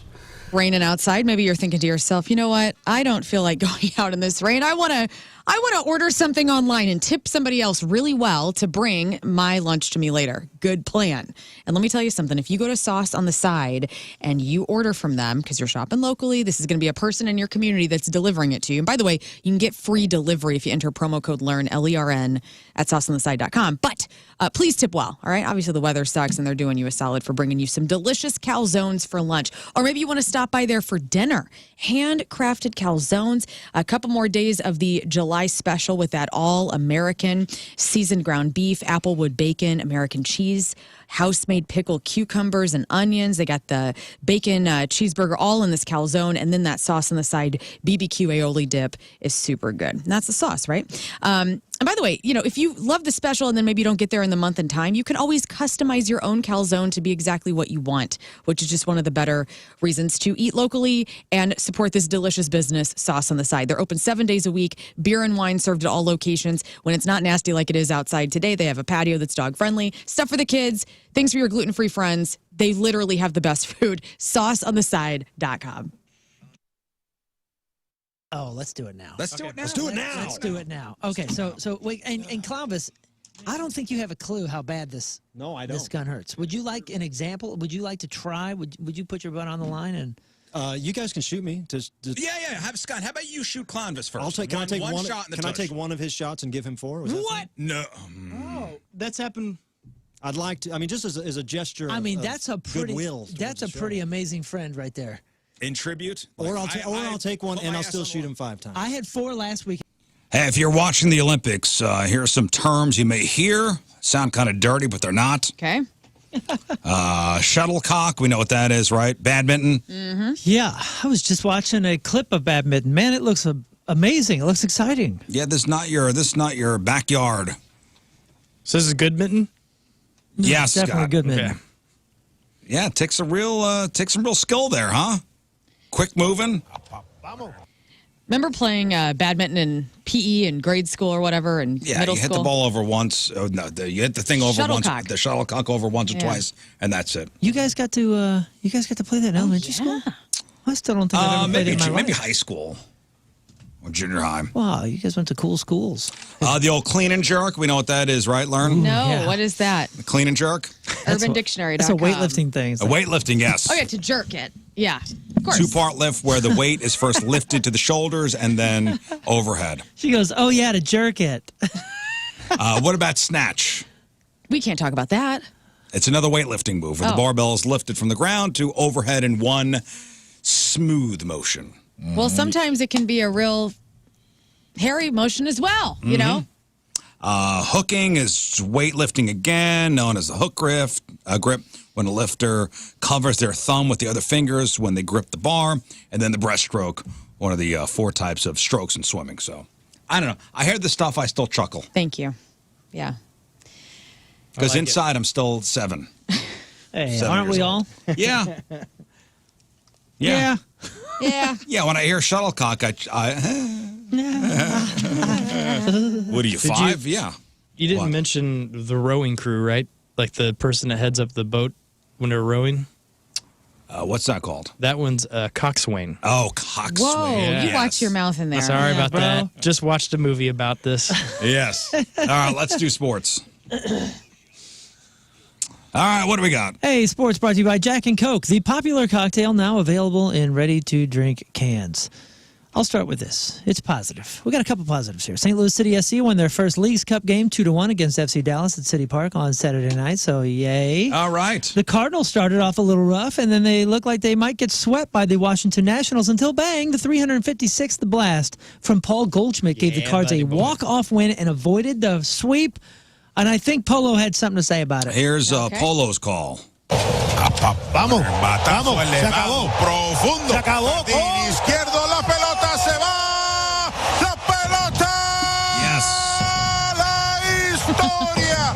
Don Dorado la pone del otro lado. Y los cohetes aparecen en San Luis. ¿Por qué? Porque ese cuadrangular nos manda a casa. Y nos manda con una victoria de 4-3 sobre los Nacionales de Washington. Yeah. I got the direct Washington. translation of that, by the way. It said he hit a ball over the fence. Yeah, won 4-3. Good job. The 14-year veteran opened the series by picking up his 2,000th career hit in the 10th inning of the Cardinals' 10-8 loss to the Nationals on Friday. Didn't have too much time to celebrate that when that game ended in home defeat just 3 pitches later. So it was fitting that he got to end the series with that homer. Was there a brawl over the weekend? Was there what? A brawl? No, I didn't see I didn't that. see it. I thought it was I wasn't some- at that kind of I thought event. There was some bench clear. I don't know if it was the Cardinals or another team, but it was pretty heated. Anyway, back to soccer for a second. Okay. So it's a Leagues Cup. This was Leagues Cup. This is not MLS, so it does not help our standings in the MLS, which is It doesn't help the disaster. standings. Still good though. I saw something going on with the fan club. There's a lot of controversy with the Leagues Cup and the U.S. Open Cup and how they're participating in one. So did they not allow the supporter section? Was that not a thing? Oh, for the Leagues Cup? I didn't know that. I don't know. That's why I'm asking you. Oh, okay. I saw on social media there was some kind of drama between the supporters of STL SC and the team. I'm not sure what's going on. We were at the Home Run Derby, so I will do some research. I'll talk to Rockio, and we'll cover that on the Soccer One podcast. Thank you for the heads up there. People were pissed. Cards play the Rangers, by the way, 6:45 tonight here at Busch Stadium. The U.S. women's national team is through to the 2024 Olympic quarterfinals with one group stage game to spare, thanks to Sunday's electrifying 4-0 win against Germany and Marseille. The Group B showdown between the two most decorated nations of women's soccer lived up to the billing and was decided in large part by the Americans' devastating front three of Trinity Rodman, Sophia Smith, and Mallory Swanson, who each contributed either a goal or an assist for the second consecutive match. The USA will enter the first-round finale against Australia, knowing it's already through to the August 3rd quarterfinals. So that's very cool. The top two teams of each four-team group, along with the two best third-place finishers, move on to the knockout rounds. Facing an early crossroads in its long-awaited return to the Olympic Games, the U.S. Olympic men's soccer team responded with an emphatic, historic performance on Saturday. The dominant U.S. raced out to an early lead and defeated New Zealand 4-1, boasting its standing in Group A and rekindling its knockout stage hopes. The pivotal victory at the Stade de Marseille was the first for the U.S. men's at the Olympics since their most recent appearance in 2008, and it marked the first time they scored 4 goals in an Olympic match, also representing a resounding recovery from Wednesday's 3-0 loss to the favored France. So the iconic Olympic Village returned to Paris, and these athletes, they got to play by rules both in and out of the competition, right? So according to several Olympic athletes, the Village is more like a college dorm and feels much less like a chic hotel. Here are some of the rules Team USA athletes have to follow while they are in Olympic Village. Athletes must reside in their country's team. Family and friends are not allowed in the Olympic Village. Nursing athletes are allowed to bring their infants into the Olympic Village. Protests and political, religious, or racial propaganda, not allowed. Alcohol, not allowed. Athletes are allowed to have sex in the Olympic Village. The intimacy ban was actually lifted this year. Athletes must abide by Olympic Village quiet hours, and those hours are between 10 p.m. and 7 a.m. local time. Pets are not allowed. Athlete security can only enter the Olympic Village at certain times. For example, Team USA men's basketball players come with their own security, but are not allowed with the athletes at specific times, like in the dining hall. Each sports team decides an athlete's roommate, and athletes who are minors have to room with other minors. By the way, Lern sent this to me, which is pretty cool. The 2024 Paris Olympics started, and history was already made because the first time ever there is an equal number of male and female athletes competing. Do you know how many athletes are competing at this game? 10,000? It's like 300 something, right? 10,000 is a great guess because 5,250 males and 5,250 female athletes are participating in these games. And did you know, in 1900, Paris made history by having women compete at the Olympic Games for the very first time. Love it. Pretty neat. All the way. By the way, Salt Lake City once again is the site for the 2034 Winter Olympics. The International Olympic Committee gave Utah's capital city negotiating rights last year, fast-tracking that selection process. So that'll happen again in 2034 right here in SLC. I'm Moon, and that's your sports, because doing the bull dance, feeling the flow, working it.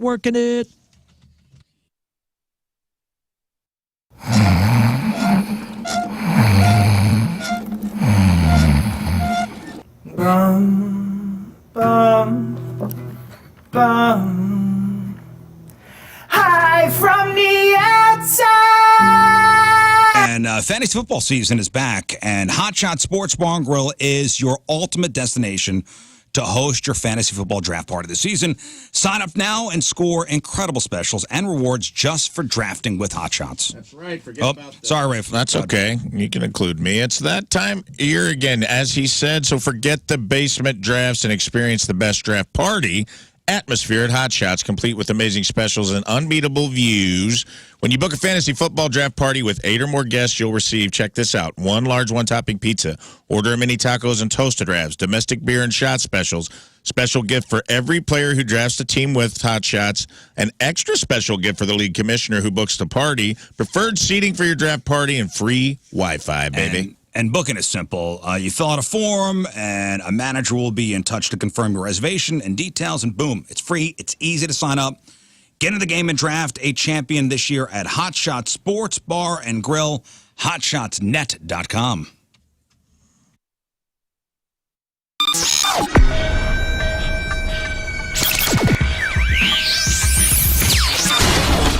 Well, here we are at the Chaffetz Arena, gigantic show tonight with the Killers, joined by Brandon and Ronnie. Gentlemen, thank you very much for your time. Really appreciate it. Yeah. I love the album.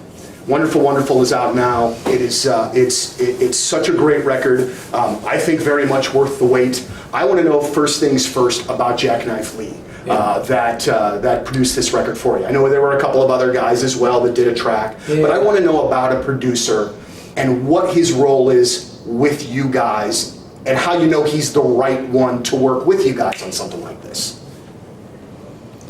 Well, it's different. I mean, every producer is a very, it's a very, that word casts a very large net. Mm-hmm. They can be, there are some people that just get in a room and sit Indian style and give you vibe. There's some people that, the other end of the spectrum is actually, they play with you and they're like a fifth member of the band. Jackknife was kind of everything. He sat Indian style and he played. It was everything. Yeah, he definitely took the holistic approach. Yeah, but I'm always very interested when, because that's a big thing to let somebody in. I mean, that's the innermost circle of the band. So there has to be a lot of trust that develops over probably a short period of time in order for that to happen. Yeah, you have to go with your gut, and you meet. We met with a lot of different people, and we've met a lot of people along the way, and it was just instantly, we were drawn towards him and felt comfortable around him, so it made it easy. Very good. I'm always amazed when great songs like Run for Cover, I hear and read stories about how it's been around for a number of years. Do you keep everything around with the hopes that maybe one day it turns into something? Or are there those that eventually you go, you know what? I think this one's been around for a while. Like, how do you know that there's something there to keep it around? We haven't, it's rare for us. It's this one in particular, just my brother kept emailing me. Yeah. And that was, kept it in my mind. And because he's a fan of this song. And so I think without that, without that prodding from him, I don't think I would have, brought it back and pursued it the way that we did. But yeah, we don't have any more laying around that are that good. that have been around that long. I always wondered because, some bands will say that once they write it for whatever that session is, it's gone. You know what I mean? That they just leave it and move on and don't want to kind of revisit. So it's very fascinating to me when you find those little gems there that ended up turning into great things later on. I wanted to ask you about your opener tonight, Alex Cameron. Yeah. And please don't think badly of me on this one, but I just heard his solo music for the first time last week. His record label played it for me. I was completely blown away. He's co-written some songs on this record with you. How did you guys get to know Alex? His first record is called Jumping the Shark. So he's out there right now showing people the second one, which is called Forced Witness. But we had heard a couple of tracks from Jumping the Shark, and we're just in love with it. And reached out to him just to tell him that I appreciated what he was doing, and we just became friends. And then just from there, you see him in Australia, then he's been over here for a long time. Oh, okay. Yeah. So we hooked up. He came to Las Vegas, and we did some writing for his new record and for our new record. Outstanding. I had the opportunity to see you guys. It's my second time seeing you in the course of about a few months because I saw you the first weekend of ACL. Oh. I thought your Tom Petty covers were absolutely phenomenal. Like just were perfect amongst that night. When you were covering somebody like that obviously I would assume you have a great deal of respect for, that has this unbelievable catalog of great material, how do you narrow it down? You know what I mean? I think you guys did American Girl, and I think you did Waiting, if I'm not mistaken.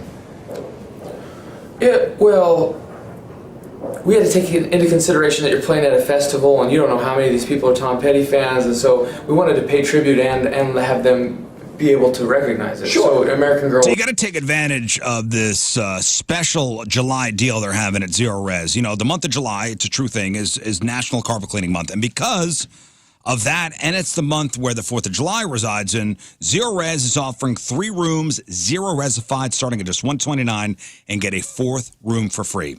Carpets, tile, rugs, upholstery, basically every surface in your home can be zero resified. So it's time to call the cleaning pros at Zero Res. Now, it's also the perfect time of year to get your air ducts cleaned. This month, take $75 off. With an air duct cleaning, it's going to help with allergies and asthma. You're going to enjoy less dust, lower energy bills, and your home's going to stay cleaner longer. And don't forget about cleaning your dryer vent, too. Maybe your dryer's not working like it once did. Could be your dryer vents have never been cleaned out. Zero Res will do that, too. Schedule your appointment at ZeroResSTL.com or call 314-474-2020. That's 314-474-2020. Ask for the Riz Show special. Spelled backward or forward, it spells the same at Zero Res.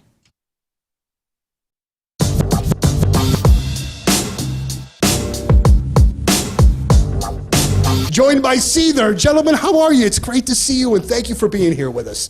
The first thing I want to bring to your attention, and I'm sure that you guys don't keep track of this because you have way bigger things to do, but this is your 6th Pointfest, all right? Out of the 30 some odd that we've done, you've done 6 of them. Not to mention birthday shows, Christmas shows. While other rock bands have kind of gone by the wayside, you guys have just been a constant core artist for us. I was looking last night. We have played like 26 different Seether songs in the history of our career, and your career. Thanks, and man. Our career as well. You have just been such an important part of the station as the alternative format goes left and we stay rocking. You guys have been a really big part of that. And I just, as the music director of the radio station, just wanted to say thank you. And I'm sorry, Sean, if you're getting eaten alive by something over there. I'm making my acquaintance with the local wildlife. You guys are celebrating 20 years this year. That's a really impressive feat. How, many bands that have been successful still don't make it 20 years. How have you guys been able to do that by your account? I think we've just basically written stuff that we want to hear. I love a lot of bands. I love a lot of music styles, a lot of different types of music. It's over at Alton Toyota up in Alton, Illinois. First of all, they have a great inventory of Toyotas. It's strong, but if there's a car that you want that's not available right now, Munganasberger at Alton Toyota, they're going to take care of your rental until that car comes in. That's just one of the next level customer service, just facts about Alton Toyota. They're incredible.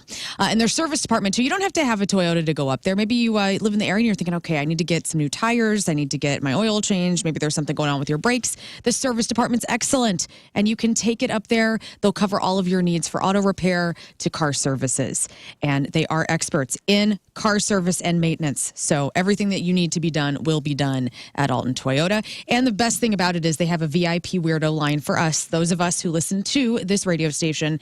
It is 618-539-2288. That's a number that goes directly to the service department, to Jamie Burkhardt, whomever you'd like to talk to. Erica, call Erica today, 618-539-2288. See how her day's going. Love that girl. AltonToyota.com.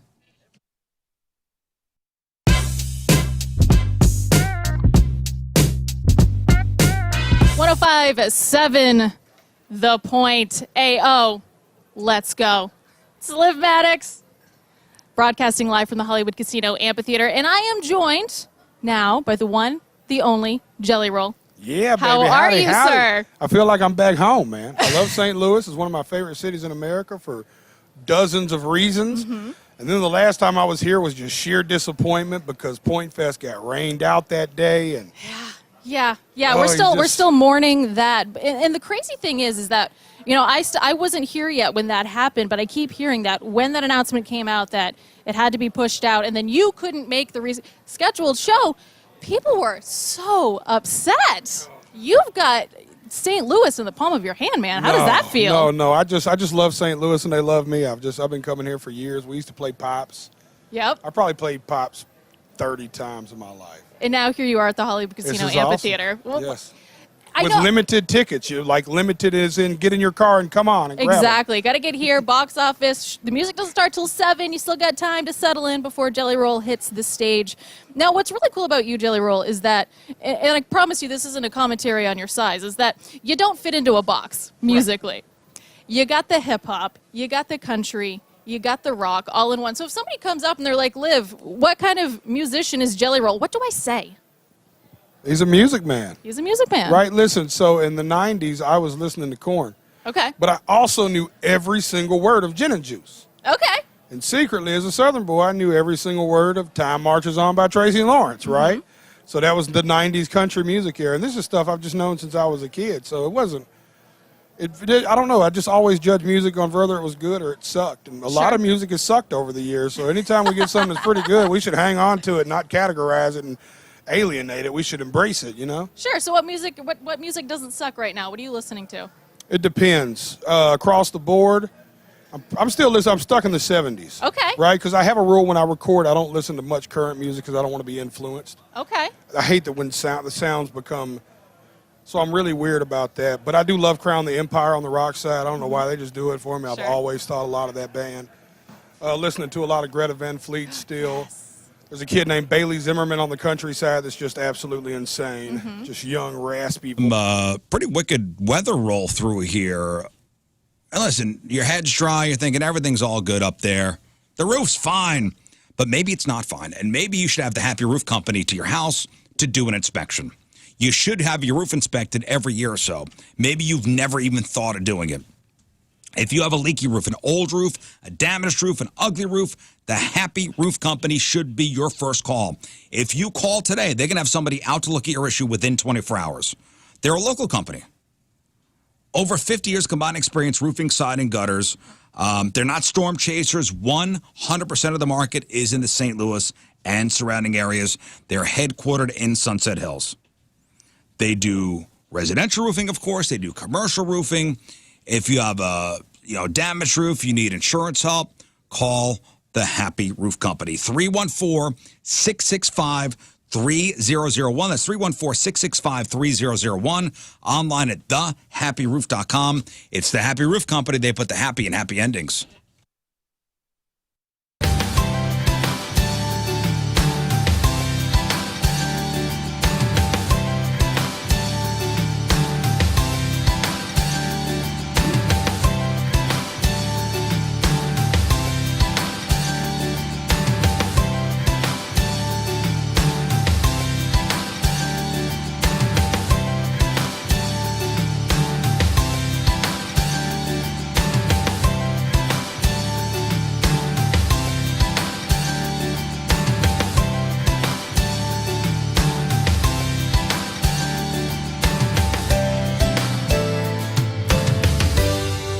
Check this out. There's nothing. It's a blank canvas.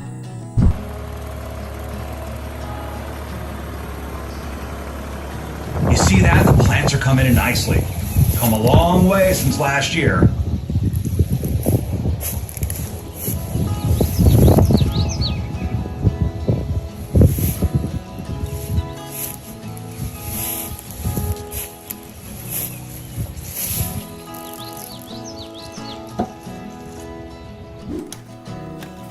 Oh, hey, you want to come in? Let's go. It's night and day from what you guys saw before. I mean, this is an actual house now with rooms all framed at. But here's the cool part. We kept basically the frame of the old garage. I mean, that's all old garage. So this is going to be a bedroom, huh? Can you see it? Can you see it? I'm going to be sleeping right over here. Oh, let me show you my favorite part. The bathroom. And I'm going to be right here, Let me show you the kitchen. Yeah, washing my hands in the sink. Let's see what's in the fridge. Nothing. Pantry. This will be the kids' room. Hey, come on in. Check out the house. So here's a living room. And check out this wood burning stove. How sweet is this thing? Now I want to take you to the kitchen. We have an all things elderberry marketing meeting going on right here. But yeah, here's the kitchen. All the modern amenities. Running water. We got a box to keep things cold. Huh? You may call it a fridge. Custom countertops. Stove. Everything we need. Everything we need here on the farm. Now, let's check some other stuff out. So if you guys remember last year, this was just all framed out. And now, look at this. 2 bedrooms and a bathroom. Want to see the bedrooms?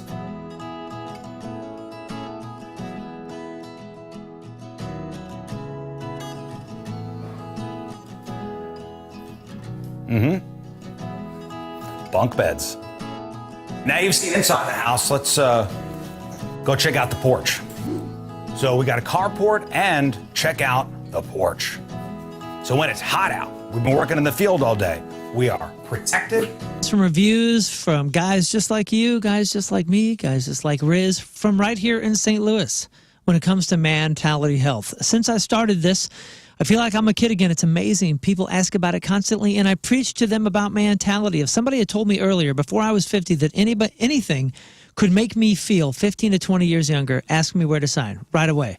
I could tell these guys knew what they were doing. Regular blood tests, very consistent monitoring, and not just testosterone levels. They look at everything. I wouldn't even think about going anywhere else, no matter the cost. These guys have changed my life entirely. That is Scott from St. Louis. How about Matt from St. Louis? They pretty much cater to anything that I need. So if my blood work comes back and I have a few changes, they make sure that my health comes first. That's right. Mentality makes sure that your health comes first. The changes prioritize my overall health and ensure my levels stay at the top end of normal. I wouldn't trust anybody else with this treatment. That's Matt from St. Louis. And that's what they do. They make sure that you, in all of your numbers and all of your hormones and all of your vitamins, stay at the top end. The top end, because that is what you want from life. You want to get the top end out of life. So start reaching those goals and get help with Mentality Health. Mentalityhealth.com.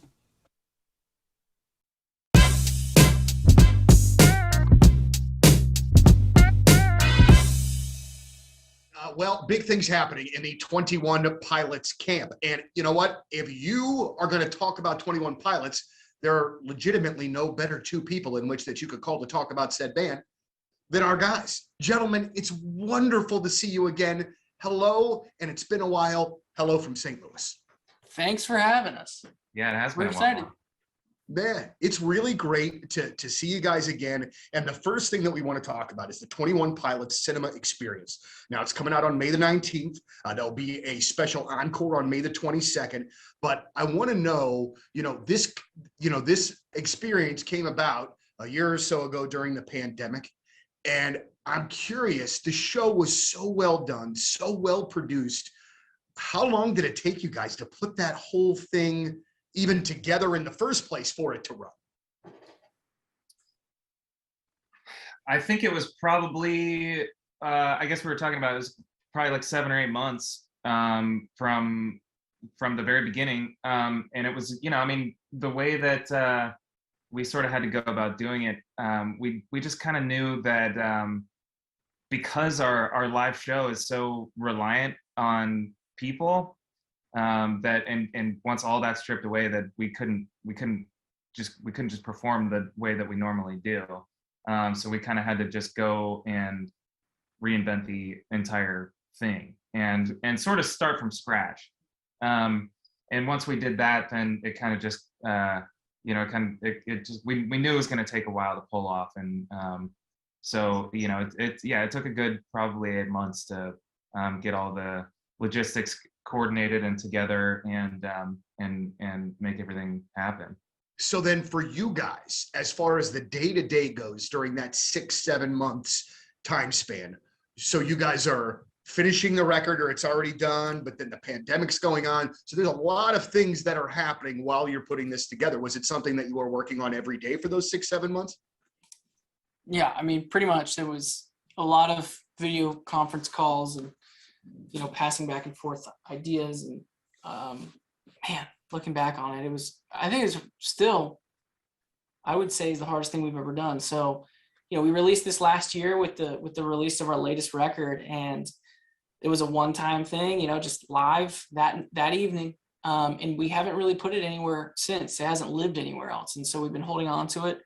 We decided to really go in and dive into the mix of the audio to make sure that it sounds really good, especially in a movie theater, make it feel really big and get that movie experience that we're familiar with. And yeah, now we're releasing it for, one night only in the theaters. We like that it feels exclusive. We like that it feels like, you got to come and see this thing, and it's, it could go away forever after that. And we're not really sure, but it I don't know. It just adds to, it feels like today, everyone, people feel like if you're going to create something, you want to try to spread it out as often and as far and as wide as possible. But there's something really powerful about being proud of what you make. I feel proud of this. I feel like this represents who I am. And when your security in what it is that you make is rooted there, then whether or not it gets, scattered all over the world, it becomes a secondary thing. Now, I get that that's something that as a band, it's been fortunate enough to be heard all over the world, and for our music to be scattered all over the world. You prepare for unexpected power outages. It happens. These storms come through, knock out the power. Do you have a freezer full of meat? What's going to happen if the power's out for a couple days? Well, Hoffman Brothers has the perfect solution for you. Their reliable interlock kit. Now, when the power goes out, you need a solution that's quick, safe, and cost-effective. An interlock kit from Hoffman Brothers lets you use your portable generator to power your home safely and efficiently. With an interlock kit, you get the peace of mind knowing your essential appliances will keep running during an outage. Imagine keeping the fridge and the freezer, the lights on, all without breaking the bank. Don't wait until the next storm hits. Improve life in your home with Hoffman Brothers. Their interlock kit, the team's going to handle all the installation, the ensuring your family's safety and comfort. That's what really counts. Call today for a free estimate, 314-664-3011. That's 314-664-3011. Or you can hit them up online at HoffmanBros.com. Hoffman Brothers is an independent American Standard heating and air conditioning dealer. Who is Trailer Trash Tammy? What happens when you combine random internet trends into a single video? All right, that is it for us. Donnie Fandango is next. Appreciate y'all tuning in. Make sure you check out the clip of the day brought to you by Michael's Flooring on all our socials. All right, Moon, what's today's podcast title? A Gimp in a lawn chair. Okay. Thank you for that. Seems like good security. Hey, tomorrow we are doing Do It Bitch, and guess who's running the show? The man to my left. Ooh. It's Do It Bitch, Moon's edition. Nice. Moon it, bitch. Moon it, bitch. Moon it, bitch. So that's I tomorrow. like that. All right, what else you got? Just follow us on our socials at RIZZ Show. A lot of fun stuff on there. That's right. A lot of great content, as the kids would say. And you know what? Follow the station as well at 105.7 The Point. A lot of great content on there as well, as the kids would say. And follow Donnie Fandango That's at right. Fandango A lot of good content. 1057. That's right. kids And live. Liv Maddox. All right, Lern. Come out and see Rafe and I this Saturday, 10 to noon, EPC in St. Charles. We're going to be there for their back-to-school sale. We're going to have some free food. They're doing no sales tax on back-to-school items. The Southern Illinois Soul Twins are going to be there, probably with coffee, and it'll be very entertaining and fun. Would love to meet you if we have not yet. That's right. Might even do, who knows? We might have a little special treat for We people. might have a little special treat. We might do a little photo shoot this week and have custom headshots to sign. That's not a Yes. promise. That's not a promise, but we It's might on get the to table. it. Rafe? Well, he didn't seem excited about that. All right. You I'm follow not me gonna on be the here, socials. so I don't care. Oh. At Oh. IamInMexico.com. At I don't care. RizIsInMexico.com. I'm already there on my head. I am Rafe Williams on all the socials with an @ sign in front of it, or an A with a circle if you don't know emojis. Okay.